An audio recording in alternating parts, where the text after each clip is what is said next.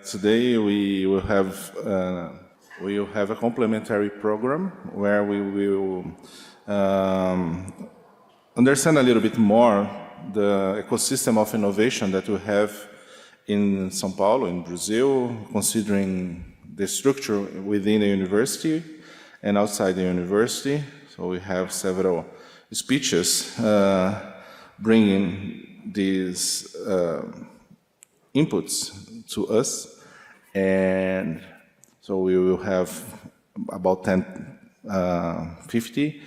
We will have the internal ecosystem of innovation, and after lunch, the external one.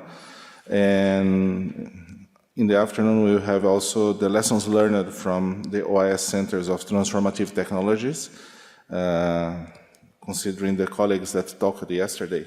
And then the idea is to learn with them a little bit more. What are the challenges to implement a center, or how they solve the challenges, the problems that appeared.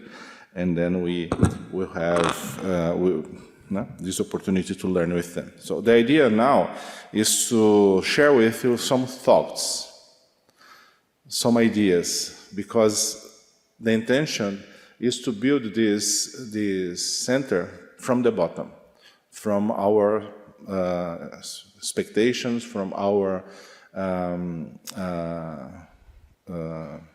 how can I say?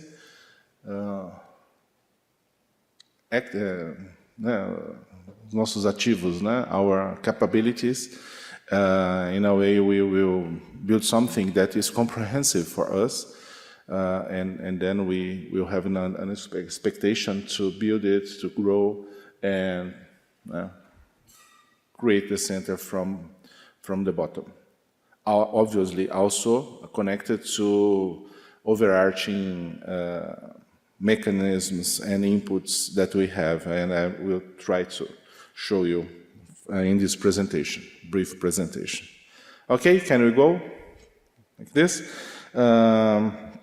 After this presentation and between the panel, we'll have a short break to refresh and have a coffee. So let's go. The idea is to think about transdisciplinary research opportunities. When we talk about transdisciplinary opportunities, we are obviously thinking in the connection between science and society. We are talking about dialogue. We are talking about co-design. Okay? We need to talk to each other, but also talk to institutions, organizations that are not in the university. We are talking about government, private sector, non-governmental organizations, civil society as a whole. And here we have an example of a dialogue that the university is having, is already structured with the Secretariat of Environment of the State of São Paulo, considering the GERCO. GERCO is the coastal management program of the state. We have a very important team that is planning what will be the future of this area in the state. We already have a zoning, an ecologic economic zoning that was decided in 2017 in the northern coast and 2014 in the central coast. In the southern coast, it's not a law yet. But in these two areas, we have a view of the future where we understand the vulnerabilities and the potentialities of the territory, including the marine one. And then we have a tool, a policy tool named Plans of Action and Management, literally from Portuguese, Planos de Ação e Gestão, that need to be built to transform the territory from what it is right now in what was planned in the zoning. So in some areas, we need to promote changes in a way the occupation of the territory will match the planet. And in some areas, we need to reduce occupation. In other areas, we need to qualify occupation. This means sanitation. This means waste management. This means creating opportunities for people living in a better way without too much pressure in the environment. So this is very important. And the solutions, the technologies, the transformative approach that we need to have here should be based on different types of knowledge, different systems of knowledge, including the scientific one. But you have the traditional one. And this is another type of dialogue that we need to encompass, that we need to incorporate in our discussions. The dialogue with traditional communities, indigenous communities, and quilombolas, which are very present along our coast. So Rosa Maria Mancini, a friend of mine, she is a social scientist that is coordinating this type of tool, policy tool in the São Paulo state. And this is an example of opportunity to converge our energy, our thoughts, our capacity, institutional, our human capital, our knowledge capital to this type of challenge of wicked problem, of complex problem. So we are talking about wicked problems, we are talking about complex problems, we are talking about what we can call post-normal science. A science, a type of science that's guided by the best knowledge available and the understanding of the uncertainties. So we have lots of uncertainties, but we need to know them. Without knowing the uncertainties, we will not be able to understand where we need to advance in the knowledge or where we need to pay more attention. So this is one example of what we are calling transdisciplinary opportunity, which is, in my opinion, the background of the center. Dialogue, science, co-construction, co-design, some things that are very important for the ocean decade too. Okay? Some images from São Paulo state. We have settings like these ones, very beautiful beaches, rocky shores, islands, but also we have marine protected areas, but we also have enterprises, developments that are very close to important environmental and cultural assets of this territory. And this causes a kind of conflict that may be very important. For example, this is the biggest oil terminal in Brazil. It's in the São Sebastião Channel. On the left side, there is Ilhabela. Ilhabela is a fantastic island. It's a municipality. And on the right side, we have São Sebastião municipality. And Ilhabela is also known by the capital of sailing. The sailing capital in Brazil. And then there are competitions, people learn how to sail there, so it's an important asset. But it doesn't relate very well with oil spills, including the beach biodiversity, the marine biodiversity, and so on. So we have this type of vulnerability in this area, and there are others. For example, sewage. Ilhabela has only 4% of the sewage collected and treated. 4. That's why the beaches in the summer season where it rains, and there are lots of people there, the beaches are not appropriate for bathing. Why? Because the treatment that we have in all houses is a local treatment based on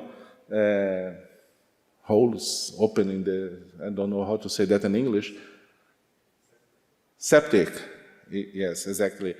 And when it rains, the groundwater rises and then it floats and then it goes to the sea and we have problems. So these images brings us opportunities and challenges and problems that need to be overcome. How can we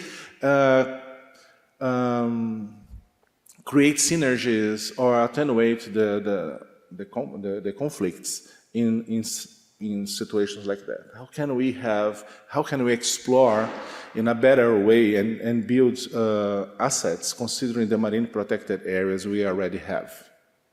How can we translate these areas into different values, if I can say? For example, how can we look at that island and think about carbon sequestration and storage? Or look at mangroves? Or look at the biodiversity and consider the credits of biodiversity that can be calculated and used in a perhaps controversial way. Most people are a little bit skeptic, not septic, skeptic, septic sometimes, really in relation to biodiversity credits. So how can we innovate? That's why it's ocean innovation. So ocean innovation is not only electronic things. We are talking about a lot of things, including advocacy strategies and other things like we mentioned yesterday in the declaration that Wagner Menezes showed us. So we also face these types of settings, of sceneries in the region. We have spills, we have fishing, we have indigenous communities, we have non-appropriate occupation, non-organized occupation of coast, and we have strong cultural assets that perhaps should be understood and valued in a way. We have this type of capital being developed in the region. If we may, sorry if it's in Portuguese, but if we may translate it into the view of the future, we may have the socio-ecological system today. So we have ecosystems and we have people that interact with each other, and they are, so we are talking about biodiversity and the benefits the biodiversity provides to people, okay? We have the threats that we may call comorbidities. I like this word because we learned this word in the pandemics. Remember that? Comorbidities, high pressure, blood pressure, diabetes, they are comorbidities in relation to the COVID. And then it creates opportunities for the virus to, not opportunities, wrong way to say that, but it reduces your capability to deal with the virus, as well as in the environment. If you have a polluted environment, we may have difficulties to promote other activities. And then we also have the climate changes that put pressure in this socio-ecological system. And then we may see what we wish and what's the trend for the future, so that we can understand what's going to happen and understand our capacities or opportunities or strategies to change the future and transform the future. That's why we are talking about transformative technologies, because these technologies or these solutions are being considered to transform the actual setting. And what is the view of the future? In this picture, we have some of them. So we have less comorbidities, we have higher quality of environment or health, which is a very interesting concept when we talk about environmental health or blue one health, which is a concept that a friend of mine created last year, José Moutinho from Air Center. He worked at the Air Center, but now he is in a different place. Increase resilience, the benefits, and social and environmental justice. So this is the view of the future, and it's based on grounds that were decided globally by humankind, like SDGs, like the ocean decade. So we are inspired by some commitments that were done by society. Okay, but how we get there, that's the point. Sometimes we have the electronic technologies, but we don't have the dialogue that makes it a concrete solution in society. And then we need to dialogue with people, with stakeholders, with different types of sectors. Oi? Só o laser. E agora? Onde está o laser? Aqui? Ali. Okay.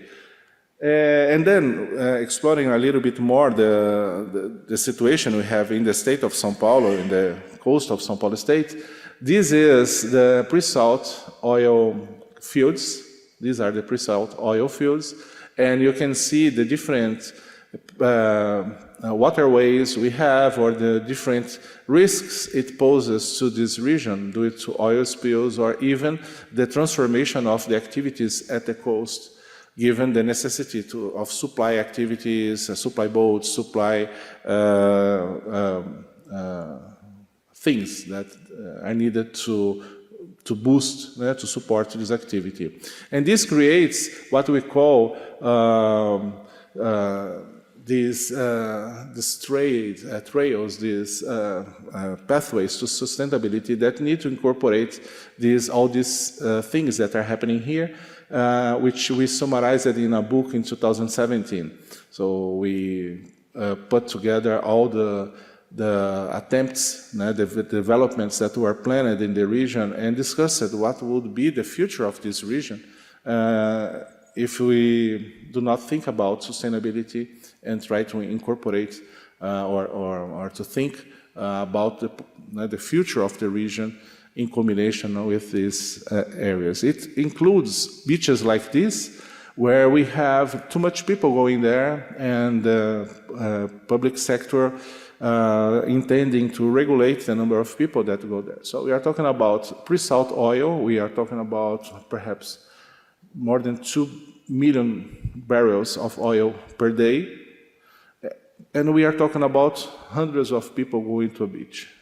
We have different tools to manage this and to manage this, but both things are important to safeguard environmental quality. The Ocean Decade, which had its conference in April 2024 in Barcelona, it's dealing with these complex systems, with conflict resolution, actual and future generations, and planning. And I think, in my opinion, this is somehow is something that we need to have in the basement of our center. And it's important because it brings a dialogue, an important dialogue with an important movement, which is the Ocean Decade. That's being developed from 2021 to 2030. And considering that, I think we have some guidances or some ideas on how to develop the center. So to understand complex systems, which Paulo is a specialist in this type of approach.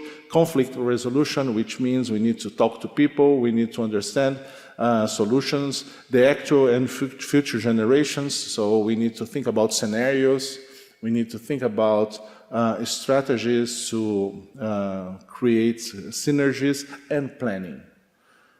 Planning, which is a tool, a management tool. So I think this could be inputs that we need to consider when thinking about the structure and the focus of the center. This picture was produced in a paper that sets the grounds of what's being called IPOS. IPOS is the International Panel for Ocean Sustainability. It's being supported by CNRS, by the European Commission, and by several other research institutions around the world, including FAPESP and USP. And the idea of IPOS is the science for sustainability, how we create this science and how we implement this science for sustainability. And this has, in the core of the idea, a theory of change. And this is amazing because this is based on a hypothesis, based on the exist in science. So if we want to change the territory and plan the future, we need to consider what's known and the uncertainties, as I said before. In a way, we will start to do some things like co-production, co-design, co-production of knowledge, co-design of knowledge in dialogue with all these sectors. So science, society, policy, and private sector, one learning with each other in a fair and horizontal relationship, considering respect, trust, dialogue, and communication. And this brings us to a very important approach that is not necessarily a very good one, at least personally speaking, although I am exercising this a lot, which is the communication. Communication to students, communication to school teachers, communication to society, communications to non-specialized people. How we create this movement in a way we will integrate all these sectors and promote governance arrangements and processes that will promote sustainability. So I think, honestly, that this is a very clever and clear and strong framework that may be used by us to guide our work in the center. Okay? There is another one. This was produced by Martin Wiesbeck when the decade was being developed in the past, and the idea was to link science and society, which is a good translation of transdisciplinary approach. And what would be the roles of science in this realm? And then we have the ocean in the middle, in the center, and then we have pressures, resilience, and prosperity. And this is very important because the high-level panel for sustainable ocean economy has three pillars. One of the pillars, which depends from the other two, is equitative prosperity. So we need to create prosperity, but we need to share it in a more equitative way. And it depends on two things. First, effective protection. This is the biggest and best, the biggest base we need to have. And then sustainable production. So we are talking about a healthy ocean, but also a productive ocean. Which together will generate prosperity that will be shared and not concentrated. That's the logic. And then when Martin prepared this figure, he tried to capture what would be the roles of science, of us. So, discovery and observing. In FAPESP, we have the Biota program on biodiversity, and PROASA is also interested in this type of thing, because this is one of the main aspects that the decade is trying to foster. It's one of the challenges to understand the structure and functioning of marine ecosystems. And then understanding the functioning, so the structure, the functioning, and then modeling and projections. This is a very important tool that we still don't have necessarily being put in place in our studies. We have very good researchers trying to do that in relation to climate change, so making models that will show us what would be the future locations where some species will occur, and then we may use this, but it's still in development. Making assessments, so we need to evaluate, to assess what's happening, and then also support policy and governance. For example, we have the science behind policy and governance. Which kind of process, it's based on science, which kind of process, which kind of decision-making arrangements would be more appropriate for different types of solutions or realities or problems. And this is really important. That's why I think, in my opinion, this center will benefit from having people from different institutes in the university. From the law to the communication, from the Oceanography Institute to the education school. I think we need to integrate based on the solutions, based on the challenges. And this has a concept that the ocean has a kind of centrality and transversality. The ocean is not necessarily the center of the world, but it has, when we look at the SDGs, it has different types of connections, both being influenced by what happens in the other SDGs, but also influencing the other SDGs. For example, we can promote food security, energy security. Thinking about the ocean, we can use the ocean in our strategies to transit to an economy of lower carbon economy. So there are several roles of the ocean when we talk about our commitment for sustainability, at least until 2030, which is the UN 2030 Agenda for Sustainable Development. This offers a powerful message that we need to understand and consider, but not that, we need to go deeper. We need to dive into this relationship and understand how we can use the ocean to promote this. So fight poverty. How the ocean can be a tool, can be an asset, can be a partner to face poverty. There's several possibilities, from biotechnology to local culture that can be an asset and to be explored, and we have all of this in our hands, at our hands, to be developed.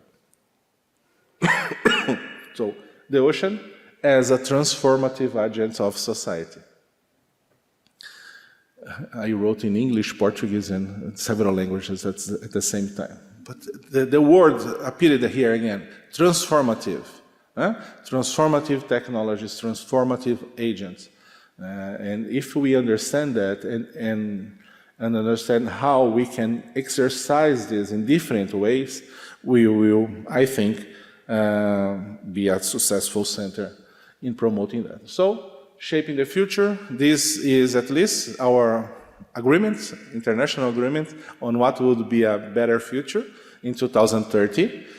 The Ocean 14, SDG 14, is the least developed and the least funded one, all around the world and in Brazil. So we still need to advance in the implementation of SDG 14. And if what I said before is true, if we do not advance in SDG 14, we will fail in advancing in the others too. Make sense? That's the point.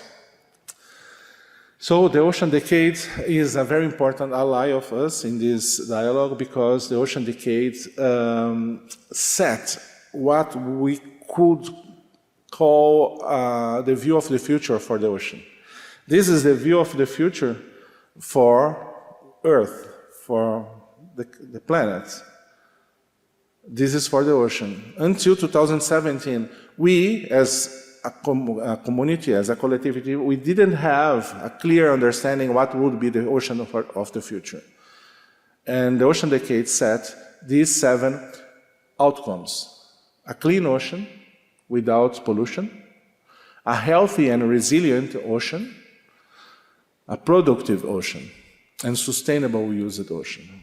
A predictable, this means a safe ocean, because if we can predict, it could be safer for navigation, for fishermen, for leisure activities. It should be accessible and transparent in terms of the information, so open science, and inspiring and engaging. So the ocean may have, should be, in fact, in the minds, hearts, and souls of people.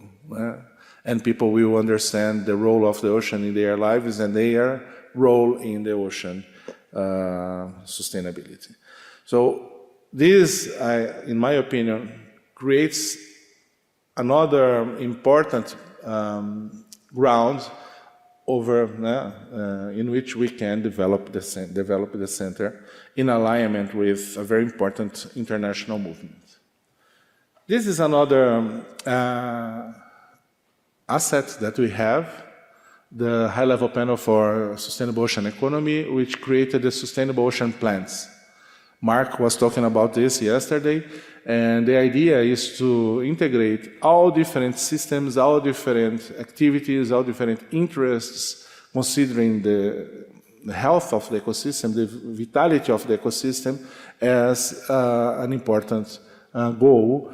In a way, we will plan, not necessarily spatially speaking, but we will plan how these activities will converge to safeguard what's important in the environment, considering the three pillars: protection, effective protection, sustainable production, and equitative prosperity. These are the three main goals of the high-level panel, which is coordinated by Norway.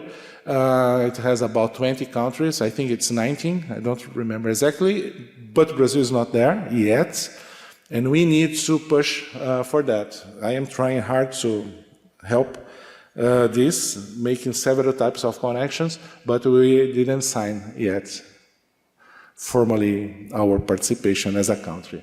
And this is important because, as Mark was saying, we as a center, we can have a role in being a focal point in the region and integrate other countries to produce their sustainable ocean plans, which could be understood as a transformative tool to go to the future, to move to the future. Okay? When we talk about sustainable ocean plans, there are some attributes related to process, content, and impact. And the process is very important because it deals with what I was saying before, the inclusiveness, the integrative, and the iterative approach. So, transdisciplinary science. We need to talk to other sectors. And in the content, it's important to emphasize the second issue, which is the ecosystem-based approach, which represents different types of principles that are really important when we build an integrated view of the world. And knowledge-based, when we talk about that, we are talking about scientific and other systems of knowledge. Okay? And this was one model, a model of dealing with demands of society that we proposed, Luciana and myself. We created this drawing for a center of science for development that we were planning to submit to apply in the beginning of this year, together with the Forestry Foundation in the São Paulo state. And it was somehow in dialogue with what IPOS is planning to have. So if we have a demand, like here, so we have a problem, Houston, we have a problem, we have a complex issue, and then society or the public sector approaches science, the university, the scientific capital. And then we start to think about how to incorporate this. What would be our role, considering what Martin Wiesbeck mentioned before? And then we draw this figure. Because it's interesting, when we choose an issue, a theme to face, we as scientists, we see this issue based on our perspective, while the government sector has normally different perspectives. And then we need to understand each other, to frame the approach jointly. Otherwise, we will not, in the end, do something that's comprehensive for both sides. No? Understanding the limitations of science, understanding the demands, the wishes of the government, of the governmental sector, and then after framing, we understand what we have, and then we synthesize what's known, what are the certainties, what's known, but also what are the uncertainties, as I mentioned before. And these may consider the participation of specialists of different types of knowledge, and then we have a product. This product can be a tool, can be a study, can be a protocol, can be something that may guide the action of the public sector, for example. Can be a robot, can be something technological, can be different types of things. And this perhaps can synthesize one type of process that helps us to integrate all these interests and channel it to something concrete. What's a very important thing we need to consider. If we are going to have transformative technologies, we need to think on concrete things, as Tito mentioned it right before we started. And look, in the center, what we have? The ecosystem model. So we cannot think about this without understanding the structure and the functioning of the social ecosystems. The social, so this broad understanding of a social-ecological system with people inside. Yeah? And this is the idea that we may develop to advance.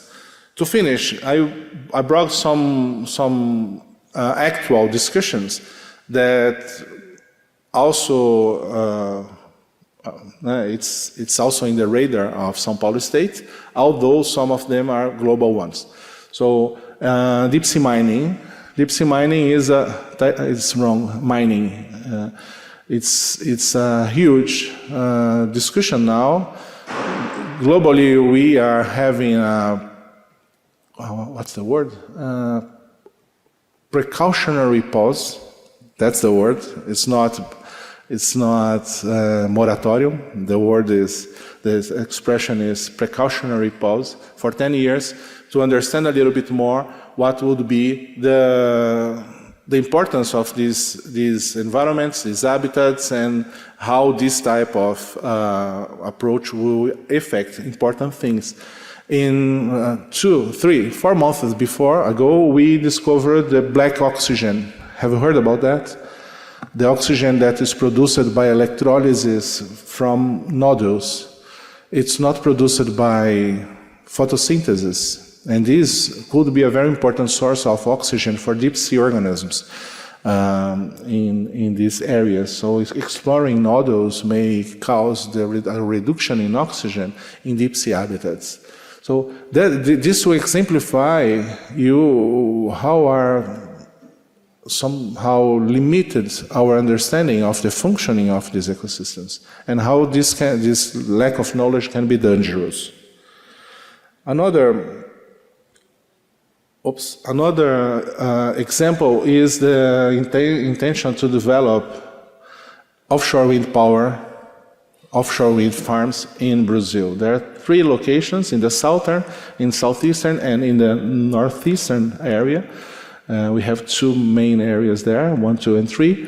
And this is one of the maps that we have with farms overlapping each other. We have 2, 3, 4 farms overlapping each other there. It's are the plans, not in fact. No? And it poses a lot of challenges to develop this sector, including asking the question, why do we need this type of energy? Is this energy being used for us, for our prosperity?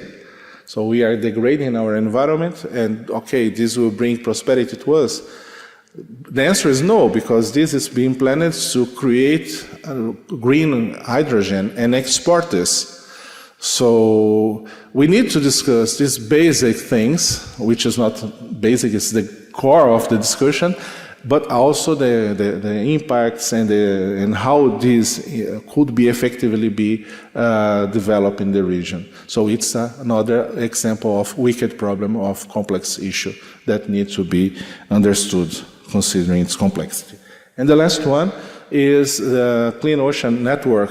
When we deal with marine litter, we also have a wicked problem, a complex issue, because it has different sources, different pathways, and different consequences. We have different legal arrangements and tools that can be used to face marine litter. And the Clean Ocean Network is trying to organize institutional arrangements and processes and of governance to face this type of problem, considering indicators, considering information, scientific information, to take the decisions. We are already in 7 coastal states and in the Ministry of Environment trying to show the ways, the technologies that may help us to transform our future, considering, for example, marine litter. Okay? We have several other examples that you may be thinking right now, how to develop the bioeconomy or the biotechnology considering Antarctic or deep sea microbes, microorganisms, for example, which Vivian certainly works, and so on. 2 slides on the ocean. The UNESCO Chair for Ocean Sustainability. It was created in 2018 and it was linked to the Institute of Advanced Studies and the Oceanographic Institute to work as a hub, a connector, a think tank, so putting people together to think about complex and important things, a synthesis center. In a way we can produce reports and comprehensive documents, and a boundary organization because it works as a broker, promoting the dialogue between different types of sectors like the government and the university. The chair has 6 main working lines. That is promoting alliances, connecting different types of actors. For example, we are putting together different artists that think the ocean or that create paintings so that we can have this organized and curated to be easily accessible by society. So we are trying to connect this. Inclusion, we deal with inclusion of the concept of DEI, diversity, equity, and inclusion in ocean, considering ocean racism, the role of women. We have the Marta Vanucci Prize for Women in Ocean Sciences, and so on. Understand the ocean deals with teaching, with production of materials. We have the Oceanoteca over there. Inova Oceano is the center, so it's there, Inova, no? And Pesquisa Oceano, it deals with other types of transdisciplinary approach. So this is the way we, Luciana, myself, and others found to organize what the chair would be. And we have a very important thing. I need to change the hat. PROASA is a program in FAPESP that was created based on the ocean decade. So it's based on transdisciplinary approaches, it's based on co-construction, on dialogue with different systems of knowledge. So it's almost the same I'm talking here. And then PROASA may support types of scientific approaches that are aligned to the center. So, but I'm not saying that it will happen because I'm not supposed to have conflicts of interest, because I'm coordinating this. But I think that PROASA can promote in the wider scientific community, not necessarily linked to the center, this type of research that's really important to help us to construct the future and transform, promote transformative technologies to shape our future, or futures, as we said yesterday, when we were talking about the worlds, in plural, we may have also futures. and we need to decide which one we will produce, we will construct.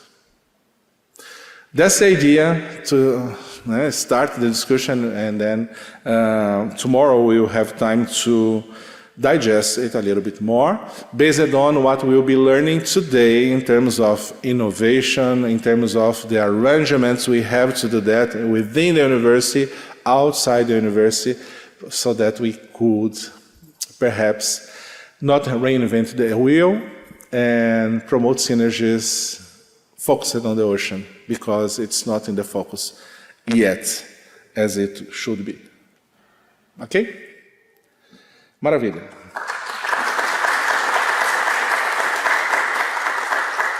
So, we have a panel right now, which is a very important one. The name of the panel is the contribution of the University of São Paulo to the innovation ecosystem and the role of the Center of Excellence on Ocean Innovation and Transformative Technologies. So the strategy of research and innovation at the University of São Paulo. We have a strategy. We have institutional arrangement. We have a lot of things being done, but not necessarily it's known by each other, by all of the university, and especially by us that need to understand that to act together and to be involved in this ecosystem in a very strategic way. So I will chair this session, and we will invite our speakers to have seats and start to share their inputs. Let's see. Professor Raul Gonzalez Lima. Raul is already here? Not yet? He's the Associate Provost for Innovation of the University of São Paulo.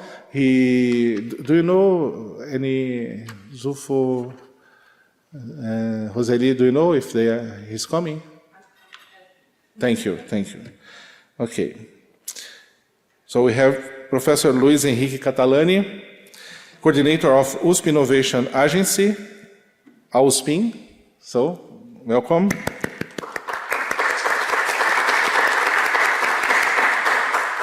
Professor Marcelo Zufo, Director of USP Innovation Center in Inova USP, joining us.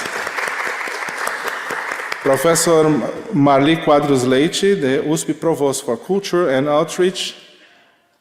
Welcome, Marli. And Roseli Lopes, Director of the Institute of Advanced Studies. Please join us, Roseli. Welcome.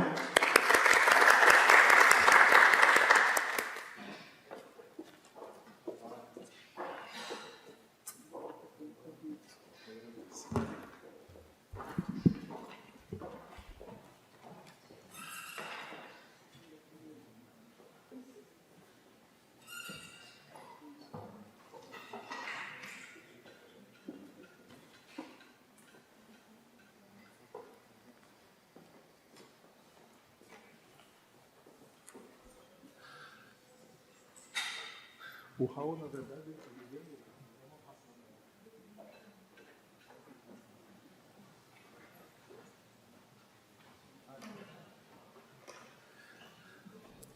e com vocês, Professor Raul Gonzalez Dias, Provost, Associated Provost for Innovation of the University of São Paulo. Please.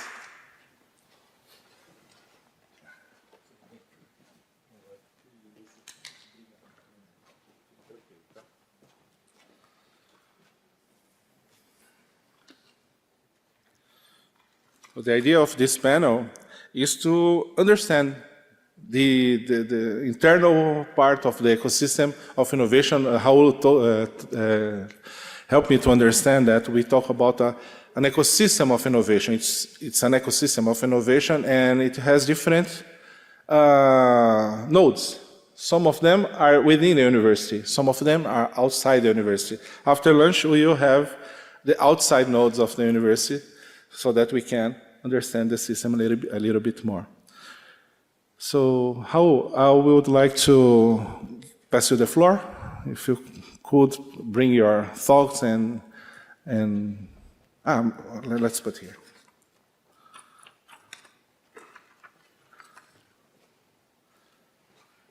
Vamos lá.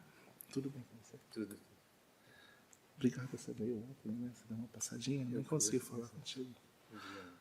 Cerimônia de abertura, né? Qual que é?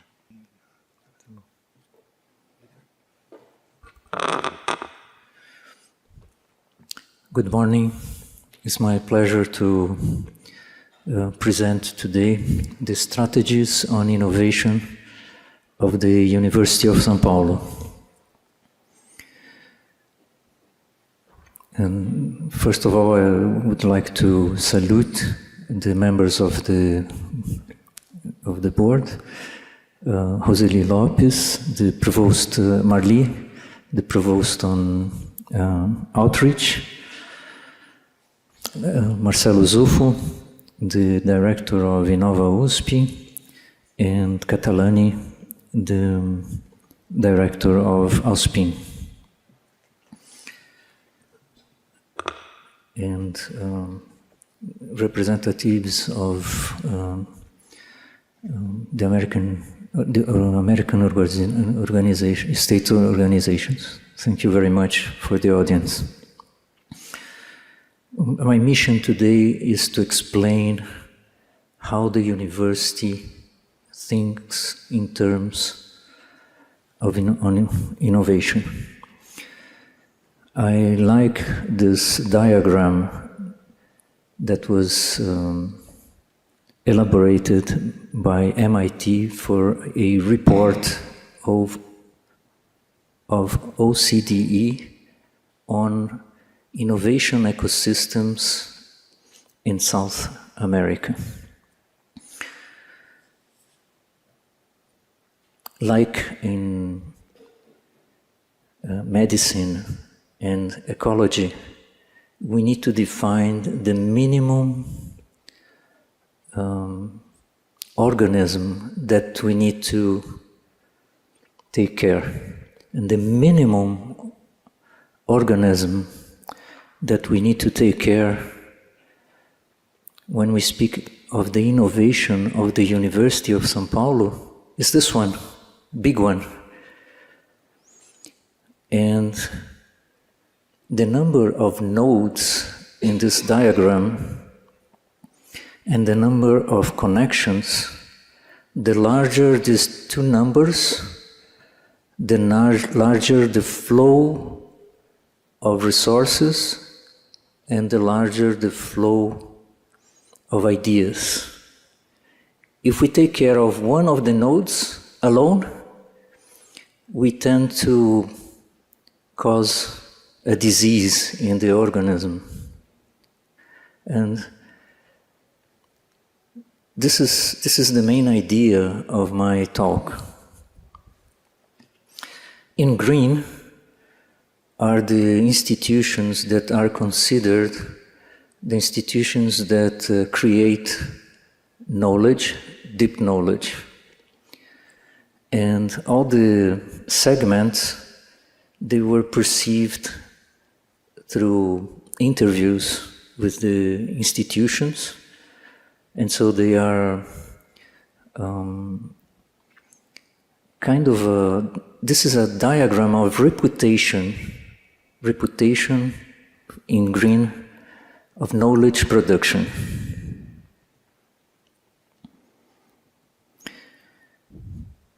And the university has some numbers. I would like to draw your attention to the last line, the companies, IEA-USP. Nowadays we have 3,300 of those companies. But it's not the absolute number that means something. It's that they attract 43% of all the capital venture of the country. So a single university attracts 43% of the capital venture of the country.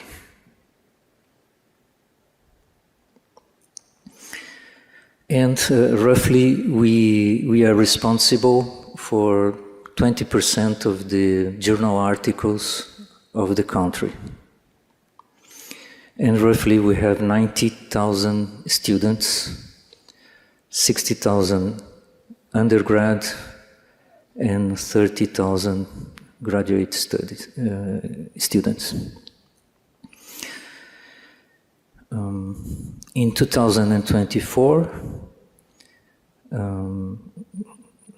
in 2023, Brazil attracted $2 billion of capital venture capital. And so we are aligned with Singapore. This is a small number for the size of our economy. And I would like to explain this graph. This graph has in green the top 100 innovation ecosystems of the world.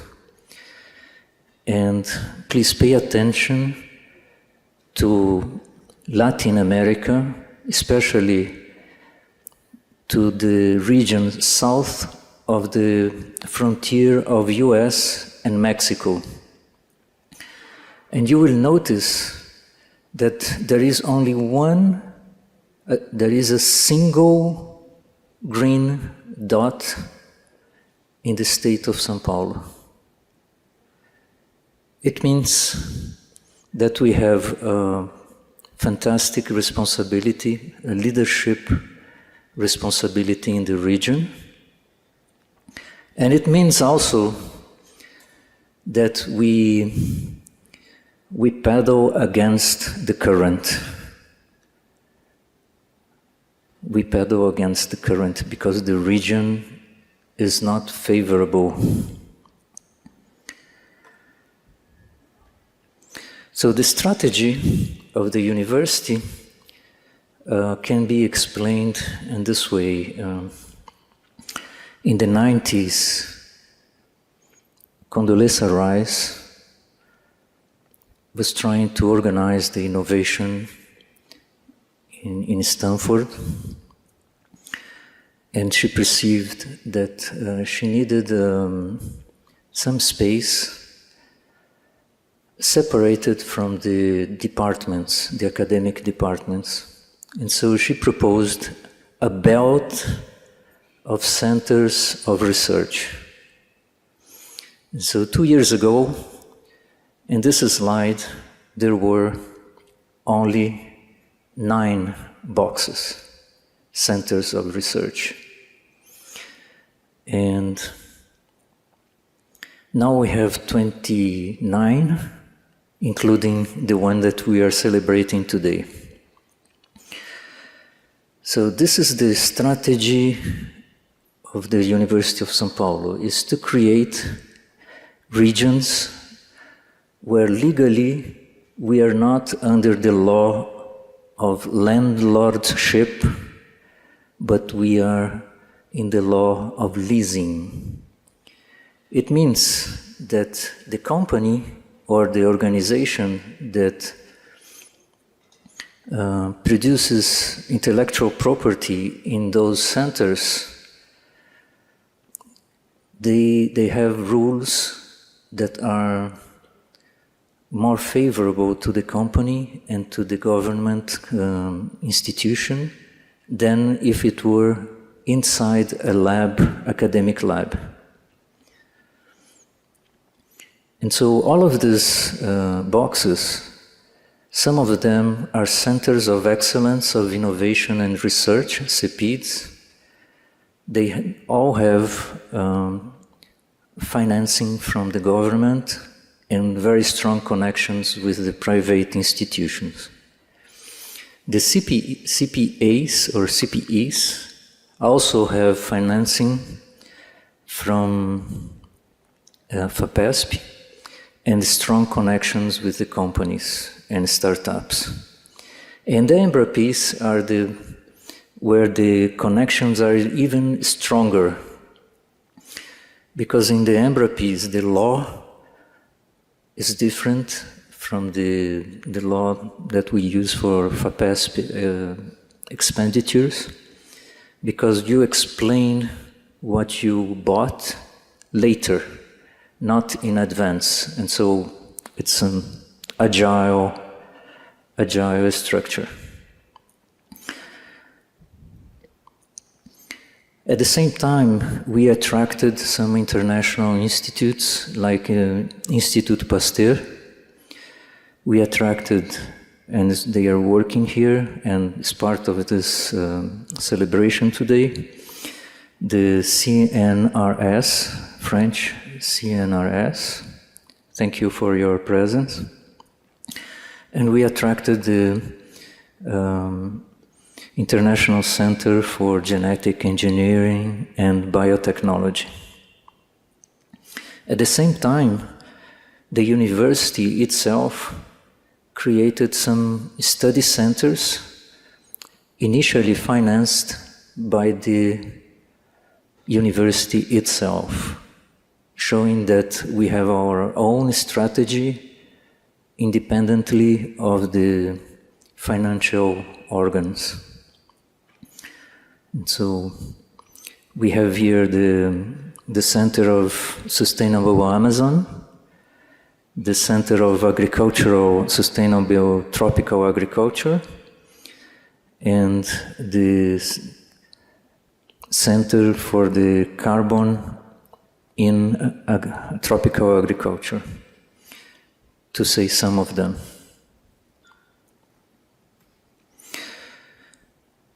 This is a comparison. This is done by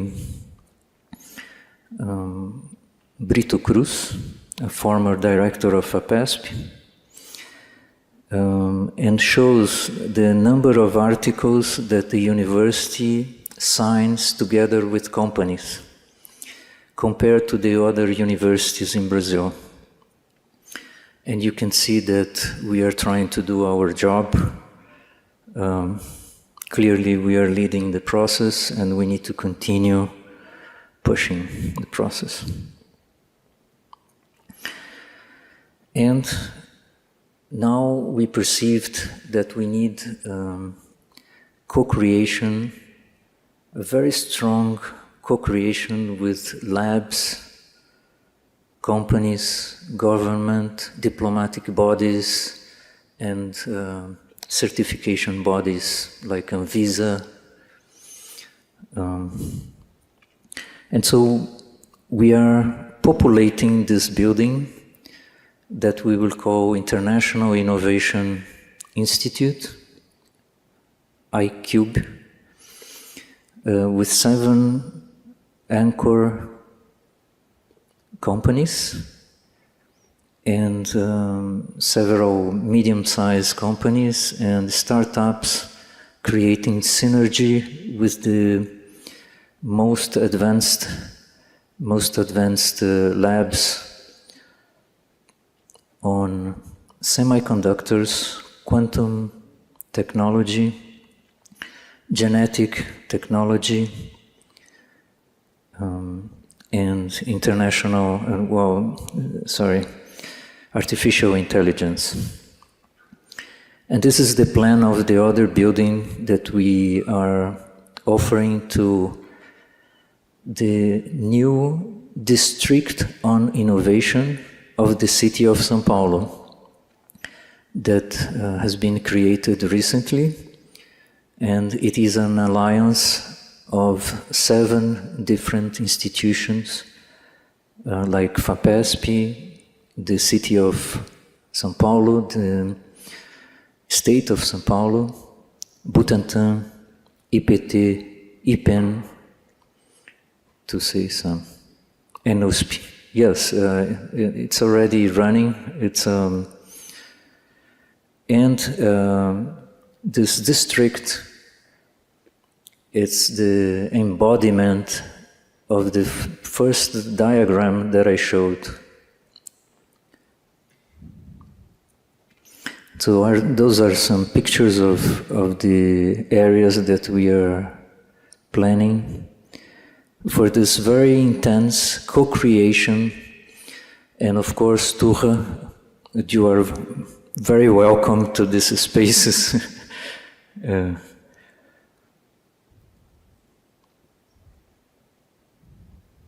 And of course, we have some technological parks and an area where the companies are begun to establish.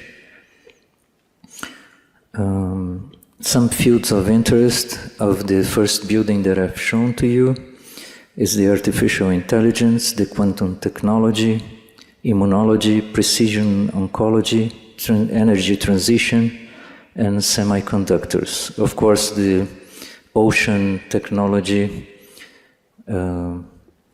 is extremely welcome in this situation. And some of the support organizations, because innovation cannot be done without very large institutions like the National Industry Council, SEBRAE, SENAIP, the Federation of the Industries of the State of São Paulo, the City of São Paulo, diplomatic bodies like Itamaraty. We have a strong connection with the e-Ecole of the OCDE, and we count on CNRS and the Mars in Toronto. And also we count with the financial support of FAPESP, FINEP, BNDES, BID, and Desenvolve São Paulo and the City of São Paulo. Those are some examples of some startups that became strong, but I will stop here. Thank you very much for your attention.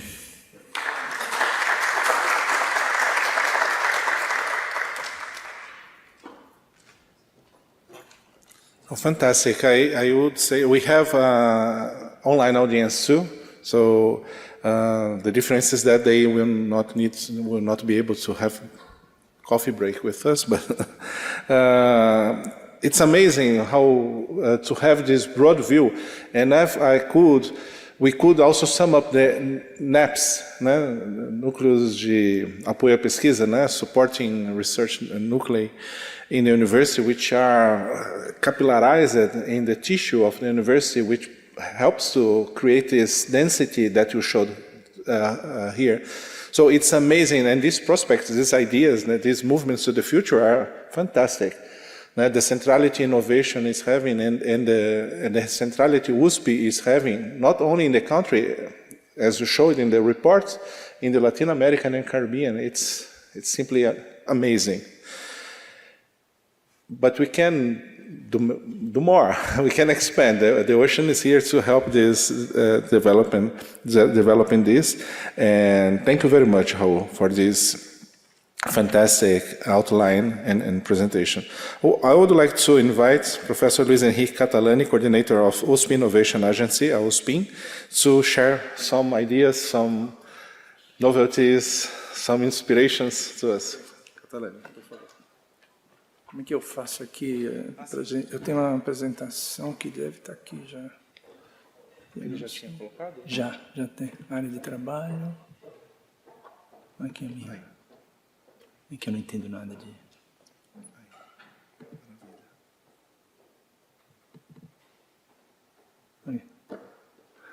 Okay. Thank you very much. Thanks, Professor Ture, for the invitation. Fellow members of the panel. My presentation will be very short, and I'm here to present the role of the USP Innovation Agency. By force of law in Brazil, every science and technology institution must have what is called the Nucleus for Innovation and Technology. It could be seen from your point of view a TT office and an IP office, but it's much more than that. By force of law, we have to take care of many other responsibilities within university. So the USP Innovation Agency is the NIT of the USP, and we are hierarchically connected to the Provost Office of Research and Innovation. My boss is Raul, and we are part of this group where Inova USP, the Innovation Center, is also a member, but a different approach. Professor Zulf will present the role of the Innovation Center, Inova USP, and I will be presenting a little bit of what is the AUSP, the Innovation Agency. We like to be seen as the toolbox of the innovation in the university. So we present the infrastructure, legal infrastructure that the innovation can take care, can happen. Our structure is very short, small. We have a section on intellectual property, adoption, technology transfer section, and we are also, by force of this law, also responsible for the entrepreneurship activities within the university. And for that I mean not only what we call capacitation in the entrepreneurship courses, but also the professional entrepreneurship. That's why University of São Paulo has many incubators. I will show you. And the agency, that's the connection point between the university and the incubators. Our model, in the USP model, the incubators are entities, a part of the university. They do not belong directly to the university. They are formed as a body outside of the university. So the agency has this responsibility to bring the policies of the university to the technological parks and to the incubators. And we also have a section for communication, which is specialized on communication on innovation and entrepreneurship. So that's the map of São Paulo, and you see that we are present in a few campuses. We have an office in São Paulo and another office in Ribeirão Preto, São Carlos, and Piracicaba. We try to be physically present in many other campuses of the University of São Paulo. You can see in this map also some of the incubators, like Incubadora USP PEN. This is in the bottom. That's one of the largest incubators of the University of São Paulo, and the most important one. And another one very important is Supera on top, which is in Ribeirão Preto. Supera is not only an incubator, it's a technological park. So we have, I will show you the numbers. We have startups, but we have also spin-offs that are resident in the park. There is a park tech also being assembled in Piracicaba, together with our incubator, which is Exalctech. Exalctech is an incubator specialized in agri-tech type of startups. And we have ABIT. ABIT is in São Paulo, but in EASH, which is another campus in this city, is pretty much specialized in social tech, because this School of Arts and Humanities Sciences, which is our school at the other end of São Paulo, has a very strong activity in social sciences. Okay, the University of São Paulo is ready to interact with the private sector in many different ways. And that's what the agency is ready to take care of, all these different types of formats of the interactions with the society. From ad hoc consulting to private sponsored projects. I think Professor Raul put some of the examples here, like research centers. We also try to establish different ways of connection in terms of consortia, especially when you talk about small companies or medium-sized companies. They often do not have the power to lead innovation by themselves. So we are ready also to create consortia of different companies that can together work in innovation up to a point where then they split to different ways of using this technology. So this is very unique, I guess, in the whole country that we have a few consortia working. We are also working in competitions and hackathons through our entrepreneurship section and connection to the startup networking in the university. So a little bit of our responsibilities. We are responsible together with the Provost Office of Innovation for the innovation policy. Actually, we have decided the policy, the diploma, the policy of the University of São Paulo was launched in 2021. This is very young, but is very well set. And in this policy, this document, we are entitled to do investment through the university. Also, we are responsible for analysis, indicator analysis, KPIs of the university.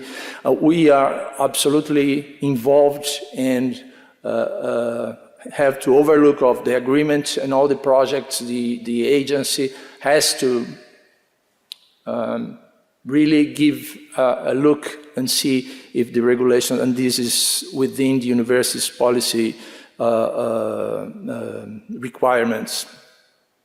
Our activities is not only for the internal community, but we are also, we have to be ready for the activity and service for the society. So we are in this midterm where we serve the university, but we also serve the outside society as well. Just a few numbers. We typically have around 100 patents requests a year, and patents awards is a little bit different because we have a backlog from the National Patent Office in Brazil has been a little bit behind their work, and in the last few years they have been struggling to put this backlog in place, and so the number of patents awarded is a little bit desynchronized by the number of patent applications that we have put. We have in between 3 to 7 contracts a year. It might sound not very large, but all these contracts are very important.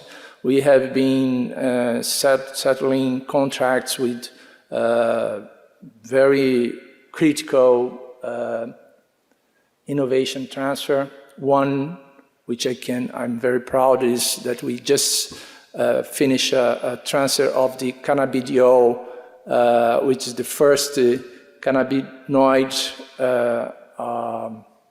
drug in Brazil, to one of the pharma companies. This is going to be very, I guess, a breakthrough in terms of different applications of cannabidiol. It's not only basic what the worldwide is doing with cannabidiol. Here we have very different, very special approach for that. So in terms of incubators, as you can see here, the largest incubator is what's called USP PEN, which together with the Institute of Nuclear Energy, 82 startups at the moment.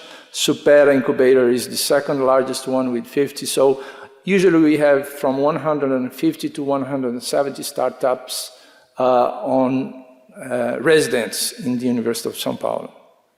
And you can see here the Supera Park. We have actually now in 2024, we have already 7 spin-offs residents in this park.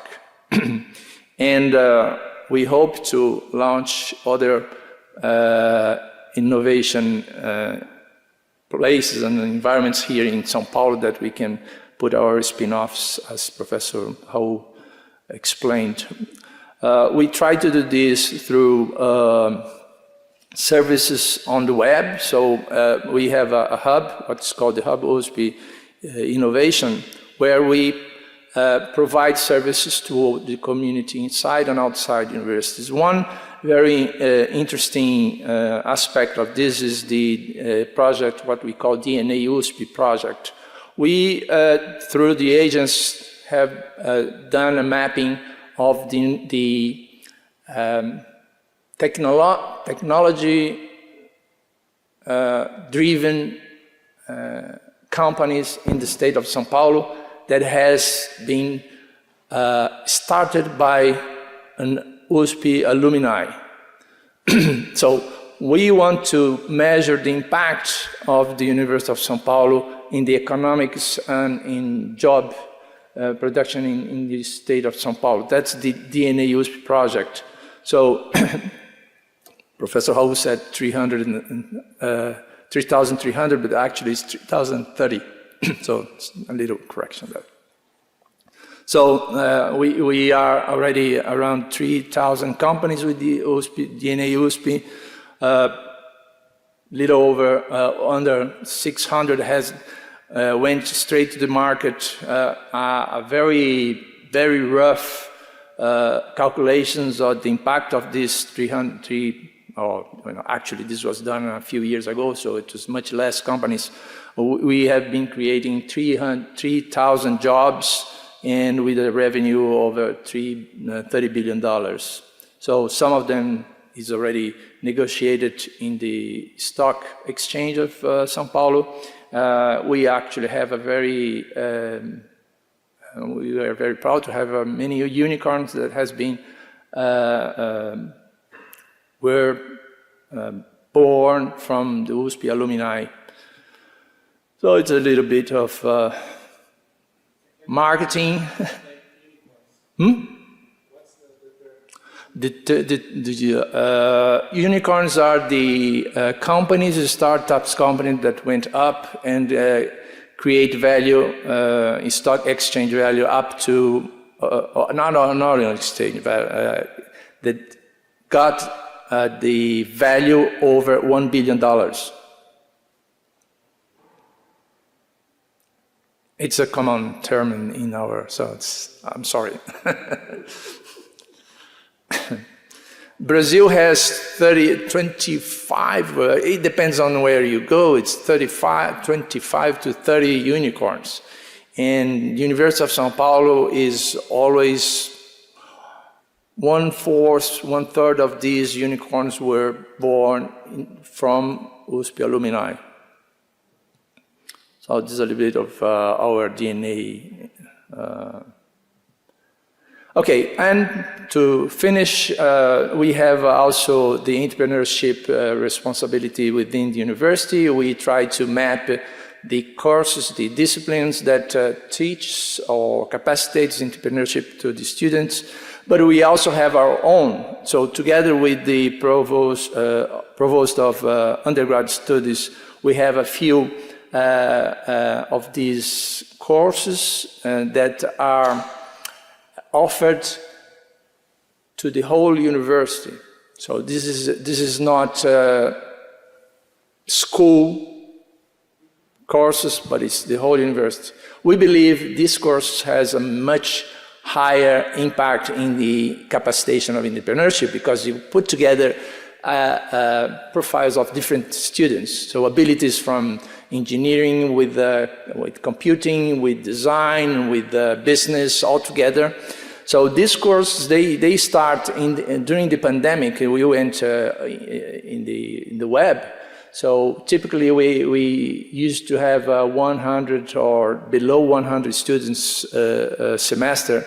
This number increased to 500 and then to 800, and now we are, this semester we had almost 1,400 subscription to this course. So this is very huge demand in the university.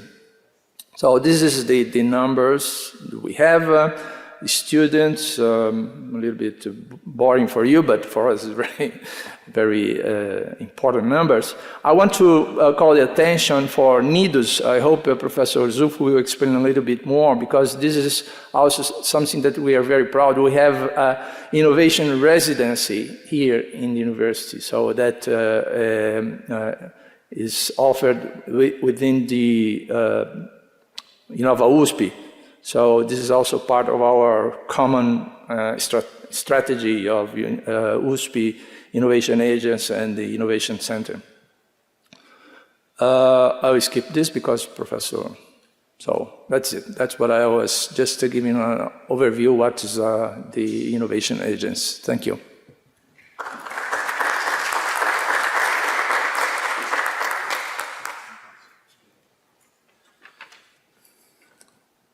Thank you, Professor Catalani, for this amazing presentation and these numbers and these strategies that we have. So we have all the arrangements to boost innovation in the university and bring the ocean to this universe. I think one of the roles of the center is to connect ocean dwellers that are not linked yet to this universe that you showed, to them, not to this universe. I think this could be one of the roles of the center. Thank you very much. I would suggest we may decide together, because we are already in a co-creation process here, because we have coffee and muffins, I guess. Chocolate muffins and vanilla muffins. If we are good in time, if you think it's appropriate, we could break for 10 minutes, 15 minutes, just to refresh, because I never broke a panel in the middle. But perhaps we are innovating on behalf of our...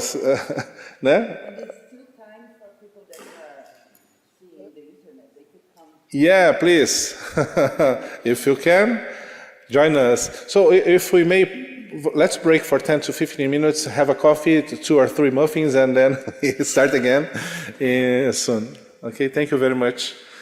We are reconvening to keep going in the understanding of what technology, innovation, transformation means in practice in the University of São Paulo, and now we have the possibility to understand a little bit more about the Innovation Center, the Inova Oceano, and then I invite Professor Marcelo Zufo to take the floor. You can talk from where you are or from here, you decide. Você vai usar o seu computador? Tá dando um jeito. Como você vai?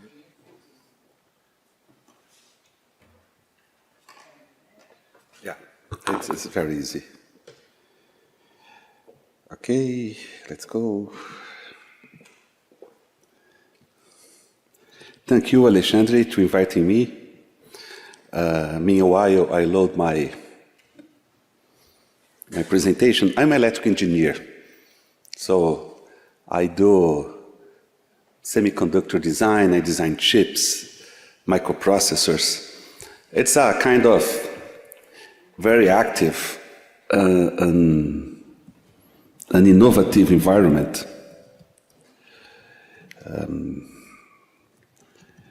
We call ourselves that we play with exponential technologies. In the past 50 years,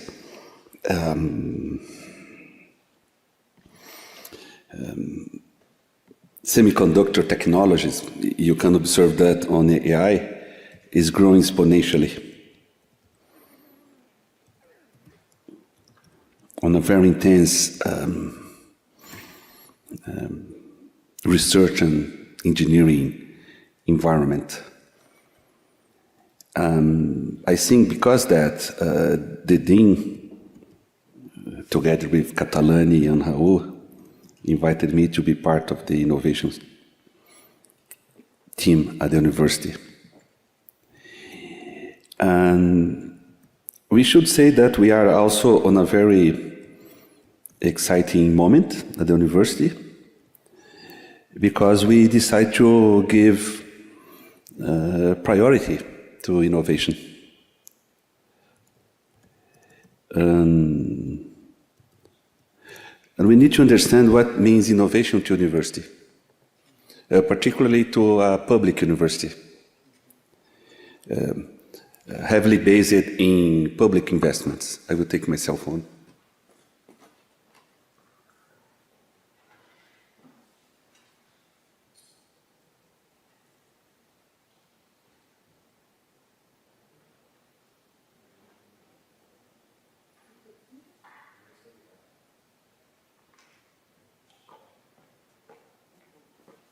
It's asking my cell phone to authenticate.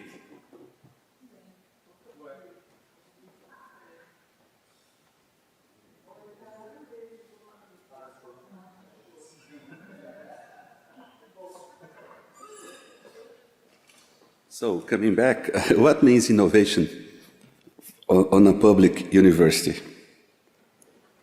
That's a fundamental question.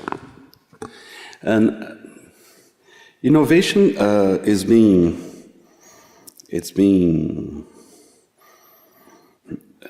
invented by Romans, the first guys who created the term innovation, near 2,500 years ago, innovatio.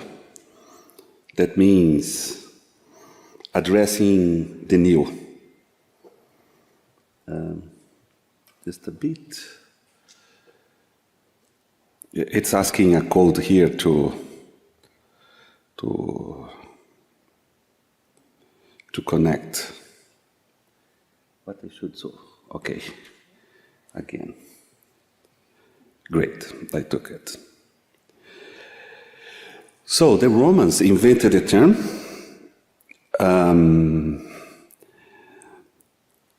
And we forgot innovation for some centuries. And the concept is back in recent years, though the information society, because we start to exchange a lot of information across us. Okay, is it here? And particularly at USP, we are aiming the well-being of the planet Earth.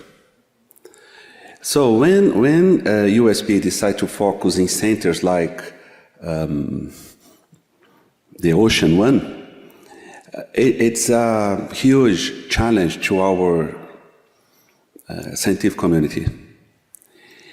And I was paying a lot of attention on the presentation of Alexandre. It's not only about posing the correct questions, but how we organize ourselves at the university to approach these problems. Not only at the university, but in the whole society. And when we envision that, we should think about ecosystems, innovation ecosystems. We have the law, we have the institutions, and now we need to go to action. And I have the privilege to manage the Innovation Center. And coming back to this meeting, I'm an electrical engineer, so I was wondering why only the planet Earth has a liquid ocean in the solar system. Someone from Harvard published yesterday that Venus do not have oceans. I was imagining Venus with several oceans, and there is not, neither in Mars. And another fundamental question is from where the water comes. So when we start to think about that, it brings a lot of intriguing questions. And these intriguing questions are fundamental to promote innovation. So just to provoke the audience, I said ocean, the final frontier in planet Earth. Well, talking about USP, just to emphasize the numbers of Raul, USP itself answers for 18.5% of the science production in Latin America, in Brazil. And in total, we have 5,200 professors here, 110,000 people. So, Alexandre, how will you bring all these guys to our center? That's the question, yeah. Imagine, it's the biggest concentration of PhDs in Americas outside USA. And some people say yesterday that the only course that we doesn't have in USP is theology. It's not true. We have theology in graduate programs. We don't have theology in undergraduate programs. It's very hard to me to associate theology with ocean, but under a multidisciplinary approach, I think this audience here need to think how we'll bring all our community to this challenge. And grabbing these people, when we do the opposite, we spread knowledge. So I have some examples of national initiatives.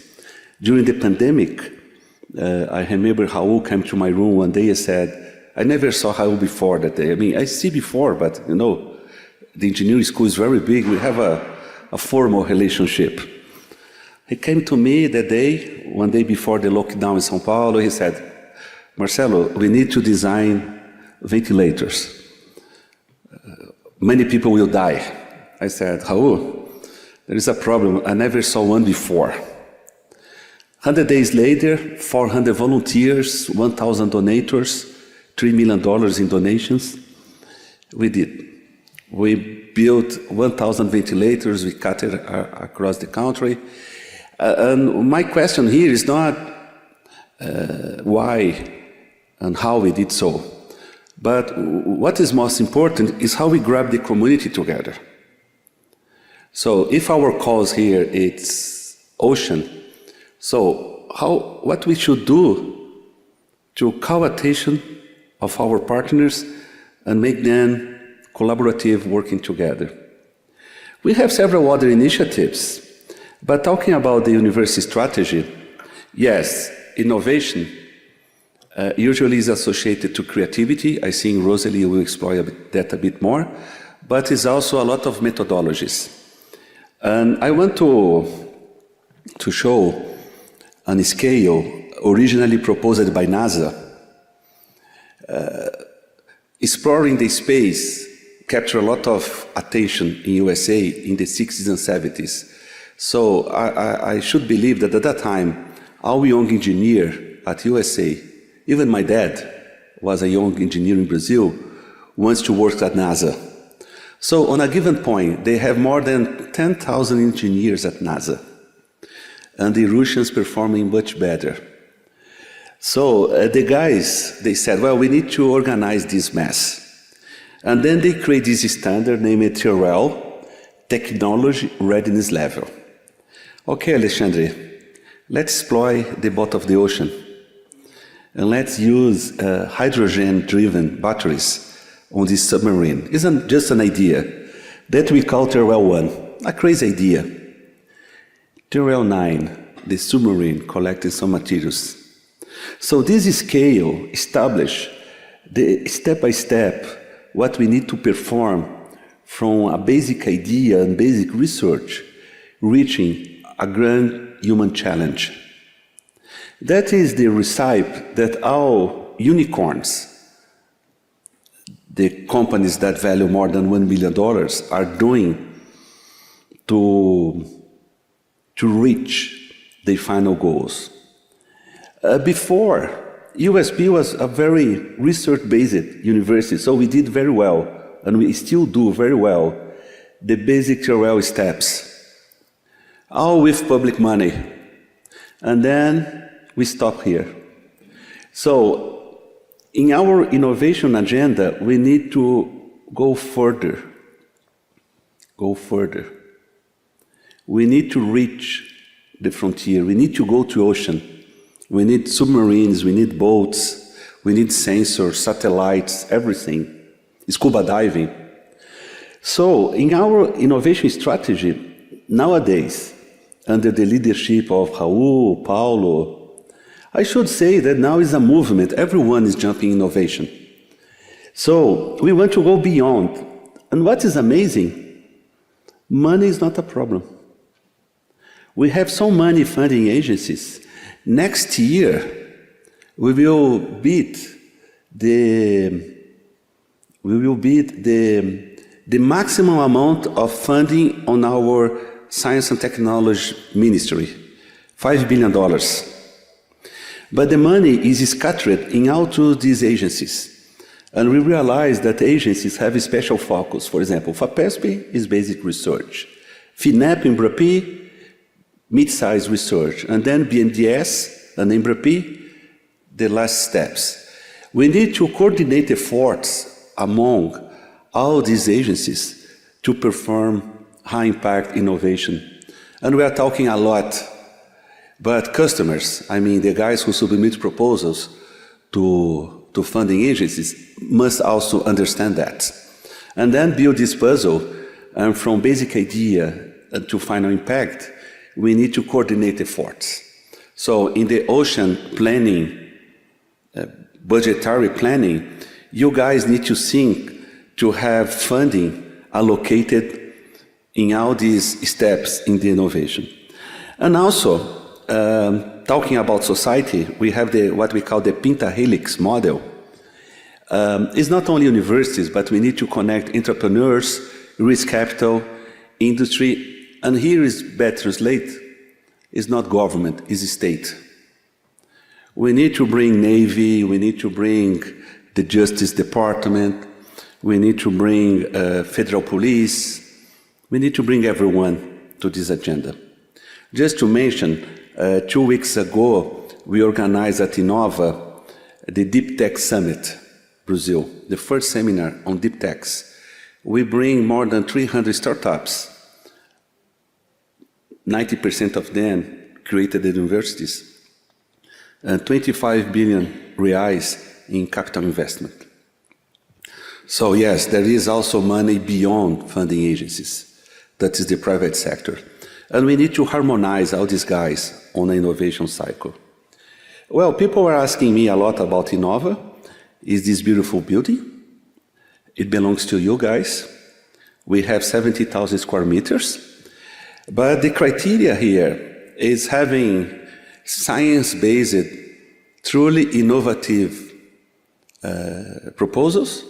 And also we are trying to combine several units together. For example, 2 weeks ago, the guys from the School of Philosophy came to me and said, hey, we got a big project to perform archaeological scanning on the Middle East. They got some millions of reais to scan in 3D the Middle East. And they asked me to stay there. I said, hey, have you guys heard that the School of Architecture is scanning our churches? Have you heard that the School of Archaeology is scanning prehistoric archaeological sites? Why not the three organizations join together and we create a program on digital archaeology or digital cultural conservation at USP?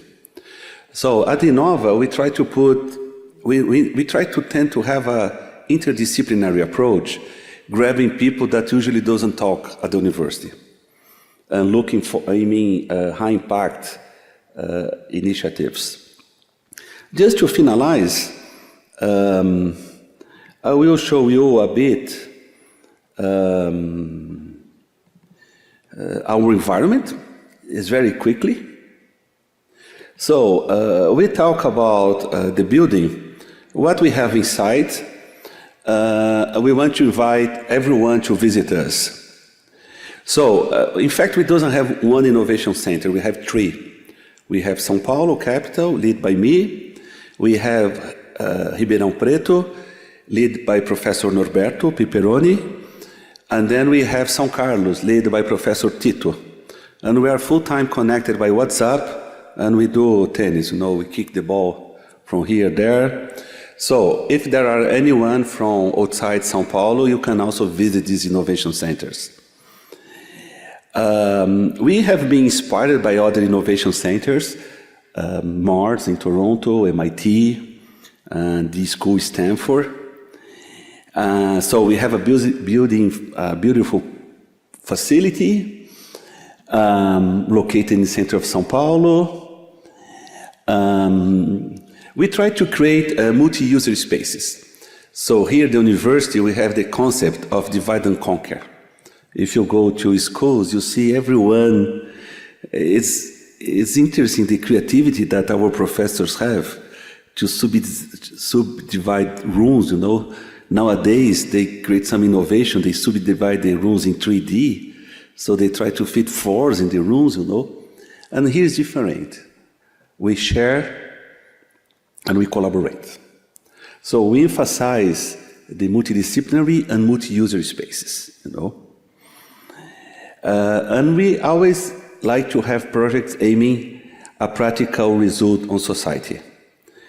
We try to integrate the whole ecosystem, accelerators, incubators, researchers, students. And then we have some initiatives there. The Instituto Pasteur is in there. We have Patio that aggregate all our digital initiatives, Industry 4.0, 5G, artificial intelligence, quantum. Nowadays, the AI Center was promoted to become a university center, and they every day are expanding. We have IRIS. IRIS is our immersive space. It's a virtual reality facility now, open to the public.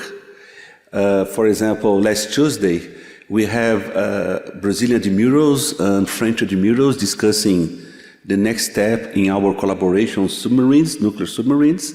They did an event there. And why not the next ocean event we do at IRIS? We created a center on synthetic biology.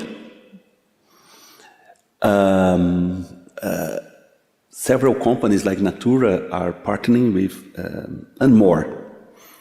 So that is the building, and please, welcome.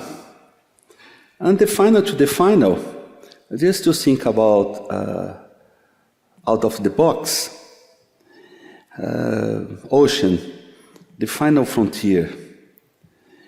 A few years ago, with colleagues from the Oceanographic Institute and Tamar project, we decided to try to measure in real time the CO2 emissions of the ocean. So we start to discuss how we can have sensors scattered in the whole oceans. And someone told us that Brazilian turtles, they could be found in the Mediterranean, in the Indic Ocean. They live a lot, they spread across the whole globe. They dive every 15 minutes, and then they get out every 9 seconds, for 9 seconds. And then they do everything down the ocean. So they are the perfect sensors to capture everything there. So we have this crazy idea of not only monitoring the turtles, but transforming them on a kind of ninja turtles. So we try to fit several CO2, oxygen, nitrogen, temperature, deep. We put more than 10 sensors, UV, IRAD, CO2, temperature, movement, accelerometer, and beyond, you know. And that was my last project with Tamar before the pandemic.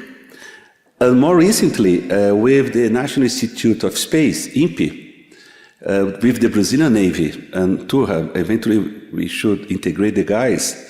They came with the idea of not only having turtles, but having also small buoys, floaters, you know. But I'm talking about very cheap buoys, you know, with less than $100. We can put all sensors in here, you know. So that's it. Be creative, think out of the box, and remember, if you have a really, really crazy idea, take a coffee with us. You are not alone. There are other guys at the university looking to do innovation.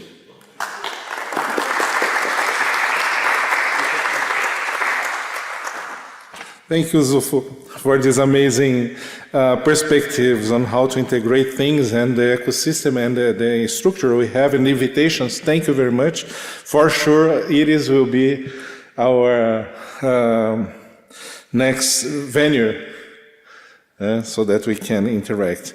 I should say that theology has lots to do with ocean. I myself, I participate in the network, in the ecumenic network of the water. I am the atheist in the ecumenic of the network. And when you talk about Laudato Si, which is a document published by Pope Francisco, it talks about the environment, talks about science, and talks about the ocean. And it brings to an innovation of communication that we are trying to elaborate, which is the fraternity campaign dedicated to the ocean, so that the ocean will be flooding all the churches around the country, and perhaps Latin America, and perhaps all Catholic churches around the world. So it's communication in different ways for different publics. So I think we have to think out of the box and do different things. So thank you very much. And I loved the idea of a supra-unit space. And I don't know how Roseli is also working and leading a supra-unit space. You have lots of things in common. Yeah, they are married. and it's interesting because it's another supra-unit space, and it's interesting. The Institute of Advanced Studies, it's a jewel, another jewel in or treasure in the university. So thank you very much. Please. Yes, devagar. Obrigado. Just a moment. Let me see if I can share. Eu queria compartilhar o site. Nossa, estou acostumada com o meu computador que é Magic. Tem essa Firefox aqui. Ou essa aqui, talvez.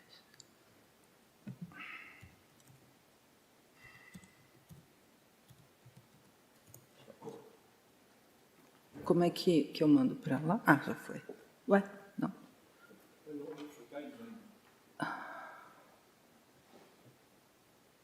Okay.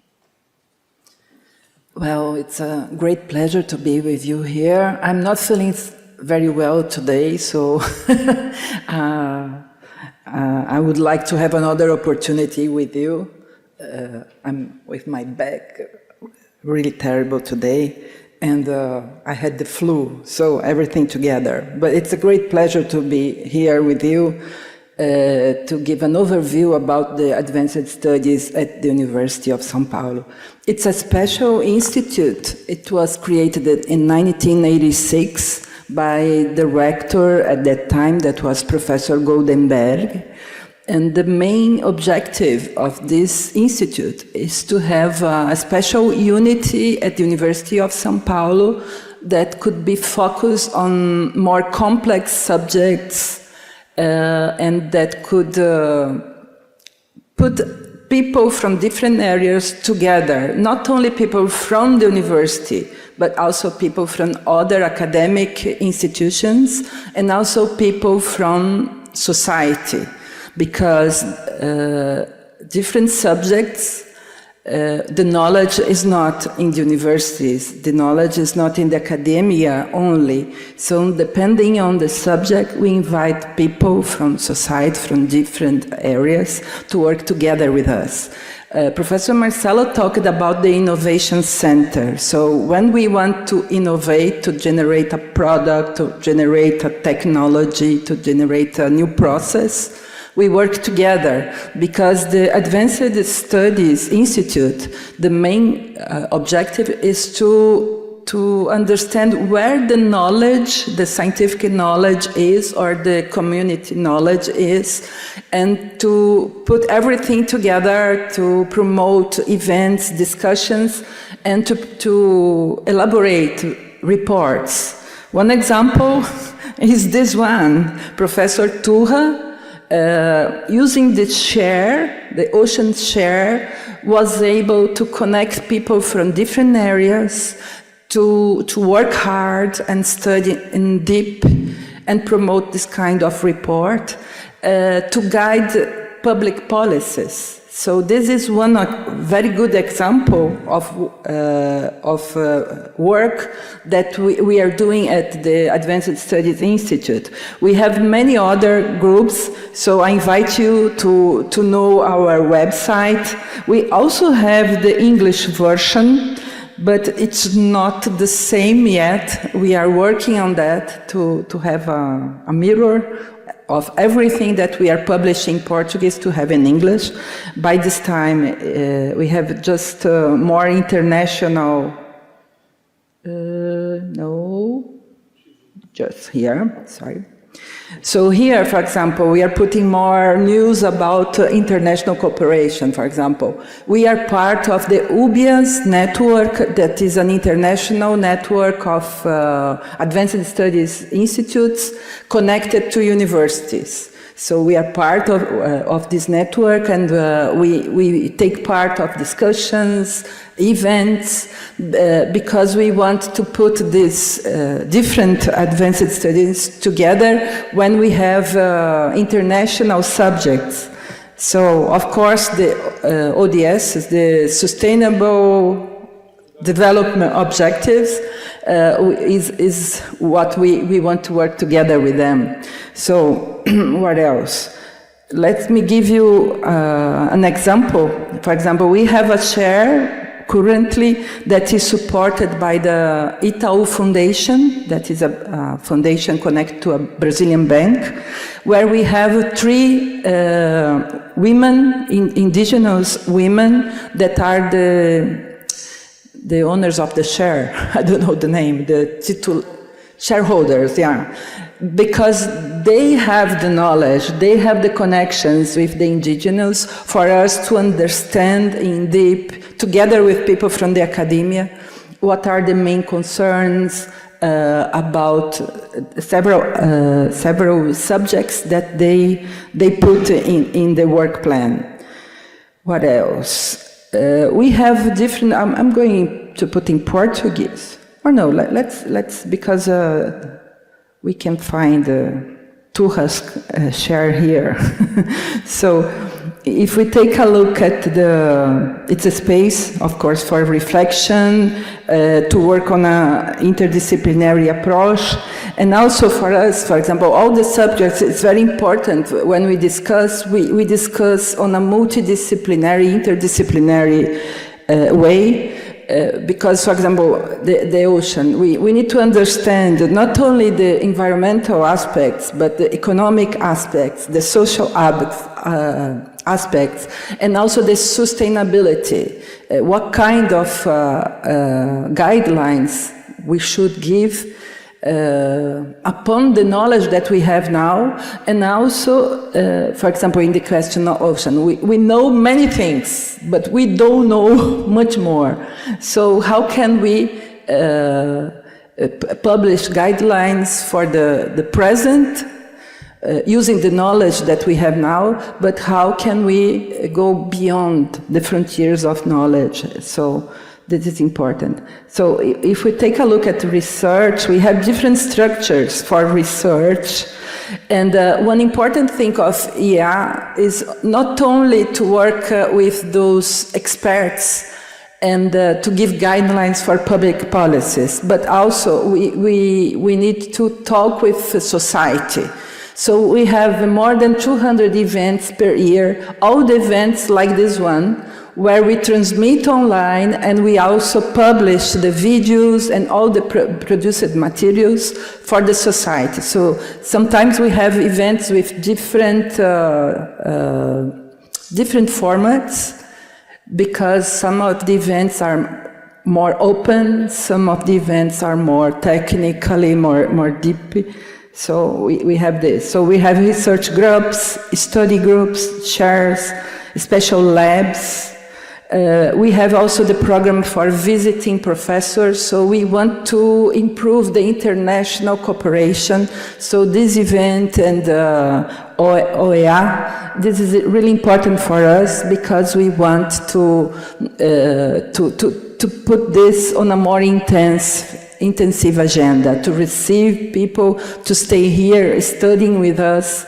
And it does not need to be for a long period. For example, if we have people here with us during 1-2 months to start something, it's much more effective than we have just a short meeting. So we want to have visiting professors to amplify this initiative here.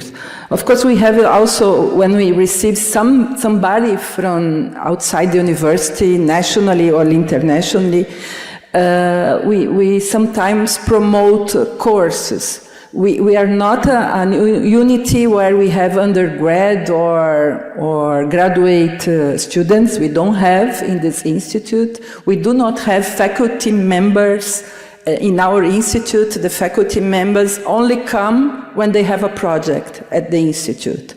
And USP is very, very huge. We have more, I think we have around 6,000 faculty members right now. And we have many, many, many researchers connected to these faculty members. So the institute has this objective. Try to find those that are in our university that could contribute to complex. For example, how to study cities, how to study poverty, how to study environmental problems. For example, Amazonia, how can we protect Amazonia, but how can we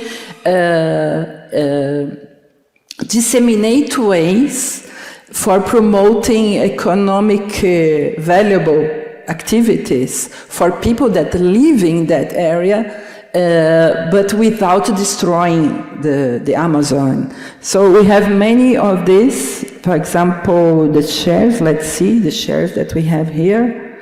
So as an example, right now we have one that's focused on education on a very wide view. So we are discussing not only basic education, but also how the university is preparing the next generation of educations. We have another one that is the Olavo Setúbal, that is the chair where we have the indigenous women. We have the chair that is coordinated by Professor Turra, the Ocean Chair, Ocean Sustainability. And we have this one is Sérgio Henrique Ferreira Chair. This is held at Ribeirão Preto. IEA has an office in Ribeirão Preto and another office in São Carlos. And this chair, Sérgio Henrique Ferreira, is also focused on education. They are focused on understanding how data science can be used in the municipalities to improve the understanding of the problems of education, for example. And we have Oscar Sala. Oscar Sala right now is dedicated to artificial intelligence, the challenges, the problems that also we have. And Otávio Frias is more focused on democracy and communications, how to avoid fake news and things like that. We also have several activities with friends right now. So we have subjects that are defined together. So as you can see, it's huge. We have a very important journal that is coordinated by the Institute. And this journal has articles that are not written for specialists, but is written for public decision makers. So the language is a little bit different, but it puts the knowledge and the reference for those in order to contribute when they are discussing special subjects that they can use. And we are in the 110th number, so it's 36 years of history that we have, everything online, everything free. And we also have the media library, where all the activities like this one, they are public and they are free access. And we also have other publications, for example, depending on the study that is being done, we also put this on an open access. Every year we have many different subjects. I'm not going to show each one. But it's a special place for international cooperation. It's very agile and it's very flexible. When we want to do a cooperation and we don't know exactly because it's a different way of those that we already have, we talk with the rector directly and we make all the efforts to make the cooperation possible. So I think it's just a brief introduction, and our house is open for you for further discussions. Thank you so much, and thank you to her.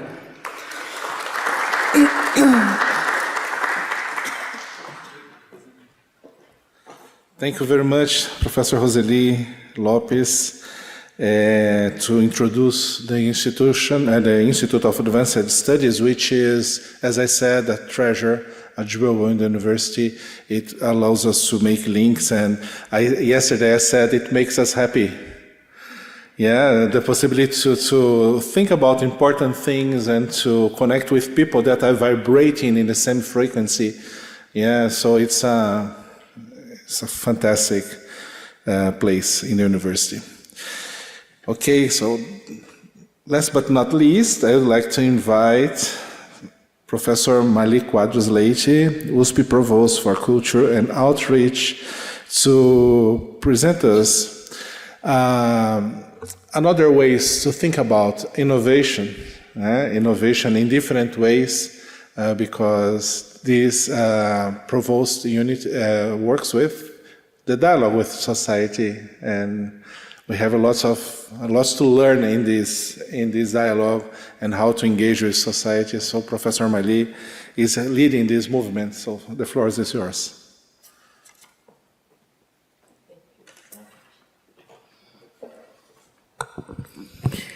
Good morning, esteemed colleagues of this panel, Catalani, Zulfo, Raul, Roseli, colleagues, students, and distinguished guests.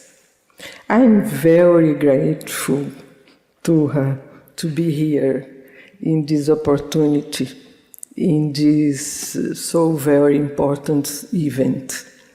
In this speech, I am to briefly introduce how the Provost of Culture and Outreach contributes to fostering an inclusive, ethical, and creative innovation ecosystem, a crucial foundation for advancing transformative technologies to address global challenges, particularly those affecting the ocean. It is a privilege to be here today to discuss the profound role of the Provost for Culture and Outreach in shaping and nurturing the innovation ecosystem at our university, as well its critical contribution to transformative technologies. As we stand at the intersection of education, research, and societal transformation, it is important to recognize that innovation does not solely reside within laboratories or in the confines of a highly specialized academic department. Innovation is a collaborative, cross-disciplinary effort that thrives on the exchange of ideas the sharing of resources and the engagement of diverse communities. This is where the Provost for Culture and Outreach play an essential and often underappreciated role. First, let us consider the concept of extension or outreach. This office is responsible for bridging the gap between the university and society, ensuring knowledge is not confined to academic circles but extends to the wider community. This interface is crucial for the democratization of knowledge and for ensuring our work has a real work impact.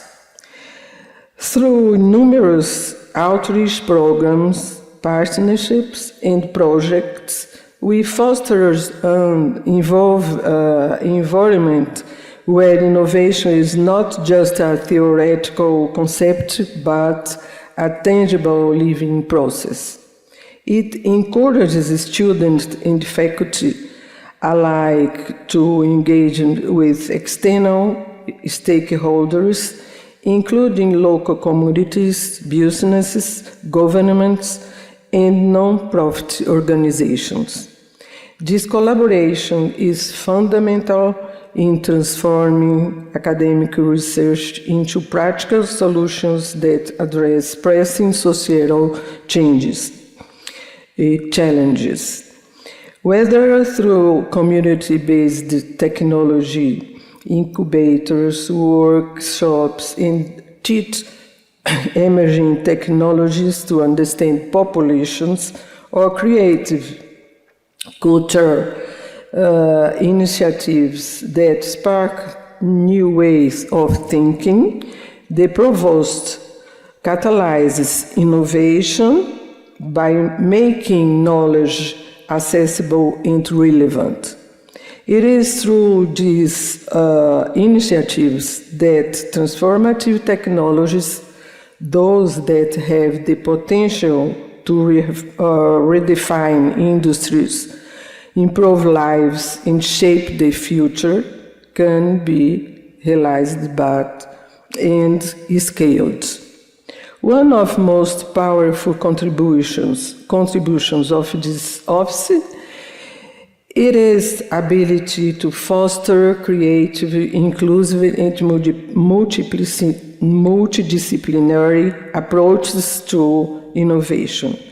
In today's fast-changing world, transformative technologies such as artificial intelligence, biotechnology, and renewable energy require not only scientific and technical expertise, but also the creative and ethical insights that come from the humanities, social sciences, and arts. The Provost's work in cultural programming through art exhibitions, theater, literature, and music serves as a vital laboratory for imagination and critical thought. Our cultural programming, such as art exhibitions and public lectures, can serve, for example, as a platform to ignite dialogue about ocean conservation and the transformative role of technology in preserving marine biodiversity. These creative endeavors often challenge conventional wisdom, propose alternative futures, and inspire new ideas that can influence technological innovation in unexpected and exciting ways. Culture, in this sense, is not just a reflection of society, but transformative force that shapes our aspirations for what is possible. In addition, by integrate cultural awareness and diversity into the innovation process, the provost ensures that new technologies and developed with a deep respect for social inclusion and ethical responsibility. Technologies must serve the public good and be designed in a way that are equitable and inclusive. The provost actively works to ensure that these values are embedded in the innovation process from the very beginning. This vital pillar of the university also plays a critical role in building and sustaining the networks and partnerships that are essential for a thriving innovation ecosystem. By collaborating with organizations focused on marine ecosystems, it strengthens the university's capacity to translate research into actionable solutions that address the challenges faces our ocean. Through strategic collaborations with private sector companies, government agencies, and international organizations, the provost strengthens the university position as a key player in global innovation landscape. By encouraging faculty and students to engage with these external entities, the provost helps to translate academic research into solutions that meet the needs of society. The partnership cultivated through the provost's extension activities create opportunities for joint research projects, internships, and innovation challenges that bring together the best minds from across different sectors. These collaborations also ensure that the transformative technologies emerging from our university have the necessary infrastructure, funding, and support to be scaled and adopted. The provost thus acts as a critical bridge between the world of academia and the broader world of innovation. In conclusion, the Provost for Culture and Outreach is an indispensable pillar of our university innovation ecosystem. The Provost has the potential to contribute significantly to ocean innovation by fostering multidisciplinary initiatives that address pressing challenges such as sustainable aquaculture, renewable marine energy, and ocean conservation. By engaging artists, scientists, and local communities, we can create a shared vision for a healthier and more sustainable ocean ecosystem. By collaborating with organizations focused on marine ecosystem, the Provost strengthens the university capacity to translate research into actionable solutions that address the challenges facing our ocean. As we continue to navigate an increasingly complex world, the role of culture and extension in the innovation ecosystem will grow in importance. Through collaboration, creativity, and a commitment to social responsibility, we can ensure that the technologies of future are designed with the best interests of humanity's minds. Thank you.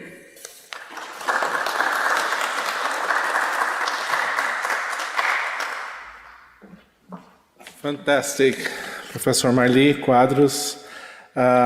This is an important message because we need to integrate other aspects that not necessarily are at our horizon at the moment, and it's important that we understand the potential to navigate these new worlds as we did on last Saturday. Last Saturday, here in the Theater Camargo Guarnieri, we had a gift given by the provost and a program in the provost to bring the orchestra, the symphonic, don't know if it's correct in English, but the orchestra of the university to play a program dedicated to the ocean. With a dialogue with people, with professors from the university, from the Institute of Oceanography, and it was amazing because we put together science, we put together thoughts, inspiration, waves from the ocean and from the music. So it was fantastic, and this is a good example of how we can innovate in the way we communicate, the way we translate all of what we are talking about here today into different ways to sensibilize, to captivate, to move people together with us to this type of this future we want to create. So thank you very much. And I also should say that this panel, for me personally, it's a gift. It's a gift because it shows the powerful, how powerful the university is, how powerful we are as a community, not only in the university, but in the state of São Paulo, in our country, in our region, in the Americas, in the world. And I think we may expand this capacity that's already established, as we could see, based on the presentations, to different realms, to different themes, issues like the ocean. And I think we are privileged in having this potential now, or this structure and all these conditions to allow us from, for example, the Oceanographic Institute to expand our capacity and our ways to integrate science and society. So for me, it's a gift. I would like to express this.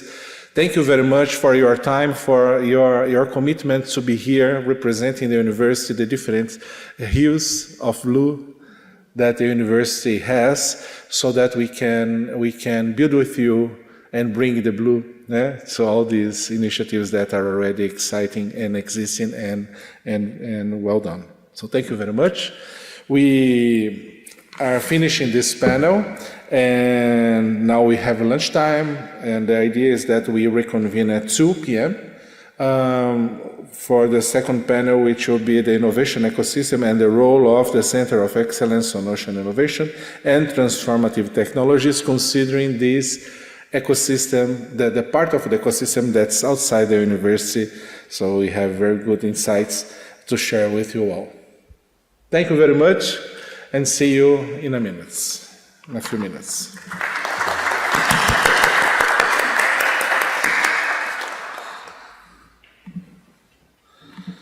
We already established a new chair in the university on sustainability and climate changes that will have Professor Carlos Nobre as the first person being hosted by the chair. And it was very important. And then it was a little bit late, so excuse me. I know that they have a flight today, very short. Yeah, and then we will keep going. So sorry for that. So we are returning now for the second panel, the innovation ecosystem and the role of the Center of Excellence on Ocean Innovation and Transformative Technologies.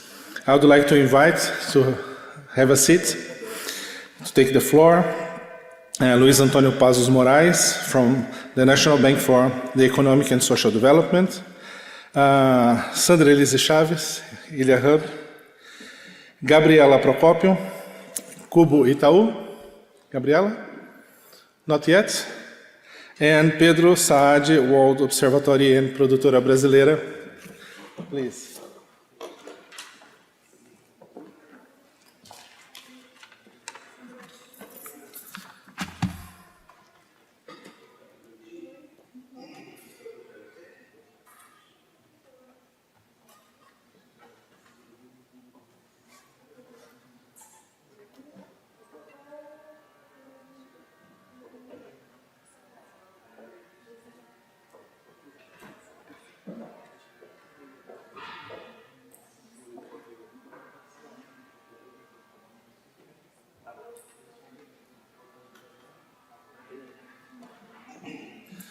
So we are going to have the speeches, so I will suggest to start with Pazos, Pedro, and then Sandra Elise, and then we will wait for Gabriela if she will be able to join us, because Juliana will not, she already confirmed from Sebrae that she will not be here.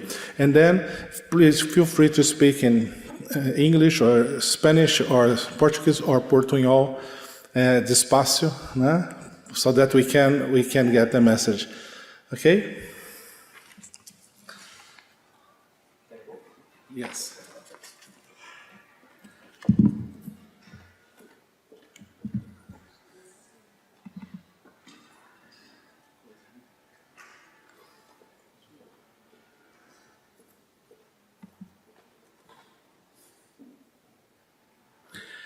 Olá pessoal, boa tarde. Tal qual o Turra autorizou, falarei em português aqui para vocês, dado que a maioria da plateia está em português, os nossos colegas aqui da América do Sul também nos compreendem, desde que seja falado slowly. Ok, vamos devagar e todos chegarão à praia. Então, primeiro, queria agradecer ao Turra esse gentil convite de estar aqui. Para a gente do banco é um privilégio estar aqui, porque por muitas vezes a gente chega num projeto quando ele já está em andamento. E isso traz dificuldades para o processo, né? Porque a gente não consegue interagir e por muitas vezes entender a origem daquilo, por que ele existe, né? Então, Turra, muito obrigado por a gente estar aqui, por ter lembrado do banco e a gente ter condições de discutir, né, esse uso sustentável do nosso ambiente marinho e costeiro. Eu vou falar aqui muito rápido, tá, com vocês, não que não pudesse falar por mais horas, só que a gente tem um voo e o voo não nos espera, ainda que a gente tenha que esperar pelo voo, né? São aqueles paradoxos da vida, né? Mas vamos em frente. Então, eu vou abordar aqui 3 pontos principais nessa apresentação, né, falar das oportunidades e desafios e por que o banco cria um BNDES azul. O BNDES é um banco de desenvolvimento, já foi o maior banco de desenvolvimento do mundo, hoje já não é mais, né, e você mede esse tamanho pelo valor que você tem em carteira, tá? Mas nós sempre financiamos portos, sempre financiamos a construção de navios, sempre financiamos óleo e gás, a gente sempre financiou tudo isso, né? Então, assim, estar presente no setor marítimo já era costume do banco. Mas por que, então, criar um BNDES azul? A gente vai passar por isso, né? E como que iniciativas como essa, já é o segundo ponto, né? Como que iniciativas como essa de criar um BNDES azul faz o sistema financeiro se repensar, né? Não só pelo tamanho do banco, que acaba por interferir, mas também por esse método, por essa forma de abordagem. E por último, mas não que seja o menos importante, né, a gente falar assim, da importância dessas trocas. Vocês vão entender aqui ao longo do processo que para que a gente atinja uma escala e vou chamar de marca BNDES azul se consolide, a gente precisa ganhar escala. E essa escala a gente só vai conquistar se a gente tiver muita troca e muita cooperação. Senão, ela não atende a nada disso. Então, vamos fazer o nosso mergulho, turma, e passar em frente, né? Então, quando a gente cria, né, esse ecossistema financeiro, né, porque tudo é ecossistema. O setor financeiro também é um ecossistema, né? Então, a gente acredita que criar esse BNDES azul foi uma inovação, né? E a inovação por quê? Porque você começa a tratar, né, primeiro, para ser azul, ele tem que ter um olhar bastante atento aos serviços ecossistêmicos e também à sustentabilidade. Isso aí já é uma coisa bastante diferente quando você está falando de sistema financeiro, aonde o olhar é outro. A gente olha para outro lado do projeto, né? Toda a questão de valores, você não está acostumado com isso. Quanto custa você fazer uma recuperação de um banco de corais? E qual é o serviço ecossistêmico que você ganha quando você faz isso? É barato? É caro? Vale a pena? Não vale? Quando você faz isso também com manguezais, qual é o valor disso? E qual é o spillover, né? O que você ganha desse entorno todo? A gente tem que aprender a fazer essa conta.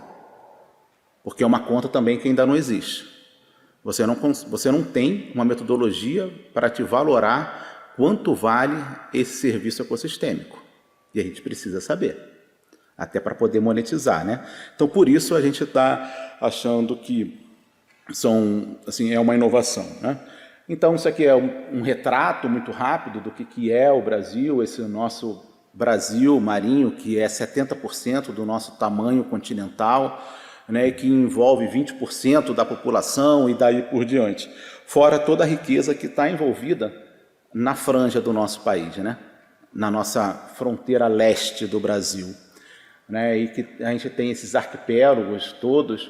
O que isso significa para a gente? Então, isso é bastante importante, né? Isso aqui tudo, assim, que eu estou mostrando para vocês, assim, o que nos motivou a criar isso, né? Então, a gente tem uma área, a gente tem muita riqueza, a gente tem diversos impactos que são causados pela atividade humana no mar, né? Aqui eu vou passar bastante rápido, porque vocês já conhecem isso tudo. Só vou dar destaque aqui ao que o Turra já falou e que outras pessoas falaram, com a geração de energia offshore, né? Com as nossas fazendas eólicas, né? O que pode causar ali? E aí começa essa integração com a academia, né? Porque quando você tem esse investimento, quando você tem uma eólica, quando você tem isso tudo, né, você pensa em os primeiros impactos mais visíveis, quais são? A interferência cênica de você ter isso. Como é que fica o seu lazer, como é que ficam as atividades religiosas, como é que ficam todas essas ações ali, como você implantou um parque, né? O que você vai fazer com isso? Afasta, ok, você já tem tecnologia para isso. Você causa vibração. Qual é a solução que você tem para a vibração que ela causa? A academia tem uma resposta para isso? Como é que está? Você vai fazer uma cortina de bolhas para garantir isso? E se a academia já pensou nisso, como é que você financia isso para se tornar acessível? Então, aqui é o lugar para isso, né? Aqui vocês pensam sobre isso. A gente financia, mas tem que ter quem pense, né? E aí são vocês. É por isso que lá atrás eu falei da importância dessa troca, né? E como, assim, só aproveitando aqui esse exemplo, para todos eles a gente podia explorar isso, né? Como é que fica isso? O que a gente pode fazer? Então, aqui são oportunidades, como a gente enxerga e fala, dessa interação, dessa integração e dessa evolução, né? Para que a gente tenha toda essa pesquisa realmente aplicada e replicada. Aqui é só que a gente usa muito, né? A gente fala assim, mas quando se fala do ambiente marinho, costeiro, né? Quando se fala do oceano, nada acontece ali. Nada acontece. Aquilo tudo ali acontece. Isso aqui é o sul do Brasil, né? Um primeiro levantamento que a gente tinha. Então, olha quanta gente aproveitando o potencial econômico que tem ali. A gente precisa ordenar isso daí, né? E isso é uma preocupação do banco que está financiando isso. Senão a gente começa a entrar em conflito, né, com tudo que a gente financia. Então a gente cria isso, e como vocês todos fazem também, como foi passado aqui, toda a parte tecnológica de uma ideia que a gente faz, né? Primeiro que a gente acha que tudo vai ser fácil, vai ser linear, né? Até porque você planeja tal, mentira, nada é assim. Nada é assim. Você vai e volta algumas 500 vezes, né? Então a gente cria esse ecossistema e começa a fazer. Então a gente tem toda uma parte para criar essa ideia. Em seguida, eu preciso validar essa ideia. Essa, afinal de contas, né, eu não sou o professor Pardal lá do tio Patinhas. Entendeu? A luz não se faz aqui, né? Eu tenho que testar isso, tenho que validar. Depois eu tenho que tracionar. Eu preciso ter meus primeiros projetos para testar a real aderência e, por último, criar essa escala, né? Para a gente poder chegar lá. Então, essa parte toda nossa de ideação, também aqui vou ser bastante rápido, né? Sempre no sistema financeiro, quando você fala e lança alguma coisa, você lança uma linha de financiamento, uma forma de acessar esse recurso. E com o BNDES azul, não.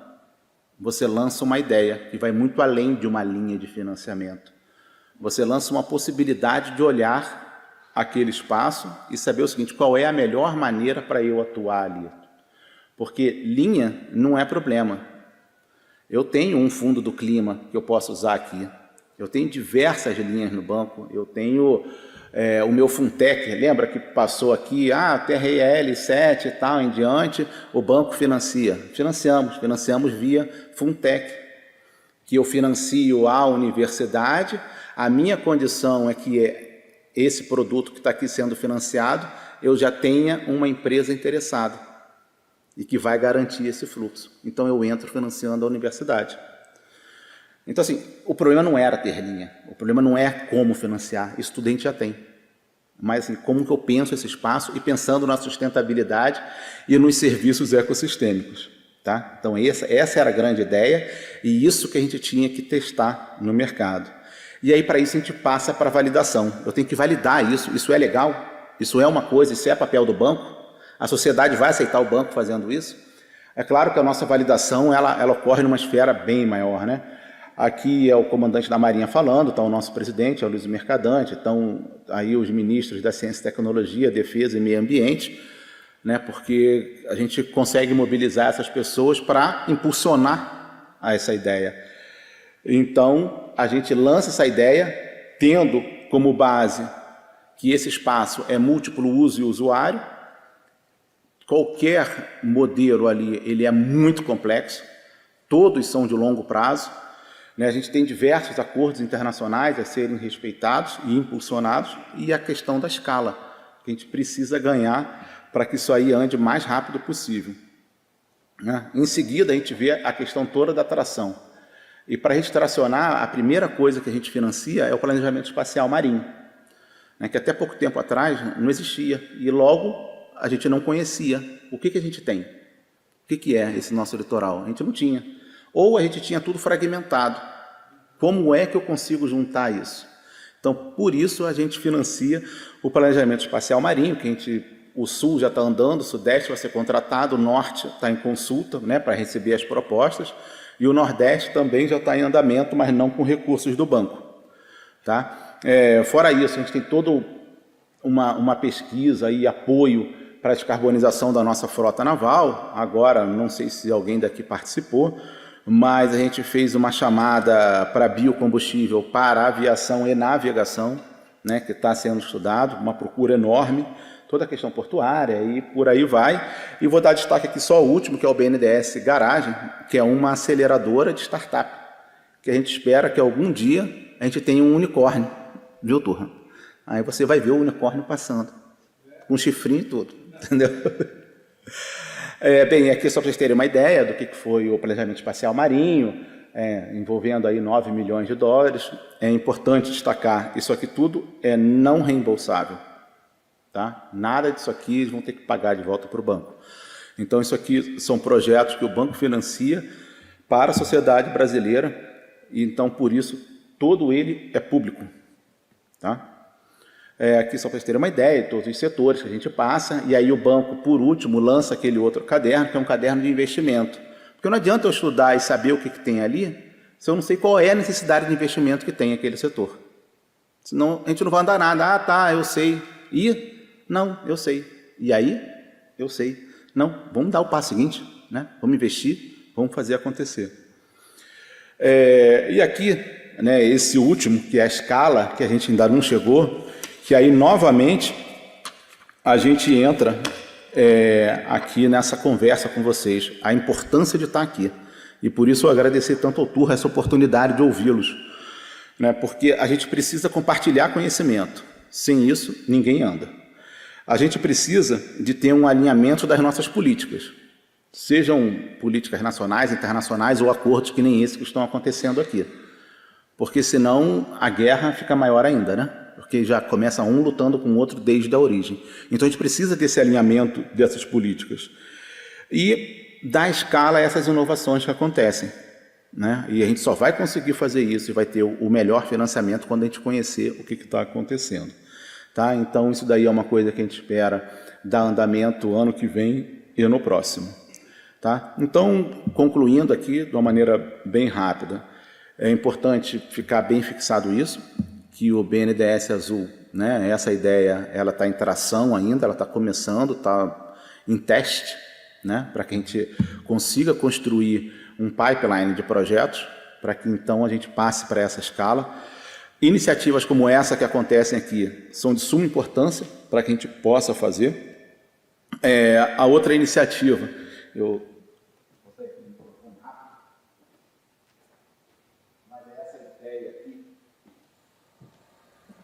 que mais uma vez o Turra capitaneou, né, que acho que ele já mostrou aqui 15 vezes esse mesmo material, né, e esse material é muito legal, que na verdade é um comuniquê, né, para falar bonito, né, que fala das resoluções do OA20.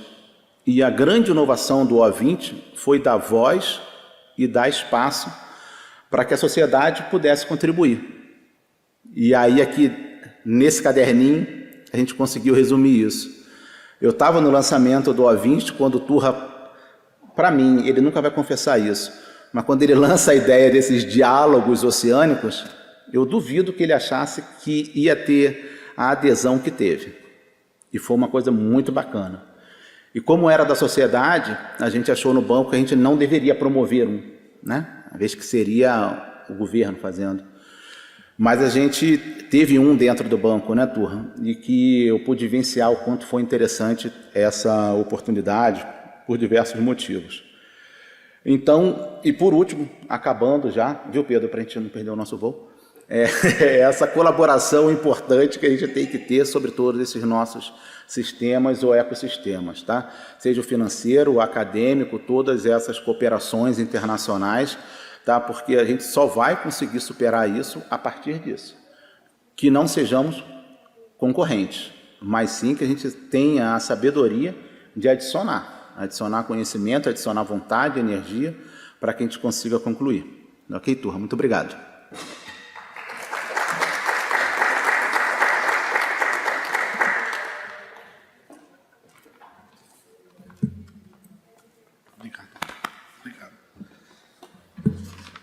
Pazos, obrigado. Thank you very much for this introduction to this another level of the ecosystem and showing us the possibilities of collaboration and the innovation the bank did. This arrangement, this idea, and this process, it was fantastic. So thank you very much. And thank you for being not only an institutional partner, but a personal partner, because it's really important. As I said yesterday, people matter. And we learn a lot with each other, and I would like to acknowledge the opportunity to learn with you in different aspects, as well as my dear friend Pedro Saad, which will talk to you about different things that complements what Pazos said. So I invite you, Pedro, please. The floor is yours. Are you going to speak from this side? Okay. Thank you. Obrigado, Turra. Obrigado aos colegas da Cátedra, da USP. Luiz, parabéns pela fala. Eu vou começar com um gancho seu na questão de divulgação de resultados dos investimentos. e da não competição e da colaboração. Eu dirijo o World Observatory, que é uma instituição que apoia as agências do Sistema ONU no Brasil, e sou embaixador do ODS 17, que é o ODS de parcerias. A gente também tem um braço de audiovisual, que no ano passado lançou 30 documentários e 10 séries, e um braço de impressos que lançou 26 livros fotojornalísticos. Desses projetos, 10 foram sobre oceanos, e a gente teve a honra de ter a Cátedra como parceira nesses projetos. A nossa preocupação é não ficar restrito a fóruns como esse. Então, a gente identifica grandes estudos, a gente procura identificar o Pareto em cada um desses setores e a gente leva para o grande público. Então, sobre o oceano, em função da década dos oceanos, a gente produziu uma série que está hoje na Globo, na Band, na Record, na SBT e mais 366 canais. Então, com isso, a gente cria ondas de awareness em grande escala e esses conteúdos são exibidos e reexibidos pelo país em diferentes mídias, tanto plataformas de streaming como canais fechados, universitários. A gente já teve até a boa surpresa de canais religiosos estarem exibindo esses documentários. É sempre bom contar com toda a ajuda. Então, do nosso lado, a primeira preocupação é que quando a gente toca um cidadão, a gente está tocando um eleitor, um consumidor, um trabalhador, né, um colaborador e atualmente um comunicador, já que ele influencia os seus grupos. Então a nossa preocupação em awareness é dedicar boa parte do nosso recurso a isso. A nossa segunda preocupação é gerar matchmaking. A gente acabou já sendo apelidado de Tinder dos ODSs. A gente gera encontros na universidade entre o setor privado e outros atores. A gente criou uma iniciativa, quando eu digo a gente, o World Observatory, que tem apoio da ONU através da PRIME, que é o braço de universidades de negócio no Brasil e no mundo, apoio da Pricewaterhouse, e a gente gira pelas universidades de negócio discutindo os diferentes setores. O último aconteceu aqui na IEA-USP, a gente falou sobre economia circular. Então a gente trouxe o setor privado, a gente trouxe agências do sistema ONU, a gente trouxe a academia para discutir numa plataforma amigável como a gente poderia investir numa transformação sustentável. E qual que é o ganho com isso? É que, por exemplo, almoçando com o Luiz, apesar de trabalhar no setor, eu descobri projetos que o BNDES tem que eu não conhecia.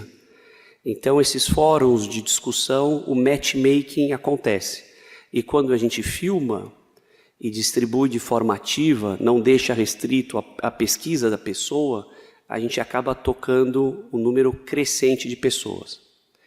Agora, para a COP30, a gente está organizando 9 fóruns pré-COP, que vão rodar algumas capitais, e durante a COP, 3 dias de eventos em Belém, para o setor privado mostrar as suas iniciativas e como elas podem ser escaladas. Então, essa é a nossa preocupação de crescer as soluções. Em relação ao oceano, um ponto que eu venho defendendo muito com Turra é a gente envolver outros atores que têm esse mesmo skill que a gente. Então, pegar as universidades, incluir esse DNA nas ações, não só da graduação, mas da pesquisa e extensão, os comunicadores, colocar essa pauta para que mesmo em outras áreas, como ficção, eles adotem essa narrativa, criando, como o Luiz bem disse, mais um ecossistema, mas um ecossistema informado. O livro novo do Harari, o Nexus, traz essa questão da informação como vital para que a tomada de consciência coletiva, ele diz inclusive que um bom ator, por mais que recebendo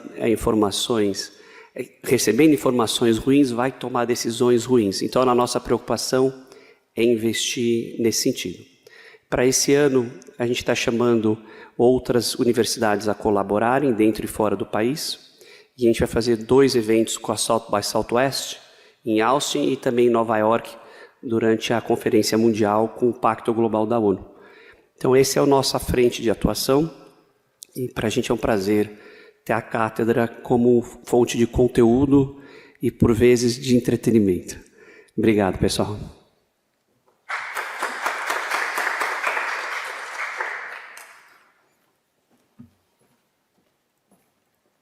Thank you, Pedro.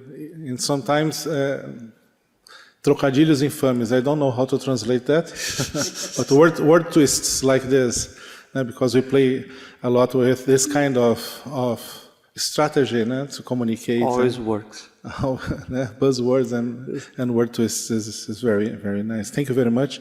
And this kind of approach that Pedro is sharing with us, it's really interesting because it's another way to innovate, how to touch people and make them change their behavior, and different types of people. So entrepreneurs, communicators, actors, and also society as a whole. So thank you very much, and your work is inspiring us a lot, and let's keep matchmaking or promoting matchmaking together. Thank you very much. Welcome. Se vocês estiverem no limite de sair, me falam, porque daí vocês vão, tá bom? So, I hand over to my dear friend, Sandra Elisa Chaves from IEA Hub to share with you some important thoughts and strategies. A gente tem um problema, porque... Você vai passar alguma coisa ali? Não, eu coloquei aqui se alguém tivesse para falar em português, que lê em inglês, mas aí eu... Tá bom. Tá bom. Quer que eu feche antes? Pode conseguir. Isso.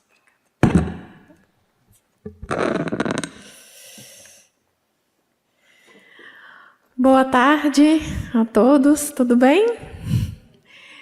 Todos compreendem se eu falo em português? Sim? Ok.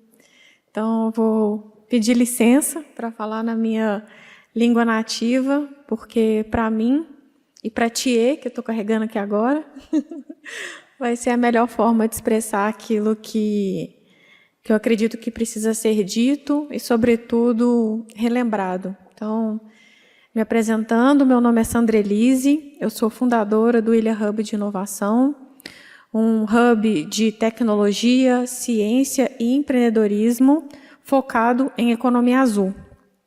Bem, primeiro quero dizer da alegria de estar aqui hoje, compartilhando esse espaço com vocês. Acredito que todos, fundamentalmente, são peças-chave para o desenvolvimento de tudo que a gente vai falar a respeito do oceano, tudo que já foi dito aqui ontem, hoje, e que ainda vai ser trabalhado amanhã. E eu quero começar com uma pergunta, sugerindo também uma reflexão e, de certa forma, uma provocação. Quero saber se cada um aqui, não pensando só enquanto instituição, já se pensou como ator do ecossistema de inovação e ecossistema de economia azul. Talvez falar isso nesse espaço aqui seja quase óbvio, né, dado que estamos aqui pelo mesmo motivo. Mas nós nem sempre estamos vestidos ou investidos das nossas atribuições ou daquilo que nos traz aqui enquanto pesquisadores, enquanto empreendedores, enquanto empresa. Mas nos nossos diminutos gestos, no dia a dia, desde a escolha do protetor solar que a gente vai usar para ir à praia, ou as roupas que a gente veste e a destinação delas, o que a gente come e aonde a gente come aquilo que é destinado, tudo isso, de alguma forma, impacta o oceano. Nós estamos falando de 2/3 do planeta, de tudo que já foi mostrado e desenhado aqui, de alguma forma. E talvez seja importante fazer essa provocação e essa lembrança para falar de ecossistema de inovação e do que a gente veio fazer aqui, mas, sobretudo, do que a gente vai fazer adiante. Então, essa pergunta e a minha fala, ela é um convite para o presente, para o agora, mas principalmente para o presente, que é o oceano. Então, essa é a minha abordagem inicial para vocês. E aí, falando sobre nós, como atores do ecossistema de economia azul, eu quero também ressaltar que me incomoda profundamente quando ouço ou leio algo para dizer que vamos fazer algo pelo oceano, ou vamos cuidar do futuro do oceano, esquecendo que, de fato, nós temos que fazer algo agora, senão não há o amanhã, é o que eu acredito. E quando falamos em fazer algo pelo oceano, para mim é se colocar acima daquilo que o próprio oceano é, da grandeza gigante por sua própria natureza. Então, acredito que nos colocarmos em nossas devidas posições, em nosso devido lugar, dentro desse imenso, magnífico e profundo oceano, é um bom lugar para começar as reflexões para falar de inovação, para falar de tecnologia, para falar de ciência e de tudo mais. Bem, dito isso, eu entendo que reconhecer essa grandeza passa por olhar pelo aspecto resiliente e próspero do oceano, que são temas que vão envolver essas outras perspectivas de empreendedorismo, de inovação e de tecnologia. Então, falar da resiliência do oceano é dessa capacidade inata que ele tem de se recuperar, dos impactos negativos, muitas vezes, se não quase sempre provocado por nós, as mudanças climáticas, a poluição e a própria exploração excessiva, né? Então, a regulação do clima global, dentre outros fatores, ele tem essa capacidade de resiliência. Então, olhar para essa resiliência e aprender com essa resiliência, acredito que seja um papel nosso. E aí, pensar nas soluções baseadas na natureza ou no tão chamado Nature Repository, sejam assuntos que envolvem começar a perceber essa resiliência. Hoje, muitas soluções, já faz muito tempo, na verdade, mas hoje já tem se falado mais sobre soluções desenhadas baseadas na observação da natureza. Até que ponto nós estamos observando o movimento das coisas, o próprio movimento das ondas, o girar do planeta para pensar as nossas ações, dentro das nossas posições, das nossas atuações. E também, quando eu falo da grandeza do oceano e de nos colocarmos diante disso, é perceber a prosperidade que ele traz, em todos os aspectos ambientais, sociais, a governança que envolve a própria natureza e tudo que está em torno dela. Então, a gente está falando aqui de uma das maiores, se não a maior fonte de riqueza e sustento que nós temos, de uma biodiversidade imensa e ainda praticamente desconhecida por nós, que é algo que a gente vem aprendendo, principalmente em termos científicos, ao longo dos anos, que nos fornece alimento, energia, minerais, a vida, né? Então, estou aqui falando algumas coisas óbvias, talvez que já está aqui no nosso cenário, mas que, ao meu ver, precisam ser ditas dentro desse contexto e, sobretudo, para ir para além daqui, que eu acredito que essa seja a nossa principal missão aqui nesse sentido. Então, para além de todos esses aspectos das economias, né, e da economia azul e do uso sustentável desses recursos, lembrar também dos aspectos artísticos, culturais para muitos povos que o oceano também nos traz. Então, essas características mostram essa capacidade, como eu falei, da sua imensidão. E ao falar aqui, o meu enfoque é para a sustentabilidade. E a sustentabilidade nas seguintes perspectivas.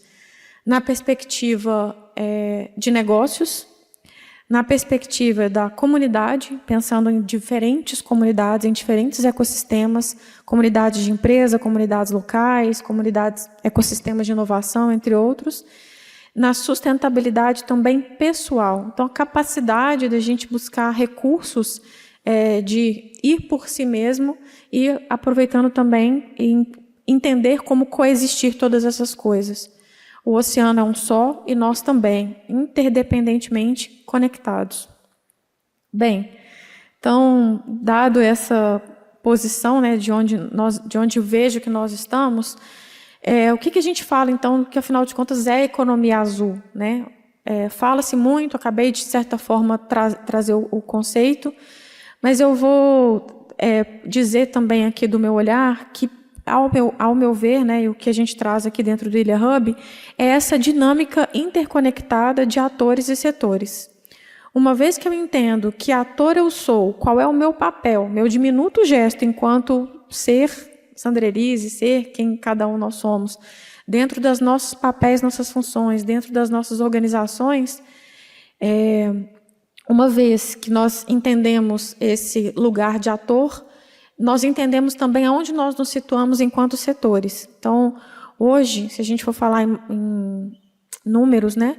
Hoje nós temos mais de 17 atores mapeados dentro desse ecossistema e mais de 37 setores. E se a gente for destrinchando, podemos achar ainda mais números e ainda dar mais nomes para as coisas. Mas é importante criarmos essas classificações, que é fundamental até para a ciência, para que a gente possa, de certa forma, ali, ir passo a passo nas coisas. E no desenvolvimento de tecnologia, como foi falado aqui, a gente começa de uma ideação e aí vai desenhando. Então, entendendo essas partes para depois fazer a reunião do todo, ela acaba nos ajudando nesse sentido. Então, esse ecossistema, né, essa economia azul, seria, então, esse conjunto dinâmico e interconectado desses atores e desses setores em torno da utilização desses recursos relacionados ao oceano, né, marítimos e costeiros. Mas cabe lembrar, como tenho dito aqui, que não, a gente fala do mar e fala do oceano, mas que todas as coisas estão relacionadas. Então, ainda que eu foque no Objetivo de Desenvolvimento Sustentável da ONU, número 14, né, vida marinha, eu não posso falar disso se eu não falar do 6, né, se eu não falar das águas, das outras águas, se eu não falar também na erradicação da fome, se eu não falar em tantas outras coisas, afinal, necessariamente tudo está conectado. Então, hoje eu posso falar, por exemplo, na utilização de algas para o desenvolvimento de alimentos que muitas vezes vão ajudar aí numa crise alimentar, vou chamar assim, né? A falta de comida. Eu posso falar do desenvolvimento de, como eu falei já, de vestuário, cosméticos, medicamentos e mais tantas outras coisas ligadas ao oceano. Eu vou falar da pintura que é usada em navios ou qualquer outro assunto, direto ou indiretamente conectado a esse assunto. E então, nessa perspectiva de atores e setores, que é como nós vemos a economia azul, principalmente ali no Ilha Hub, que é o hub que eu tenho a honra de liderar, que é focado, né, nesse assunto, nós buscamos 3 formas de atuação para ajudar com que isso seja relembrado e, sobretudo, parta para a ação. A primeira, que é o nosso principal foco, é o desenvolvimento de empreendedores e empreendimentos de negócios. Então, muitas vezes, nós temos uma solução, um produto ou um serviço, e as pessoas que estão desenvolvendo aquilo precisam desenvolver alguns aspectos desse negócio. Então, melhorar a questão de mercado e produto, entender melhor a tecnologia, o know-how que envolve tudo aquilo, trabalhar pessoas e suas competências, avaliar gestão e governança, que às vezes é um aspecto muito sensível dentro dos negócios e o motivo pelos quais diversas soluções não chegam onde tem que chegar, e capital e funding, né? Então, muitas vezes há uma crença limitante de que, por tratar da natureza e tudo mais, não envolve recurso. Claro que envolve, de certa forma tudo envolve. Então, o Ilha Hub trabalha com o desenvolvimento das pessoas que estão relacionadas a esses negócios, né? Então, pessoas físicas, jurídicas, empreendimentos e seus empreendedores, pensando nos benefícios econômicos, sociais e de governança, e principalmente olhando para esse aspecto da cientificidade que está por trás da criação desses produtos e serviços e da parte jurídica, né? Eu vou falar de governança, porque, sobretudo no Brasil, nós temos uma formação jurídica, técnica, que precisa ser observada, que às vezes é diferente de outros países e outros contextos. Então, como temos algumas soluções internacionais, mas olhamos para esses aspectos aqui que têm grande impacto, principalmente na longevidade desses negócios e na sustentabilidade desses negócios. Bem, um segundo ponto é a cocriação de projetos junto desses atores, né? Então, basicamente, há uma dor, uma necessidade, e ela precisa ser atendida por uma solução. Então, ao invés de simplesmente fazer uma relação cliente, fornecedor, prestador de serviço, nós tentamos entender quais são todos os aspectos, ou a maior parte dos aspectos relacionados a esses negócios, e como pode ser construído um projeto para que isso seja de fato uma solução. Então, nós chamamos de solução gera solução, porque muitas vezes, ao olhar só para um aspecto e atender aquele aspecto, nós acabamos gerando um problema, né? Então, solução que gera problema não é solução. Premissa maior, premissa menor, e chegamos aí. Bem, e uma forma de fazer isso, esses 2 pontos, é criando conexões. Se nós já somos interdependentes e estamos conectados, por que eu falo em criarmos conexões?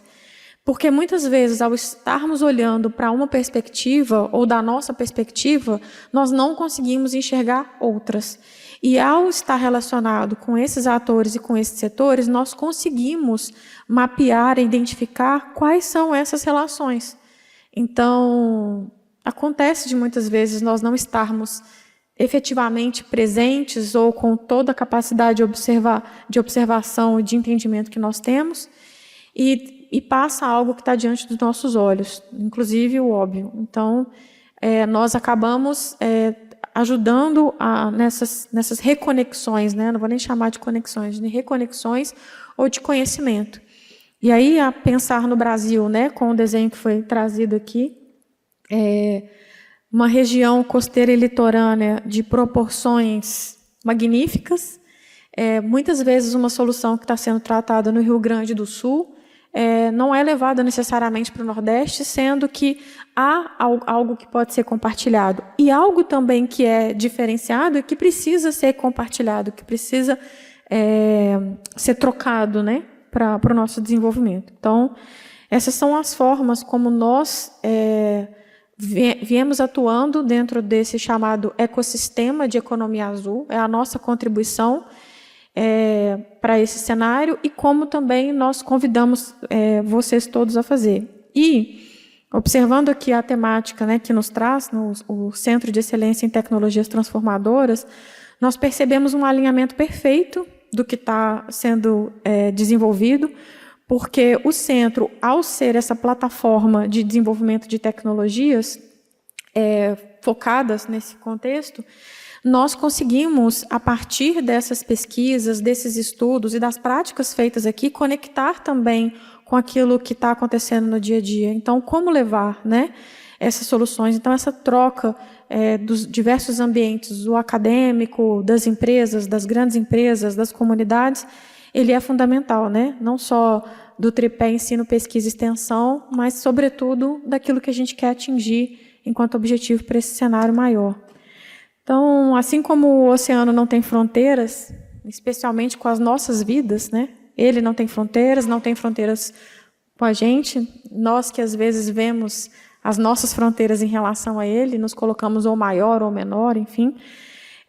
A ideia da minha fala aqui é esse convite a relembrar esses aspectos de todas as nossas ações, seja lá quais forem os nossos papéis aqui, mas principalmente a partir dos nossos papéis, daquilo que nós trouxemos, o que o BNDES está desenvolvendo, o que o Pedro também disse que está desenvolvendo.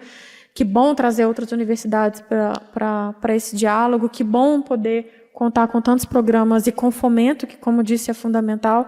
Que bom poder contar com hubs e centros de inovação ou de conexão de pessoas, com a academia e com todos aqui, né? E não só nós aqui, mas o que está além. Então, é um convite não só para nós, mas que nós possamos, ao sair deste espaço, seja ele online ou seja ele físico, poder continuar levando essa mensagem a cada diminuto gesto, como falei no começo.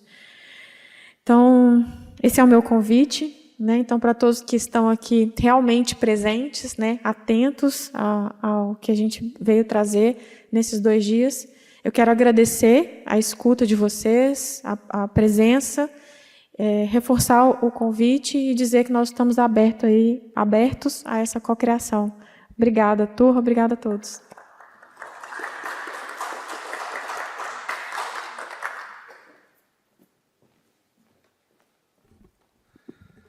Fantástico, Sandra Elise. Excellent. So perhaps one of the most important strategies of the center is to create opportunities for dialogue, putting together the difference, but which in fact are the same, so because we are all together. So thank you for your message, and thank you for the panel. It was amazing. I had the opportunity to have here 3 great friends, people that I admire, people that are teaching me a lot of things in different aspects, and I hope to be together with you for a long time. Thank you very much.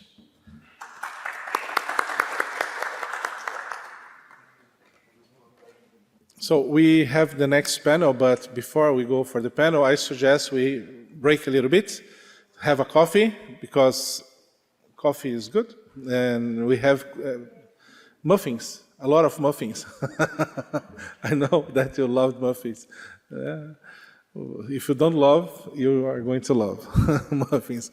So we will reconvene in 10 to 15 minutes, and then we go to the last panel. Probably we will finish a little bit sooner, and if it's okay, let's go.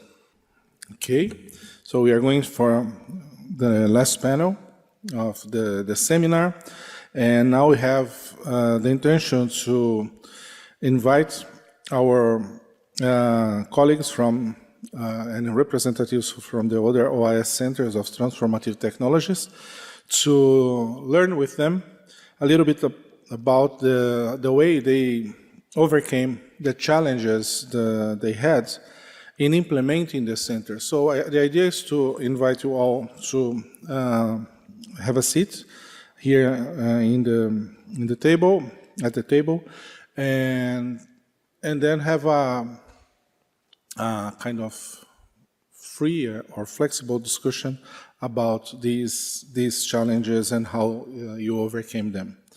So I would like to invite Jorge Foloni, Secretário de Ambiente e Sustentabilidade, Sustentável e Economia Circular, Centro de Excelência sobre Inovação e Tecnologia Transformadoras para a Economia Circular de Córdoba, Argentina. Jorge, por favor.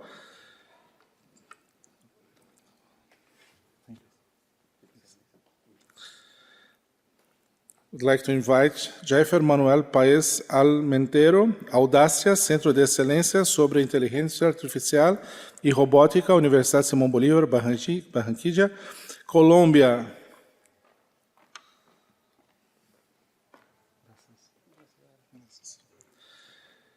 I'd like to invite Maria Quintana, diretora do Departamento de Engenharia Física, Faculdade de Ciências, Universidade Nacional de Engenharia, gestora da área de desenvolvimento industrial, programa CITED, Centro de Materiais Avançados e Nanotecnologia, Peru. Maria. Graças, um gosto. I'd like to invite Alejandro Mandujano, Government Blockchain Association Global, Centro de Excelência em Blockchain Hidalgo, México. Alejandro, gracias de nuevo. E também me gostaria de invitar Ricardo Leonhard Cruz, diretor do Instituto de Investigações Científicas e Serviços de Alta Tecnologia de Panamá, Centro de Excelência sobre Biotecnologia e Ciências da Saúde em Panamá. Gracias, Ricardo. Un gusto. Entonces, la idea es como tener como 5 a 10 minutos para poder hablar en español, como quieran, sobre las dificultades, los avances, las innovaciones que hicieron en sus centros para ponerlos de pie, ¿no? Para poderlos caminar, superando las dificultades que eventualmente surgieron. ¿Ok? Vamos a empezar con Jorge.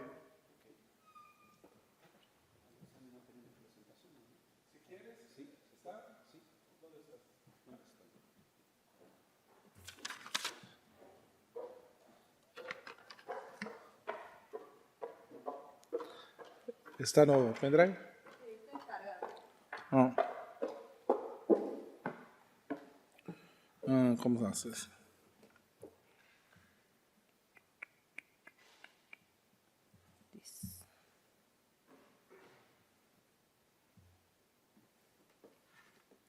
¿Listo? Hablas de... Hablo aquí.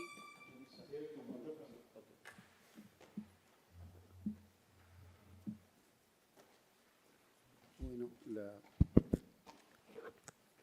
la intención es comentar un caso de éxito de economía circular vinculada a la gestión sostenible del agua en nuestra ciudad. Nos quedamos aquí detenidos. Básicamente, no está funcionando. A ver. Hola. Aquí.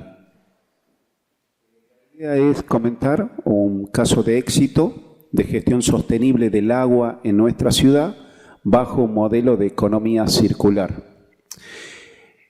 Nuestra ciudad de Córdoba, creció en los últimos 20 años a lo largo de 576 kilómetros cuadrados, convirtiéndose en la ciudad más grande de nuestro país, de la Argentina.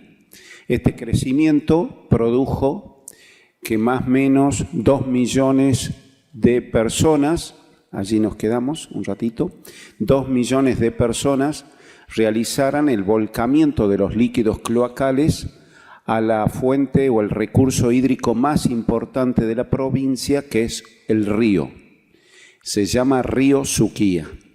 Ese río Primero o río Suquía, en honor al pueblo indígena de Córdoba, Suquía, recibe entonces el aporte cloacal durante muchos años, crudo, sin tratamiento, de más o menos 1.500.000 personas, 2 millones de personas, produciendo un gravísimo daño ambiental al río, a la salud pública, a los ecosistemas de este río.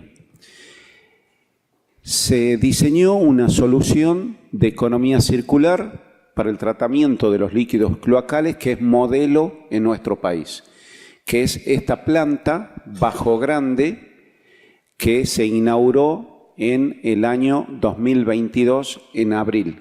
A la siguiente. En esa planta se trata el líquido cloacal de los 2 millones de habitantes de nuestra ciudad de Córdoba a una razón de 10.000 metros cúbicos por hora de líquidos cloacales. A la siguiente. ¿Qué es lo más importante e innovador? Que unimos un sistema de gestión de agua de líquidos cloacales aplicándole tecnología transformadora de economía circular. Porque esta planta no solamente va a tratar todos los líquidos cloacales de la ciudad, produciendo un gran beneficio a la salud del río y de todas las comunidades que viven a lo largo de ese río de 34 kilómetros, sino, como todos sabemos, todo río comienza en una ciudad y atraviesa muchas ciudades hasta su desembocadura, atravesando más o menos 25, 26 ciudades. Y llegaba altamente contaminada esa agua desde la ciudad más importante, que es nuestra Córdoba. Hoy no solamente tenemos una planta con una inversión de 25 millones de dólares que trata todos los líquidos cloacales, sino que también hacemos economía circular con el tratamiento de los líquidos cloacales, producimos biogás y producimos digestato, y con ello logramos que con ese biogás que producimos de los líquidos cloacales producen gas, metano, dióxido de carbono. Con ese biogás lo inyectamos a la red eléctrica y logramos que el 100% de la flota de buses eléctricos, trolebuses de nuestra ciudad, funcionen con energía derivada o proveniente del biogás de la planta. Esto es un modelo de economía circular para la gestión sostenible del tratamiento de líquidos cloacales que es único en nuestro país. Estamos produciendo energía limpia y nuestro sistema público de transporte se alimenta con todo el biogás que produce los líquidos cloacales. Además del biogás, la planta genera digestato.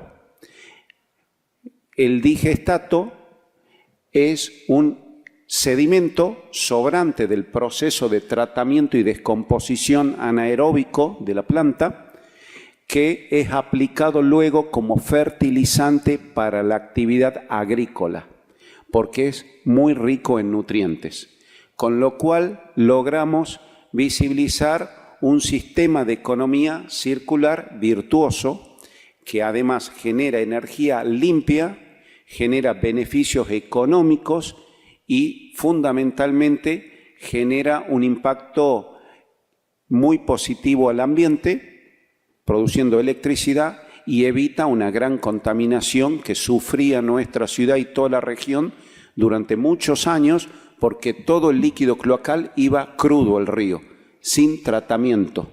Entonces no había posibilidad de que existiera vida acuática en el río.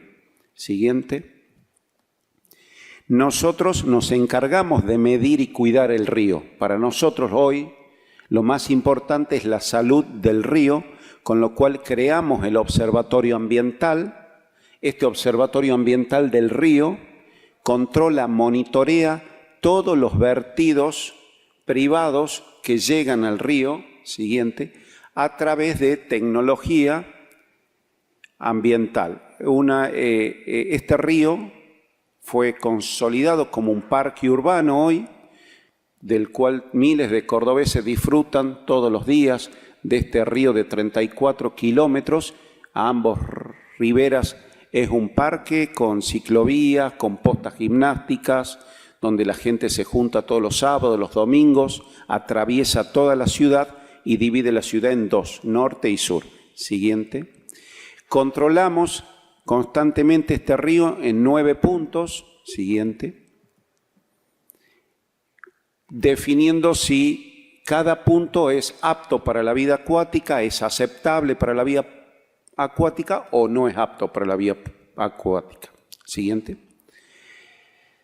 Bueno, esta es la plataforma que utilizamos, con lo cual monitoreamos 9 puntos y más que monitorear, además de estos 9 puntos, siguiente, tratamos de identificar cuáles son todos los volcamientos que se realizan al río.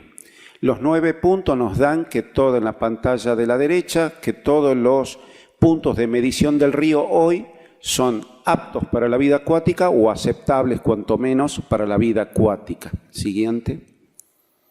Realizamos importantes tareas de limpieza en ambas riberas, limpieza de canales para mantener constantemente limpio lo que es el río, para evitar que residuos lleguen hacia el río. Siguiente. Procurando la restauración de todo el ecosistema del río. Siguiente. En este sistema realizamos el monitoreo a través de, también utilizamos inteligencia artificial en distintas bocas, viendo cuáles son los caudales de ingreso de líquidos cloacales que pueden llegar de empresas privadas o barrios privados.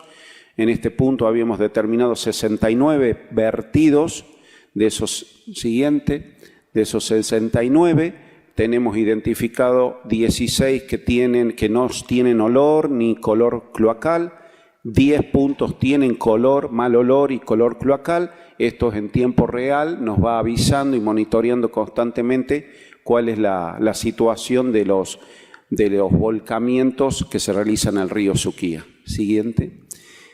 En fin, esto para nosotros representa un modelo de economía circular, de gestión sostenible del agua vinculado. La economía circular no solamente tiene que estar vinculada a los residuos, a la transformación y el reciclaje, sino que también hay otras formas de aplicar la economía circular y en este caso al tratamiento del agua, que es lo que estamos abordando. Y prontamente, desde el COMCYT, que es nuestro centro de excelencia, vamos a presentar en Córdoba, desde el centro de excelencia, la solución que vamos a brindar para el tratamiento de todos los residuos orgánicos del mercado donde llega toda la fruta y la verdura de toda la provincia, que es un mercado con 5.000 personas trabajando, que genera 700 toneladas de residuos por mes y que todo ese residuo orgánico hoy se va a enterramiento, se entierra. El CIT, que en marzo, junto con todo el equipo EA, vamos a presentar una propuesta para tratar todos los residuos orgánicos del mercado más importante del interior del país, que es este mercado de abasto, y esta es la propuesta que va a llevar el Centro de Excelencia nuestra al gobierno de la ciudad para que, si es de su gusto, lo podamos implementar en nuestra ciudad para que no se entierre más todos los residuos orgánicos que hoy se generan en ese mercado. Nada más, muchas gracias.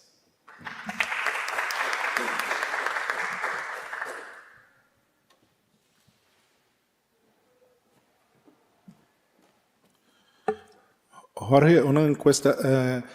Al hacer esto en la ciudad, tiene que involucrar diferentes actores de la sociedad para hacer los combinados, para hacer los acuerdos de cómo se hacer, dónde se hacer, ¿no? ¿Hubo algún tipo de conflicto, de dificultad en este diálogo? Ese sí, ¿cómo superó, cómo lidó con esto? Lógicamente, durante muchos años, refiriéndome a la salud del río y todo este volcamiento escandaloso, porque era la contaminación más grave de todo el país, la segunda, la primera está en Buenos Aires, en el Riachuelo, la segunda era esta, de este río, porque es un río que afecta a un parque nacional nuestro muy importante, que es Mar Chiquita, porque este río desemboca en Mar Chiquita, a los 100 kilómetros y es el único mar de agua salada que hay en Latinoamérica, un mar interior, que es inmenso, ¿no? Estaba llegando la contaminación y había muchas organizaciones sociales constantemente manifestando su repudio ante tal gravedad de contaminación. Luego, cuando comenzó a funcionar la planta, lógicamente todo ese reclamo fue acompañado por todas las organizaciones. Hay por lo menos 3 organizaciones muy fuertes en los distintos puntos del río que trabajan y monitorean con nosotros y le dan legitimación social al tratamiento de esta planta en estos puntos. Y gracias al reclamo de muchas de estas organizaciones, el gobierno nacional, provincial y municipal dispusieron $25 millones para que finalmente se remedie, se sanee toda esta situación. O sea que es clave el rol que tienen las organizaciones sociales en la gestión local y nosotros tenemos una ley que exige audiencia pública para todos los grandes procesos ambientales y allí los escuchamos, dialogamos, generalmente son bastante conflictivos por la vehemencia del reclamo, pero generalmente siempre terminamos muy contentos todos porque se logra una solución ambiental y esta creo que es una gran solución, ¿no?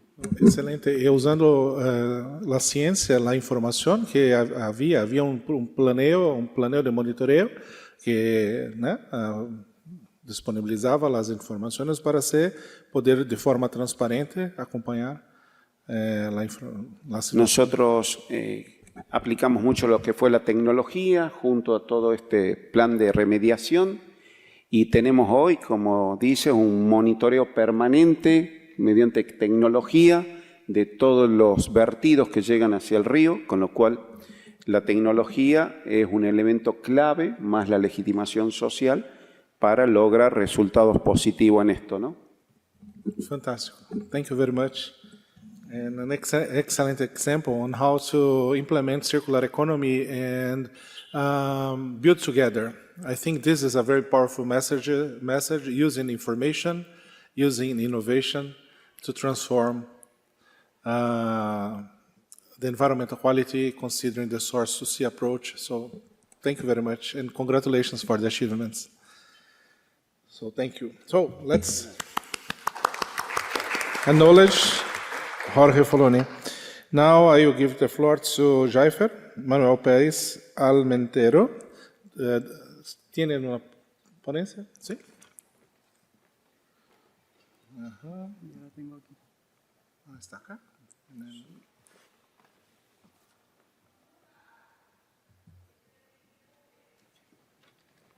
Gracias.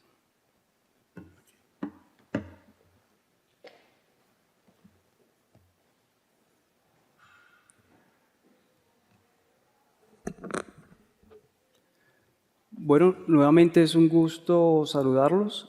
En este momento me gustaría hablarles sobre los desafíos en el diseño y la implementación de soluciones que utilizan IA. Aquí el reto al que nos hemos estado enfrentando es cómo otorgar sostenibilidad a largo plazo a esas ventajas competitivas que se dan a los productos o servicios que integran IA. La respuesta que le hemos dado a este problema desde el centro es utilizar una metodología de diseño e implementación de soluciones de IA recursiva, no estática, dinámica, debido a que la IA avanza tan rápido que digamos, las posibles implementaciones de IA pues igualmente avanzan muy rápido. Esta metodología consta de 4 pasos, 4 etapas. Necesariamente no se tienen que abordar de forma secuencial. Podemos saltar de la etapa 1 a la 3 y así de esa forma. La etapa 1 consiste en la identificación del comportamiento de IA que se quiere ejecutar, la inteligencia emular. ¿Qué es lo que queremos que la IA haga? La etapa 2 consiste en, dentro de una empresa o organización, encontrar un proceso en el cual se integre esa IA. La tercera etapa tiene que ver con el entrenamiento del modelo. Y la cuarta etapa la conocemos como retoques. Ahí es donde se hace funcionar la solución, donde se consigue que efectivamente la solución haga lo que se supone que debe hacer. Este proceso es importante, como les decía, porque la evolución de la IA es tan rápida que las soluciones que se pueden implementar a partir de ella cambian muy rápido. Es muy común que el día de hoy se desarrolle alguna solución y ya dentro de 1 mes, 2 meses salga un competidor que tenga un mejor desempeño. Entonces, desarrollar aplicaciones prácticas que integren inteligencia artificial de algún modo requiere innovación. No es posible copiar soluciones existentes sin diseñar y conseguir soluciones óptimas. Por lo general, todo lo que se copia sin diseñar son soluciones subóptimas. También hay que tener en cuenta que al implementar esta metodología, estamos creando activos complementarios a la IA dentro de las organizaciones. Combinaría con los procesos de las organizaciones, crea un valor añadido único que le da una ventaja competitiva a las empresas. Y si se diseña un proceso en el cual haya un reentrenamiento, haya una mejora continua de estos modelos, se generan ciertos beneficios a la organización, esos que crean valor único. Y a medida que esos beneficios se siguen generando, la organización se transforma para aprovechar de mejor manera estos beneficios. Entonces, hablando de la primera etapa, la que tiene que ver con la inteligencia que se quiere emular. Aquí es donde se verifica o se diseña cómo verificar que la solución haga lo que se supone que debe hacer. Aquí hay 2 grandes retos. La primera es definir las métricas de desempeño y la segunda es definir el alcance. Aquí me gustaría contextualizar en un proyecto, por ejemplo que consiste en retinopatía de la prematuridad. La retinopatía de la prematuridad es una enfermedad muy frecuente en bebés prematuros. Lo que sucede es es que cuando los bebés nacen prematuros, la retina todavía no se ha desarrollado completamente. Por problemas de oxígeno en la incubadora, problemas externos, la retina no se alcanza a desarrollar bien. Hay ciertas zonas. Esto que se ve acá es un esquemático de cómo sería el fondo del ojo en un bebé. Hay diferentes zonas o diferentes estadios. Se supone que un bebé sano tiene, digamos, venas que recorren todos estos 3 estadios. A medida que el bebé va creciendo en la incubadora, las arterias y las venas van recorriendo cada una de estas zonas. Si el oxígeno no se controla de forma adecuada, simplemente las venas no cubren todas las zonas. Otro detalle que puede suceder es que las venas también tienen este aspecto tortuoso. Si el niño no se diagnostica a tiempo, eso puede llevar a que quede ciego el resto de la vida. Entonces es un ser humano que nace ciego, digamos, eso les va a traer muchos problemas no solo a él, sino a la familia y al Estado. Entonces en Colombia este es un problema, digamos, bastante importante y cabe resaltar que, por ejemplo, en el Atlántico, una ciudad que queda al norte de Colombia, un departamento que queda al norte de Colombia, solo se contaba con un equipo capaz de tamizar niños prematuros. Un equipo con un costo bastante elevado y un mantenimiento bastante elevado. Entonces, hablando de las métricas de desempeño, aquí lo que nos interesaba es que todos los niños que se tamicen con esta herramienta y que tengan la enfermedad se puedan identificar. De alguna forma, en cierto grado, se puedan identificar.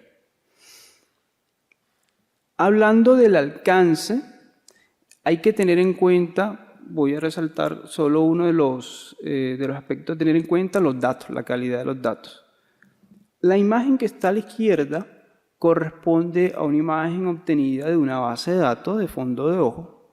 La imagen que está a la derecha corresponde a una imagen obtenida a través de una herramienta que diseñamos en el centro. Por ejemplo, si nosotros hubiésemos decidido entrenar el modelo con las imágenes de la izquierda, no servían para el modelo digamos, analizar las imágenes de la derecha. Nos tocó esperar alrededor de 2 años, conseguir más de 2.500 imágenes con nuestro equipo para poder entrenar el modelo. Si se dan cuenta, la imagen de la derecha, aunque tiene un campo de visión más amplio, requiere una mayor limpieza. En cuanto al proceso, aquí es importante definir el uso específico que se le va a dar a los algoritmos, a los equipos, antes de proceder a su desarrollo. En esta etapa se define el 90% del éxito del proyecto. Y aquí los retos son definir la estrategia del producto y definir el proceso a mejorar dentro de la organización. Entonces, hablando de la estrategia del producto o solución, hay diferentes formas de definir cómo competir, pero hablando del Delta Model, por ejemplo, podemos competir desarrollando el mejor producto, es decir, el sistema o la IA que funcione mejor, soluciones completas, como la apuntamos nosotros a este caso, de pronto no es la mejor solución del mercado, pero como va acompañada de un dispositivo de bajo costo para tomar imágenes de fondo de ojo, es una solución mucho más completa que lo que está en el mercado. Y aparece también externalidades de red, que es cuando se combina con, digamos, otras soluciones que están en el mercado. En cuanto a la operación de la solución, aquí hay que definir cuál es ese producto que queremos mejorar, en este caso el tamizaje de los niños, ¿cuánto lo vamos a mejorar? Precisamente vamos a mejorar la cobertura para ayuda diagnóstica. Ayuda diagnóstica porque no podemos, en Colombia no podemos hacer diagnóstico con este tipo de equipos, sino simplemente apoyar a los profesionales de la salud a tomar mejores decisiones. Generamos también 8 equipos muchísimo más económicos que el equipo que tenía el Atlántico en su momento. En cuanto al enfoque de IA, aquí es donde se define aspectos relacionados a propiedad intelectual y a el enfoque de datos. Aquí se entrena el modelo de IA. En cuanto a la propiedad intelectual, aquí es importante definir si se hace de cero. Si la IA se hace de cero, aquí entonces tocaría definir quién lo hace, cómo lo hace, si es patentable. Para patentar un software de IA es necesario que sea nuevo, útil y que sea algo no obvio. También se puede utilizar algo disponible en el mercado. Se pueden contratar asesores, se pueden comprar servicios, comprar herramientas que creen modelos, adquirir librerías. El enfoque de datos, pues aquí aparece todo lo que tiene que ver con el gobierno de datos, cómo se capturan los datos, dónde se guardan, quién los manipula, cada cuánto se actualiza. Este aspecto es muy importante para darle sostenibilidad a largo plazo. Y la última etapa, la que tiene que ver con retoques, también se le conoce como tinkering. Aquí es donde se desarrolla la solución completa y se lidia con cánceres de IA. Esos son los 2 retos de esta etapa. En cuanto al desarrollo, pues se sigue una metodología de desarrollo de software, de hardware, de la solución. En cuanto a esta parte, lo visible normalmente tiene que ver con las especificaciones, decisiones claves de diseño, pero también hay algo no tan visible, pero que consume más o menos el 90% del tiempo de los desarrolladores de software o ingenieros de Machine Learning, que es la solución del problema y hacer que la solución efectivamente funcione en un entorno de producción. Los cánceres de IA hacen que la solución no funcione de forma adecuada. Por ejemplo, un tipo de cáncer tiene que ver con ataques adversarios, que son pequeñas modificaciones que se hacen a la entrada del modelo, en este caso sería a las imágenes, la posición en la que se toma, descalibración en el equipo de enfoque. Esas pequeñas modificaciones que muchas veces son intencionales causan de que el modelo prediga de una forma inadecuada, es decir, no logre detectar la presencia de la enfermedad. Otro cáncer tiene que ver con la falta de generalización. Lo que les comentaba hace un momento, si utilizamos imágenes con las cuales el modelo es bastante preciso, pero cuando vamos a un entorno de producción, esas imágenes no tienen la misma calidad, no tienen las mismas condiciones, pues sencillamente la solución no va a funcionar de forma adecuada. Otro aspecto a tener en cuenta tiene que ver con uso de bases de datos extranjeras o racismo. Incluso notamos que en un inicio el modelo funcionaba mejor con individuos blancos. Entonces, eso fue un aspecto a tener en cuenta. También explicabilidad. A veces, en algunos casos, no se sabe exactamente por qué el modelo funciona, por qué detecta. Entonces, eso es otro cáncer con el cual tenemos que lidiar para que sea sostenible la solución a largo plazo. Bueno, muchas gracias.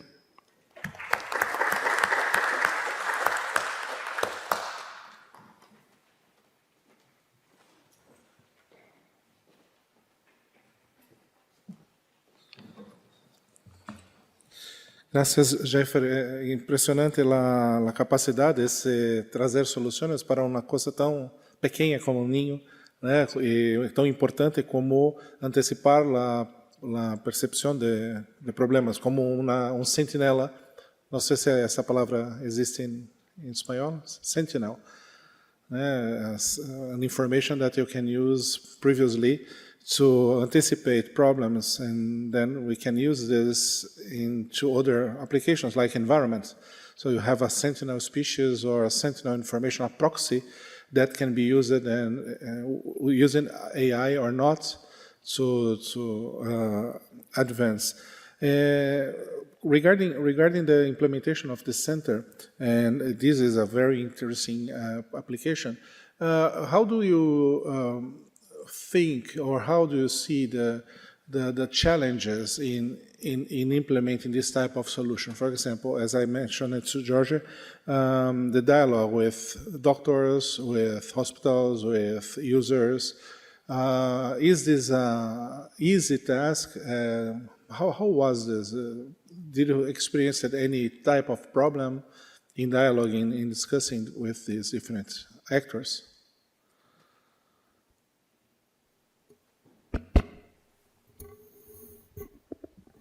Bueno, en el centro hemos desarrollado una forma de trabajar tal que es bastante abierto en cuanto al proceso de aportar hacia determinadas soluciones.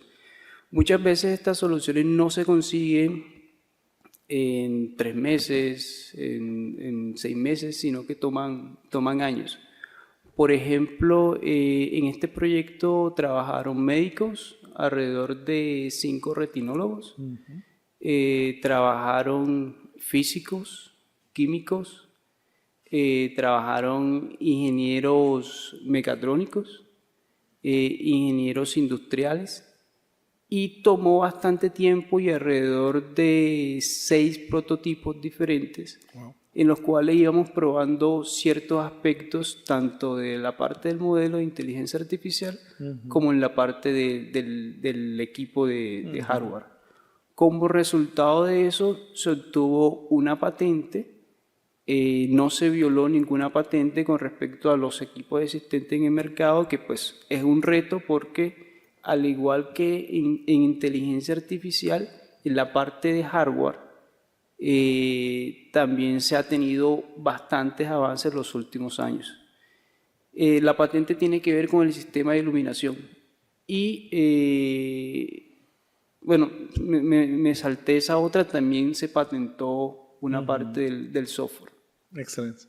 So it's not a fast solution, but a solution that takes its time, and it's based on the dialogue and integration and the capacity to articulate with others. I think this is something similar in the 2 speeches, how to dialogue with different stakeholders for different purposes. I think this perhaps is a very important skill that we need to develop in the centers.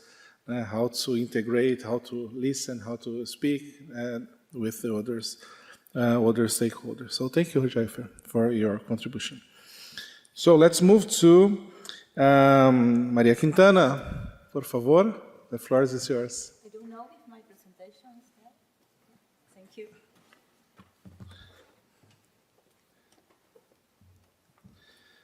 ¿Cuál que es tuya?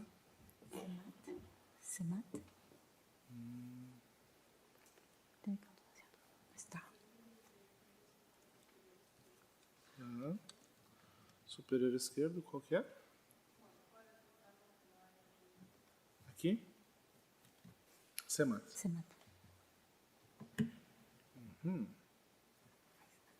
Gracias. Okay, buenas tardes con todos.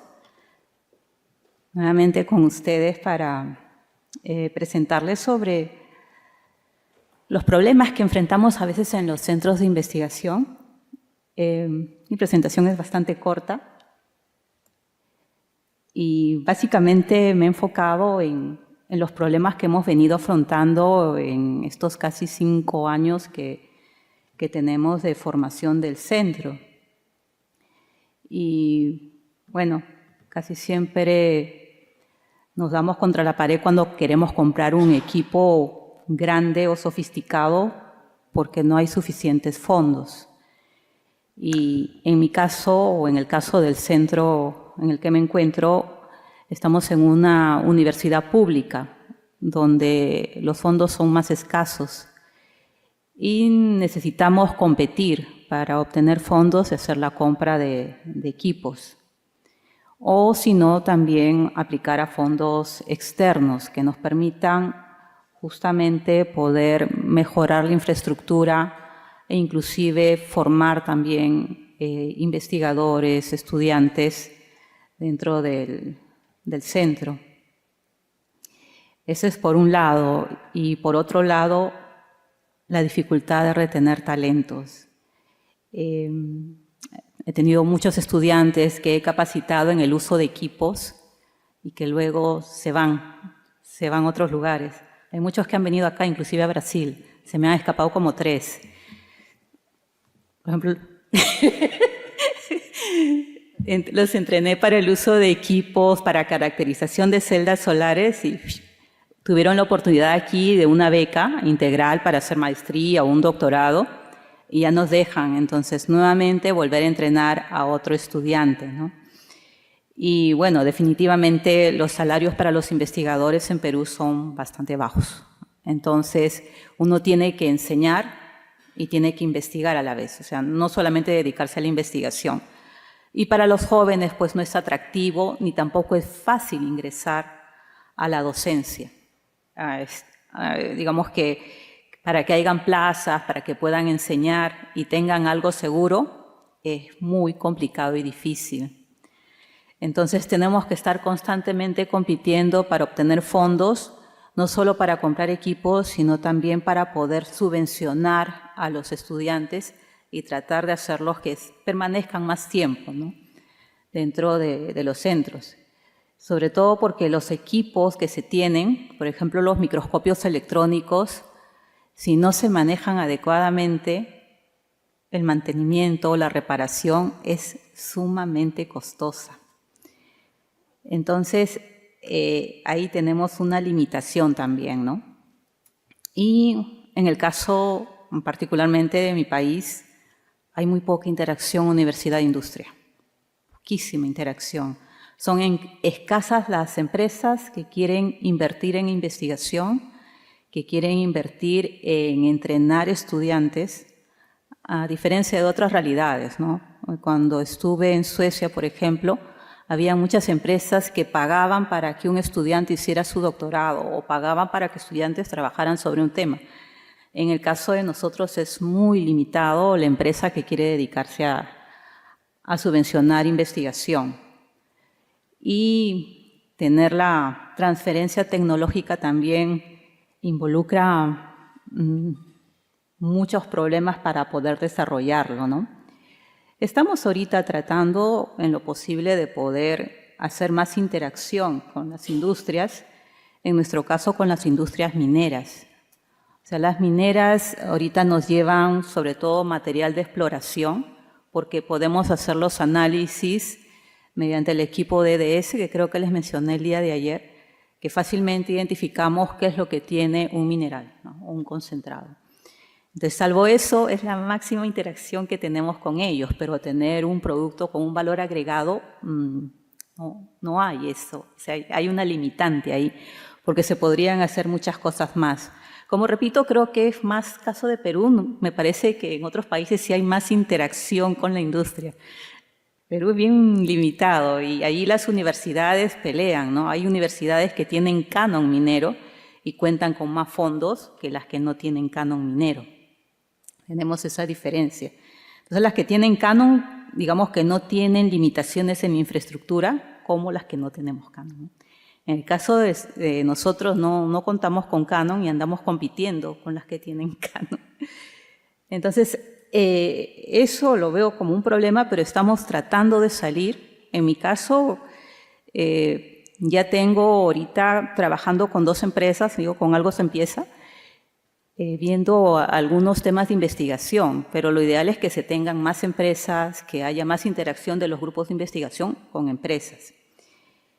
Y bueno, también la infraestructura con respecto a los equipos. Hay muchos equipos que ya se vuelven obsoletos. En nuestro caso, hasta el momento estamos comprando equipos de última generación. Estamos inclusive en este momento por comprar un equipo de resonancia magnética. Estamos en eso, estamos en la compra. Pero sí necesitamos de todas maneras contar con materiales, recursos para poder hacerlo. Y como repito, recurso humano. Es importantísimo el recurso humano, porque ya nos ha pasado que con un equipo bastante caro no operaron bien, no controlaron la corriente que ingresaba. Y, terrible, o sea, es muy delicado ese punto, sobre todo cuando se tienen equipos que son bastante caros, ¿no? Y tenemos también a veces acceso restringido, no sé si es con todos los países, no sé si es solo con Perú, que no podemos comprar ciertos reactivos. O sea, tenemos la limitante que hay ciertos reactivos que los denominan como que no se pueden vender a todos los países. Y aparte, por el problema de las drogas, tenemos reactivos que no podemos comprar para hacer investigación. O sea, los ácidos, sulfúrico, nítrico, clorhídrico, no podemos comprarlo libremente. Así que tenemos que estar solicitando permiso especial para investigar, para poder comprar esos reactivos. O sea, es otra limitante que tenemos, ¿no? Y tampoco tenemos a veces mucha coordinación entre nosotros mismos, los países latinoamericanos. Creo que este tipo de reuniones ayudan mucho para que comencemos a interactuar más, saber en qué estamos trabajando, en qué vamos haciendo cada uno de nosotros dentro de nuestro entorno, dentro de nuestros centros de trabajo, de investigación. Y otro problema súper grande es la parte burocrática. Particularmente en las entidades públicas en mi país, cualquier proceso demanda mucho tiempo por los documentos que piden, las firmas. Es de verdad muy complicado a veces inclusive el manejo de los fondos dentro de entidades públicas. El manejo de fondos que necesitamos 3 cotizaciones, necesitamos que el proveedor tenga ciertas características, o sea, es realmente un gran dolor de cabeza. No sé si se entiende la expresión, pero la verdad es que es muy problemático conseguir hacer todo un proceso en corto tiempo. Demanda mucho tiempo hacer la licitación para la compra, la respectiva compra de los materiales o los reactivos. Entonces es necesario inclusive una persona que se dedique solamente a ver esa parte administrativa para que los demás podamos hacer investigación. A mí me ha tocado a veces tratar de lidiar con esta parte de burocracia para la compra de ciertos equipos. Y algunas regulaciones pues que no están, como decía, el caso de las drogas, ¿no? Que nos tienen al cuello. En Perú al menos no nos dejan comprar libremente ciertos reactivos. En Suecia recuerdo que no nos permitían comprar alcohol. Era el único reactivo controlado que tenían, el alcohol. Y ya se imaginarán por qué.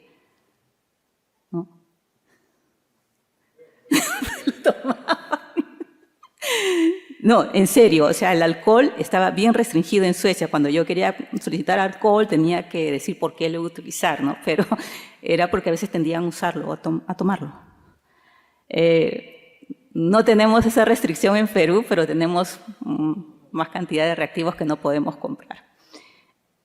Entonces ya estamos haciendo la solicitud para que nos dejen libremente comprar reactivos en mi país. Entonces, proponía como soluciones pues, que se incremente los montos, ¿no? Para investigación, tanto para entidades públicas como para entidades privadas. En entidades privadas sí, digamos, la burocracia no es tan fuerte y se puede trabajar un poco más rápido. Y bueno, tratar de promover pues, ¿no? ciertas regulaciones que ayuden justamente a la transferencia tecnológica, y tener más interacción entre la industria y la academia. y pues fortalecer los lazos entre los países, ¿no? Sería muy importante manejar redes. Y justo eso conversábamos con César a la hora del almuerzo. Yo soy gestora del área de desarrollo industrial del Programa Iberoamericano de Ciencia y Tecnología para el Desarrollo, CITED. Y nosotros justamente buscamos esa interacción entre países latinoamericanos. Yo estaría gustosa de ver que se pueda realizar alguna red de colaboración, ¿no? Aquí estamos diferentes países latinoamericanos, necesitamos 6 para formar una red. Y hay diferentes líneas, ¿no? Yo soy desarrollo industrial, pero hay el área de agroalimentación, el área de salud, desarrollo sostenible, ciencia y sociedad, lo que son informática y comunicaciones y energía. En cualquiera de esas áreas se puede presentar una red de trabajo con 6 países integrantes. Y acá creo que estamos de sobra, 6 países. Y bueno, es un poquito de propaganda para el CITED, sorry. Y bueno, si se puede modernizar un poco las regulaciones y la burocracia que tenemos, al menos en mi país, y ver qué podemos hacer, ¿no? Entre nosotros. Eso sería todo. Muchas gracias.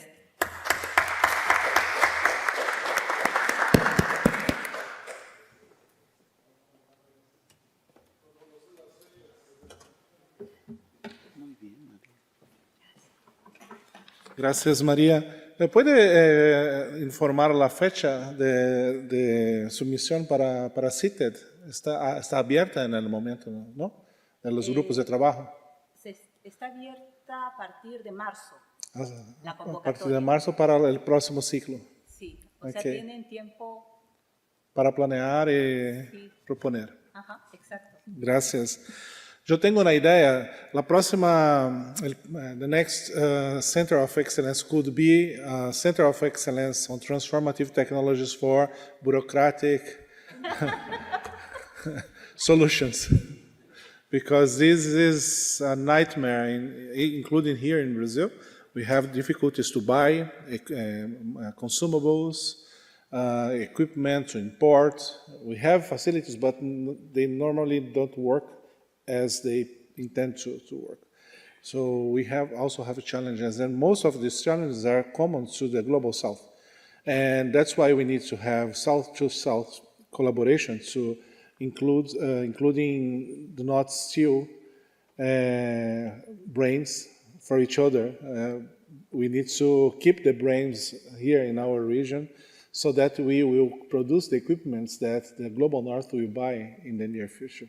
That's the point, no? To change the mindset and create the technology here in our region, in the Global South, and attenuate this type of geopolitical or global divergence that we have. So thank you, Maria, for your description of the difficulties, because this is really important to understand this so that we can overcome. Thank you very much. Next, we will have Alejandro Mandujano. So the floor is yours. From here or from? Please. Do you have a presentation? Which one? Indicast.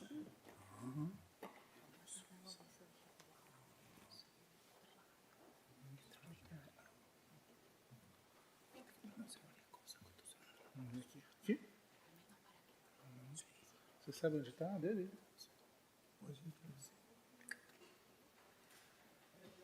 De ayer ou de ayer é a mesma ayer. De ontem. Desktop. Área de trabalho. Centro de idioma 1. Ahora que tengo permiso de hablar en cualquier idioma, sí, va a ser japonés. Okay. Domo arigato gozaimashita. No, es cierto. ¿Cuál es?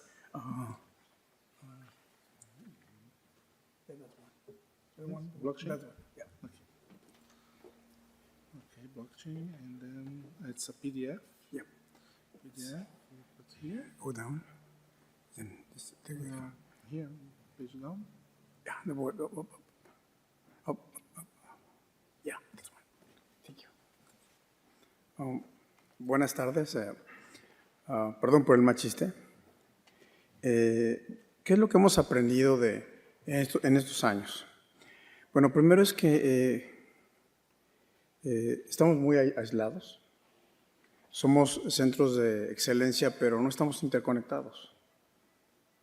¿Sí? Y muchas cosas que estoy escuchando son grandes soluciones, pero como que les falta algo más.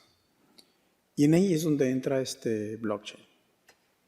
Por ejemplo, tú hablas de los cánceres de la inteligencia artificial.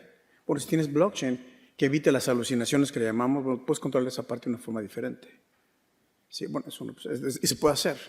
Si tenemos que trabajar juntos y ver cómo se puede hacer, ¿no? Porque no es algo así, te pongo algo y listo. Es algo que tenemos que trabajar, pues se puede hacer. En cuanto al agua, es el mismo caso. Podemos hacer muchas cosas, podemos ir atrás, en lugar de que el Estado tenga que cumplir todo eso y tenga que pagar por eso. Bueno, ¿por qué no hacemos que tokenizamos el agua y que desde el principio tengamos las empresas y las manejamos qué tanto ahorran de agua? Y empezamos a tasar qué tanto ahorran y qué tanto me cuesta. Y vamos creando fondos. Si tokenizamos el agua, podemos crear un círculo realmente, una economía circular adicional a la que existe. Porque no hay dinero ahorita para invertir en infraestructura. No puedo hacer, por ejemplo, drenajes especiales. Y además no puedo muchas veces recuperar el agua. Porque una vez que se mezcla la parte en los ríos de aguas negras, de descargas, la parte de casas, empresas e industrias, no podemos hacer nada con el agua. No hay forma de separarlo. Y esto lo vimos el año pasado con UNESCO. Dijimos, es que son 44 tipos al menos diferentes de agua, independientemente de las tantas que hay en el mar. ¿Cómo le hacemos para hacer eso? Tenemos que ir a cada empresa y controlar que desde ahí empiecen a hacer las cosas. Eso es algo que vamos a platicar también. La propuesta está presentada al gobierno de México y al gobierno de Hidalgo, pero no hemos tenido resultados. Lo importante es que esto está pasando de que, oye, ya te ibas un año y no te dice nada. Ya nos contactó gente de Estados Unidos, de un municipio de Florida, nos contactó El Salvador, una ciudad en Argentina, y una ciudad en África. O sea, la solución se puede hacer. Si tú ya avanzaste en algo, vamos a trabajar juntos. Vemos en qué parte podemos entrar. Porque si de repente nos pasa como a todos que no tenemos recursos para nada. Y también pasa lo mismo en México. Y la burocracia es la misma. Dependemos de la voluntad política, que muchas veces no las tenemos, porque no les interesa. O bien, y más sobre todo hablando de blockchain, y más porque realmente el gobierno no tiene recursos. ¿Nos tenemos que quedar parados para eso? No. ¿Qué estamos haciendo? El data center que tenemos en México, de Centro de Excelencia de Blockchain. Necesitamos equipos, necesitamos aire acondicionado de 10 toneladas, rehacer mucha parte de la ingeniería, la parte de tener celdas solares para generar energía limpia y que nos baje el costo de utilizar, por ejemplo, servidores de Bitcoin. Tenemos que hacerlo. Pero no podemos poner un proyecto y esperar que nos vayan a dar tantos millones de dólares. Tenemos que tomarlo en nuestras manos. ¿Qué estamos haciendo? O sea, yo ahorita estaba por cerrar acuerdos con 4 diferentes protocolos, son sistemas operativos de blockchain, para que nos pongan en el data center laboratorios y empezar a capacitar a la gente, a los estudiantes, y ahorita les explico qué estamos haciendo con escuelas, a las empresas, a los profesionistas, para que entiendan qué es blockchain y no nada más tener ingenieros. Es bueno tener ingenieros que sepan de blockchain, porque son los que finalmente van a desarrollar algo, pero quien necesitamos que esté adentro son los contadores, los abogados, los ingenieros, gente de desarrollo que tiene la idea en la mente qué tipo de solución quiere. Y nosotros estamos para guiarlos. El punto es, bueno, ¿cómo saben que tienen que hacer una ley si no conocen blockchain? Tengamos leyes para, capacitación para abogados, magistrados y doctores en Derecho y estudiantes de Derecho Constitucionalista que tenemos en todos los países en blockchain. Y cuando tengan una nueva idea de, oye, ¿cómo resuelvo esto? Porque mi esquema tradicional no funciona, ya tengo acá atrás el conocimiento de blockchain. Oye, ¿si hacemos esto? Entonces tenemos que actuar con educación primero. Dependemos de la voluntad de los gobiernos, pero si no hay, por ejemplo en México el agua no sé, en Argentina, pero el agua es del gobierno. Tú la pagas, la usas, pero en cuanto sale de tu casa, ya no es tuya. Y no puedes hacer nada. Bueno, ¿qué pasa si nos adelantamos y reprocesamos el agua en las casas, o en los institutos, o en los comercios? ¿Cómo le hacemos por eso? ¿Y cómo recuperamos agua? Sí, entonces, hay muchas cosas que se pueden hacer, pero si no nos unimos, difícilmente vamos a poder salir solos por nuestra cuenta. O sea, como yo digo, en todos lados, ¿por qué querer inventar la rueda cuando ya sabemos que existe? Subámonos, entendamos cómo funciona la rueda de quien la creó, y sobre eso desarrollamos cosas con la rueda. ¿Para qué digo, es que mi rueda es cuadrada, no? Oye, pero es que es redonda. Inventar, como decimos, el hilo negro es muy, no vale la pena. Pero si ahora que nos conocemos y podemos saber nuestros alcances, bueno, vamos a ayudarnos. ¿Qué necesitas de nosotros? Y nosotros vemos cómo le hacemos. Y si nos hace falta dinero, pues hay fondos internacionales que no necesariamente tienen que pagarlo prestárselo al gobierno. Sabemos qué pasa cuando el dinero entra a gobiernos, ¿no? Si no va casado en algo, quién sabe. Sí, en lugar de preocuparnos por eso, vamos a hacer que nos den fondos para desarrollar proyectos claros. El del agua es excelente, la inteligencia artificial es excelente. Yo te diría, también vamos a hacer algo con medicina, ¿no? Porque muchos de los problemas que tenemos con el agua se están reflejando en cánceres de la tiroides, del estómago, del hígado.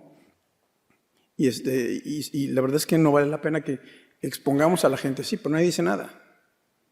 Ya sabemos que esto está pasando, ¿qué hacemos? Por ejemplo, hace 2 semanas estamos desarrollando un esquema de votaciones de punta a punta, que les platicaba. Y estábamos en una junta con alguien de salud y cuidado de la salud. Me dije, déjame ver qué están haciendo, ¿no? Nos dijo, oye, esto está muy complejo. Y se le ocurrió, ¿podemos hacer algo con esto? ¿Puedo analizar diferentes variables al mismo tiempo? Digo, sí, en votaciones tienes más de 200 variables que se tienen que analizar al mismo tiempo. No es que nada más llego y voto. Son todas las validaciones que se tienen que hacer.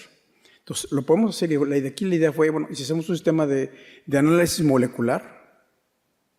¿Qué es esto? Bueno, imagínense que tengo el ADN con todos los componentes abiertos y quiero probar un nuevo medicamento. Si yo lo hago en el esquema tradicional de prueba y error, me voy a tardar muchísimo tiempo. Si utilizo la técnica de digital twins, que es gemelos digitales, lo mismo que tengo en la vida, lo replico digitalmente. Y aplico la tecnología para correr esas investigaciones.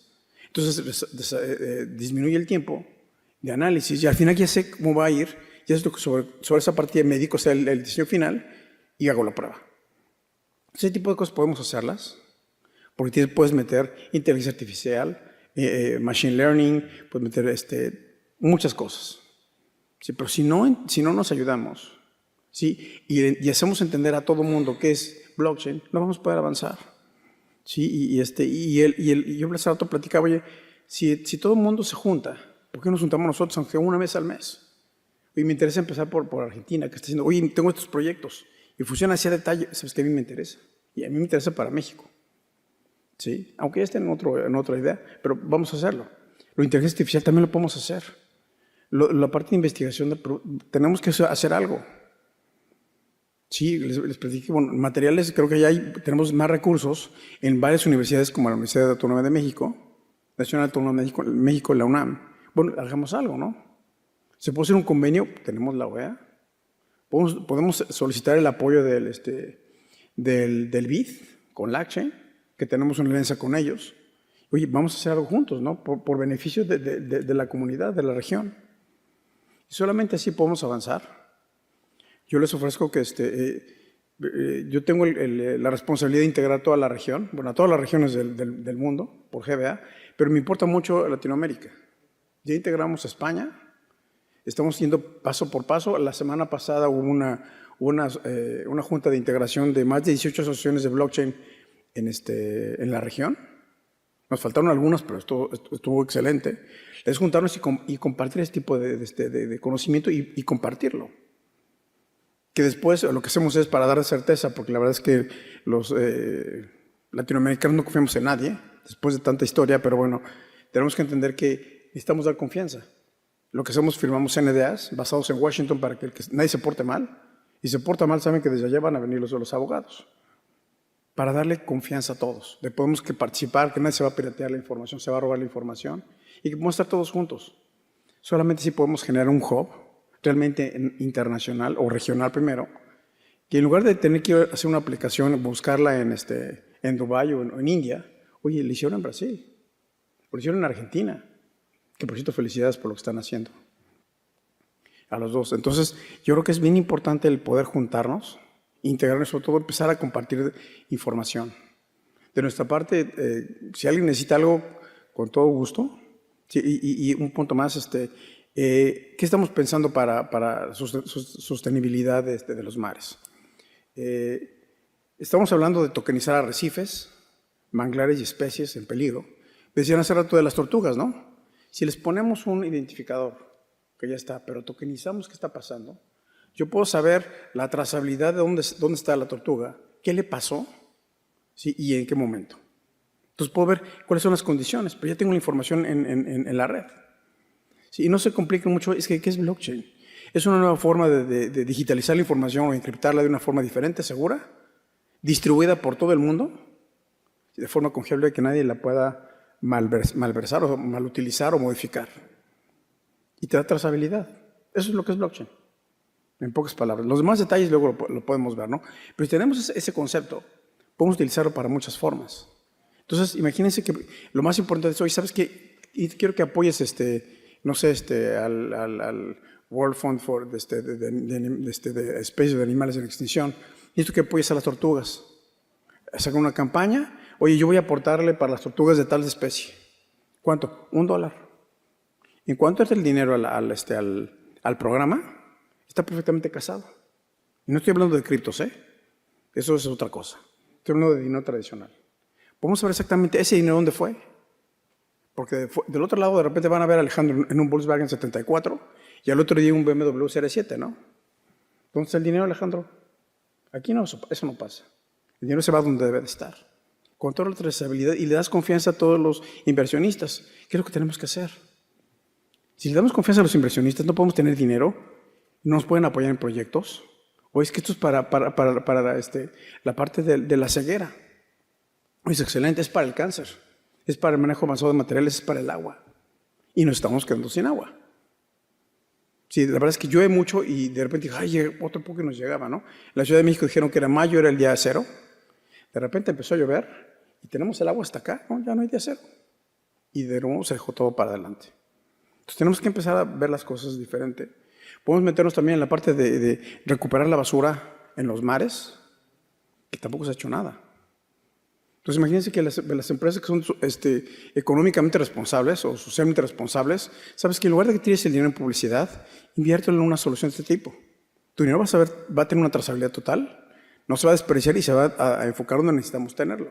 Entonces le das a los inversionistas una seguridad diferente y una explicación de qué estamos haciendo con su dinero, ¿no? Todo el mundo dice, vale, entro, yo sí aporto. ¿Sí? Y la otra es, bueno, podemos utilizar la energía audiomotriz, que es la de las olas, o la del, ¿cómo se llama la otra? Que es la de las mareas, que es diferente, para generar electricidad. Bueno, pues ¿qué hacemos? No? Es que la electricidad es del Estado. Bueno, a lo mejor lo que hacemos es un modelo vamos a permitir que las comunidades pequeñas que tienen recursos puedan tener 1, 2, 3 empresas donde puedan generar energía a través de las olas. Se tokeniza esa parte, ellos reciben ese dinero en pesos, en moneda fiat, y se sube la red. Y poco a poco la riqueza empieza a llegar donde debe de estar, en la parte de los usuarios finales. ¿De qué sirve que esté la riqueza en los grandes grupos? Y de PIN es eso.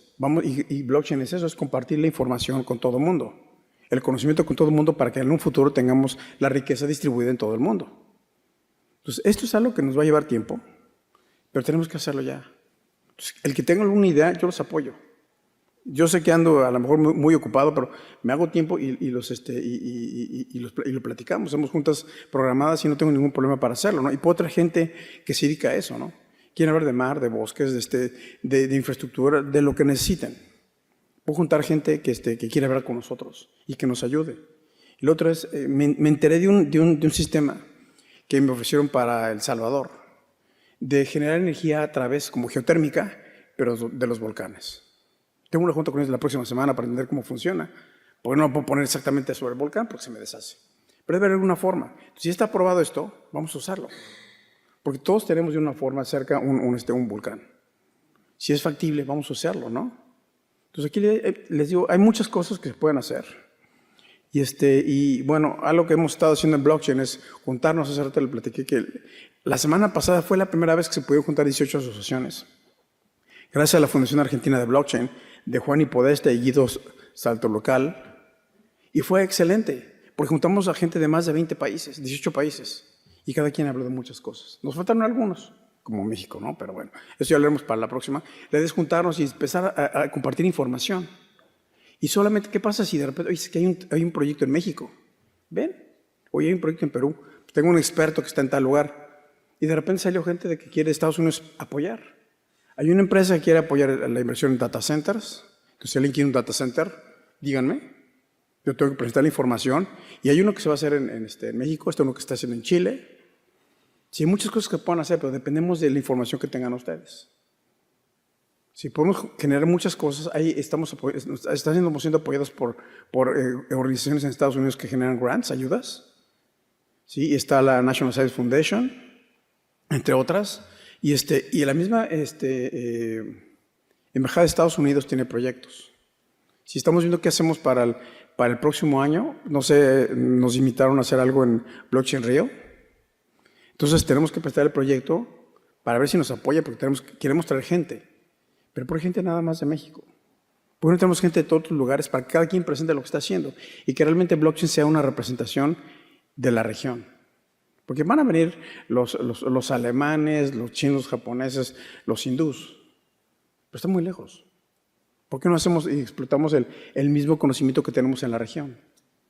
Y si ven, hay muchos proyectos que están desarrollándose al mismo tiempo ahorita en Brasil y en Argentina. En Perú y en muchos países, pero Brasil y Argentina son los que van a estar haciendo cosas importantes. Entonces, compartamos eso para que todos podamos crecer. Yo les ofrezco de nuevo mi apoyo. Y se me olvidó decirle, tenemos un proyecto que está desarrollando Stephanie Valdés, de México, para tokenizar el sargazo. Sí, entonces, lo que hacemos es recuperamos ese sargazo con fondos. Y con ese sargazo, en lugar de que se tire la basura, se procesa, puede ser abono, puede ser productos como tejidos y otras cosas, ¿no? Pero finalmente estamos haciendo algo con eso. Que el efecto, finalmente, para que pase ese efecto, tiene que cambiar el ecosistema marítimo que estamos haciendo en el planeta, pero tenemos ese producto que está contaminando a todo el mundo. Si lo retiramos de una forma segura y con un objetivo y con un uso específico, pues los inversionistas van a decir, yo entro, yo invierto en eso. Hagamos ese tipo de cosas.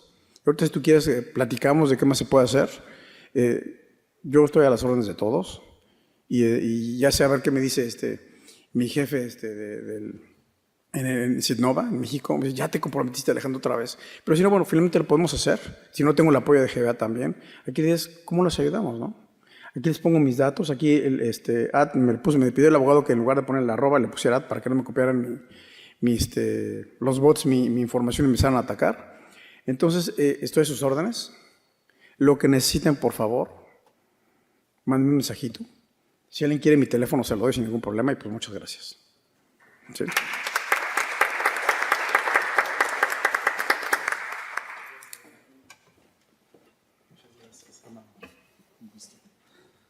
Gracias, Alejandro.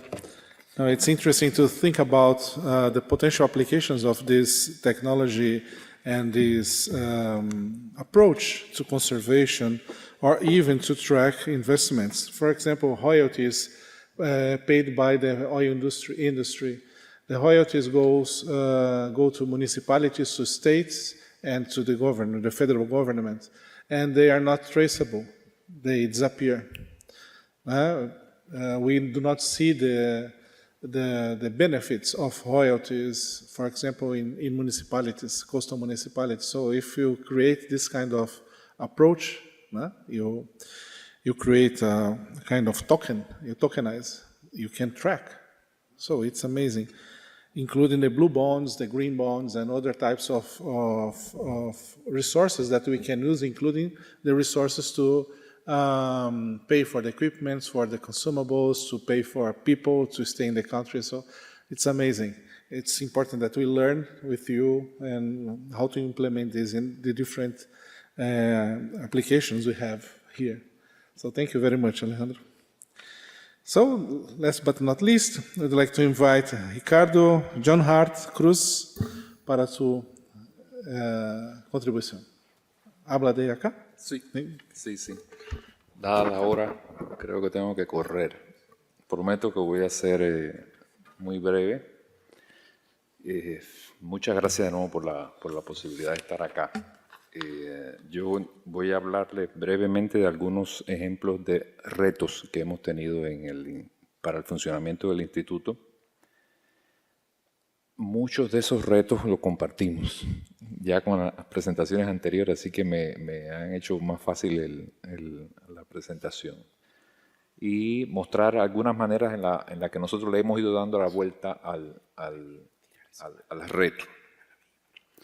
Y trataré de no caer en modo catarsis, porque siempre cuando hablamos de retos en Latinoamérica caemos en modo catarsis. Empezamos a quejarnos, Entonces, no, nada de modo catarsis. Hay que reconocer el entorno de Panamá en temas de ciencia y tecnología. Panamá es un país muy nuevo en el tema ciencia y tecnología. Si en ciencia es un bebé, lo que acaba de nacer prácticamente, tendrá 30 años el desarrollo institucional de ciencia en Panamá, no más que eso. Desde el punto de vista de tecnología, no ha nacido todavía.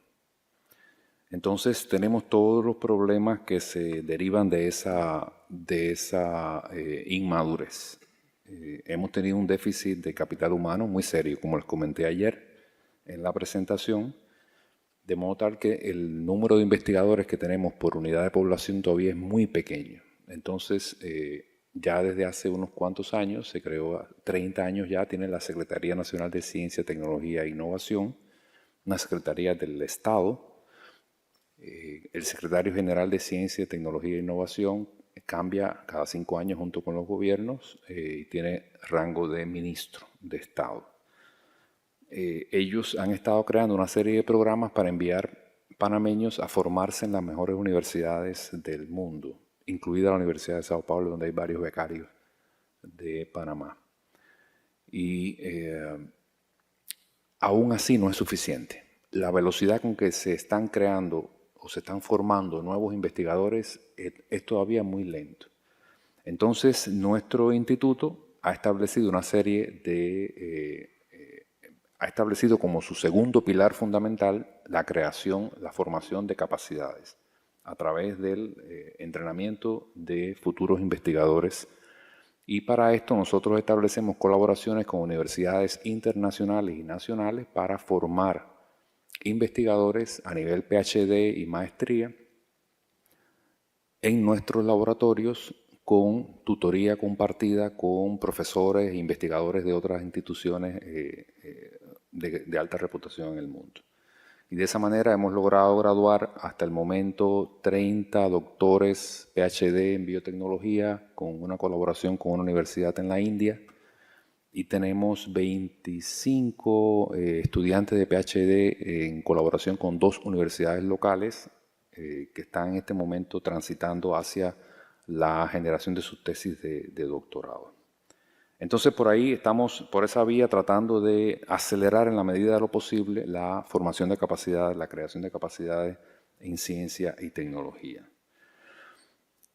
Tenemos también un tema que ya se conversó acá de ineficiencias para la ejecución de fondos públicos para investigación. Esto es un tema que es estructural en América Latina, de manera tal que todo el que tiene algo de dinero público se le considera culpable o corrupto mientras no se pruebe lo contrario. Entonces se ha ido elaborando un cuerpo de leyes que va blindando toda la ejecución, la vuelve extremadamente burocrática para que no se pueda ejecutar de manera ágil el dinero para investigación. Entonces, ahí ha venido una innovación muy interesante de la Secretaría Nacional de Ciencia y Tecnología hace ya desde el 2008, que se creó la figura pública, la figura de asociación de interés público. Son asociaciones sin fines de lucro, que es la figura legal que tiene nuestro instituto, que nos permite de una manera ágil y rápida manipular tanto presupuestos que son del Estado como presupuestos privados. Y nosotros podemos brindar servicios para contribuir a la sostenibilidad del instituto y cobrar por esos servicios. Esos fondos no van al bolsillo de nadie porque somos una organización sin fines de lucro. Esos fondos van a la sostenibilidad financiera del instituto. Por tanto, este tema de la figura de AIP nos resuelve en gran medida la compra de reactivos un poco más rápido. Nosotros, por ejemplo, siendo privados para el tema de ejecución de fondos, nosotros podemos comprar un reactivo en los Estados Unidos vía internet y pagarlo con una tarjeta de crédito. Nos llega en una semana, una cosa así, ¿no? Yo sé que eso es un sueño acá. Es un sueño además para las instituciones públicas en Panamá. Bueno, las instituciones públicas en Panamá que hacen investigación, no 2, 6 meses les demora. O sea, es peor aún. O sea, es terrible. La situación es terrible. Pero nosotros vamos dándole la vuelta con esta figura de AIP que ha resultado ser un éxito. Y realmente una muestra del éxito es que el actual ecosistema de ciencia, tecnología e innovación dirigido por la CNRS tiene 11 AIPs recientemente creadas. Un instituto nuevo que se está construyendo para la investigación en vacunas, un instituto de investigaciones para investigaciones en educación, un instituto de investigaciones relacionados con temas de ciencias sociales. O sea, hay una serie de institutos que son todos figuras AIP, que por ley tenemos que estar bajo una institución pública, pero tenemos una ejecución ágil y rápida, y es una ejecución que es controlada por Contraloría.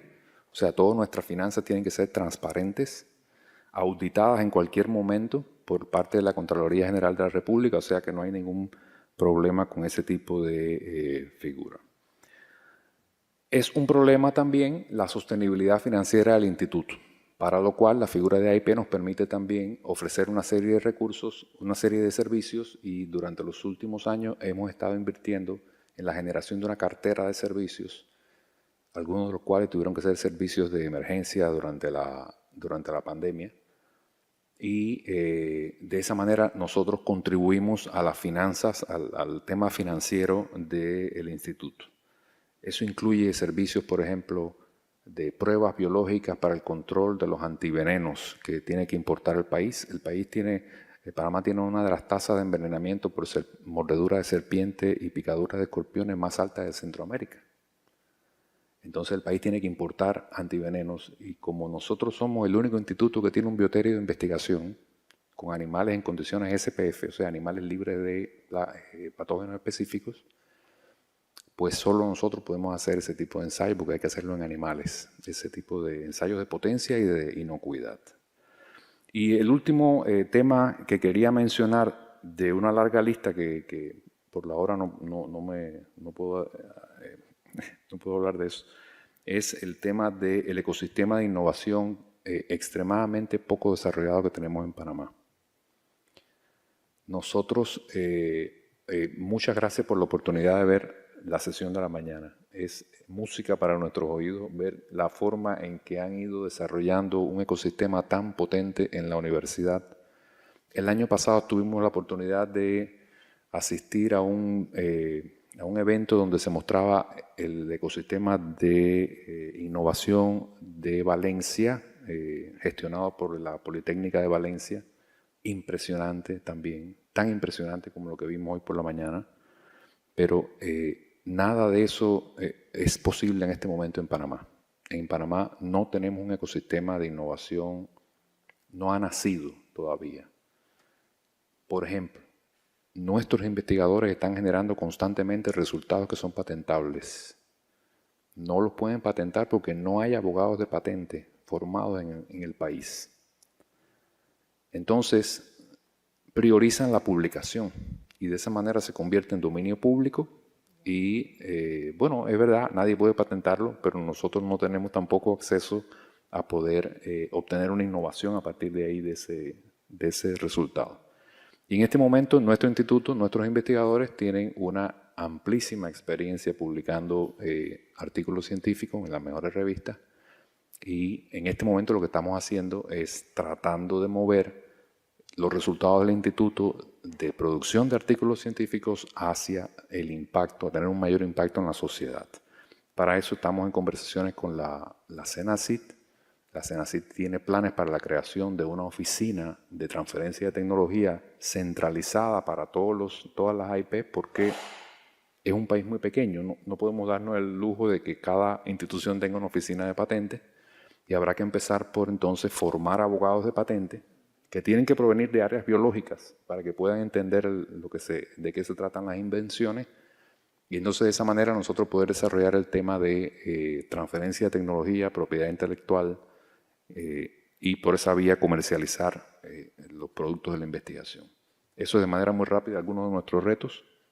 Muchas gracias.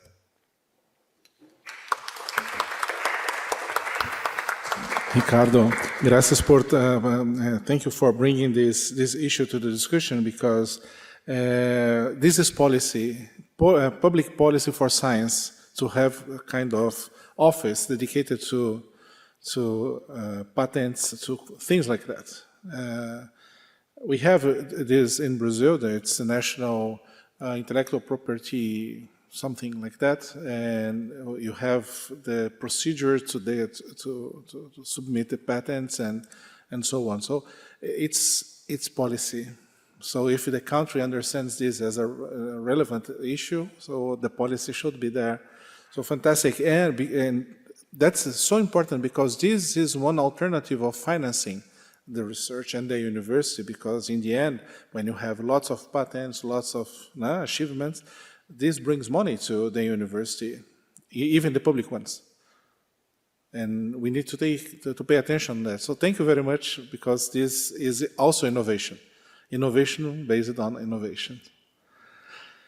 Well, so the idea of this panel is to share, to allow the centers of excellence to share their achievements and their challenges and how they are overcoming, or they are planning to overcome these challenges.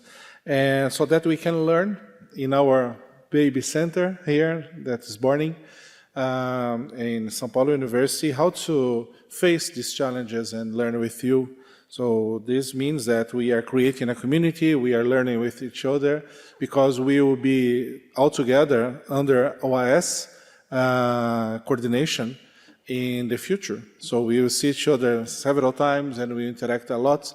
And perhaps we will produce things together. I expect that this would be one of the outcomes of this arrangement that OAS is coordinating. So I would like to acknowledge and to thank you very much for your contribution, for having you here, your time, your traveling to this country. It was a rainy day yesterday, today it's perhaps a rainy day too, but I hope it was warm in terms of interactions, in terms of our potential to advance together. So thank you very much. Tomorrow we will have a workshop in the Oceanographic Institute. It was planned to give a time and an opportunity to the researchers of the university to think about what are our plans for 1 year, 5 years, and 10 years, considering the overarching arrangement that you have around the center, and then we still work tomorrow, and hopefully we will come up with very concrete plans so that we can navigate towards the future of the ocean, as Sandra Lise said that she doesn't like, but the future of all. So thank you very much. Nice to have you here. Thank you for the university for giving us the opportunity to bring you here and make this happen. Thank you all. The chair team, represented here by Luciana and Monique, Sandra, which is not here anymore, but she helped a lot, and everybody that was part of that. In the name of Cesar, I would like to acknowledge OAS, Kim, Mark, and all the team. So thank you very much, and see you tomorrow for those who will take part of the workshop. Thank you.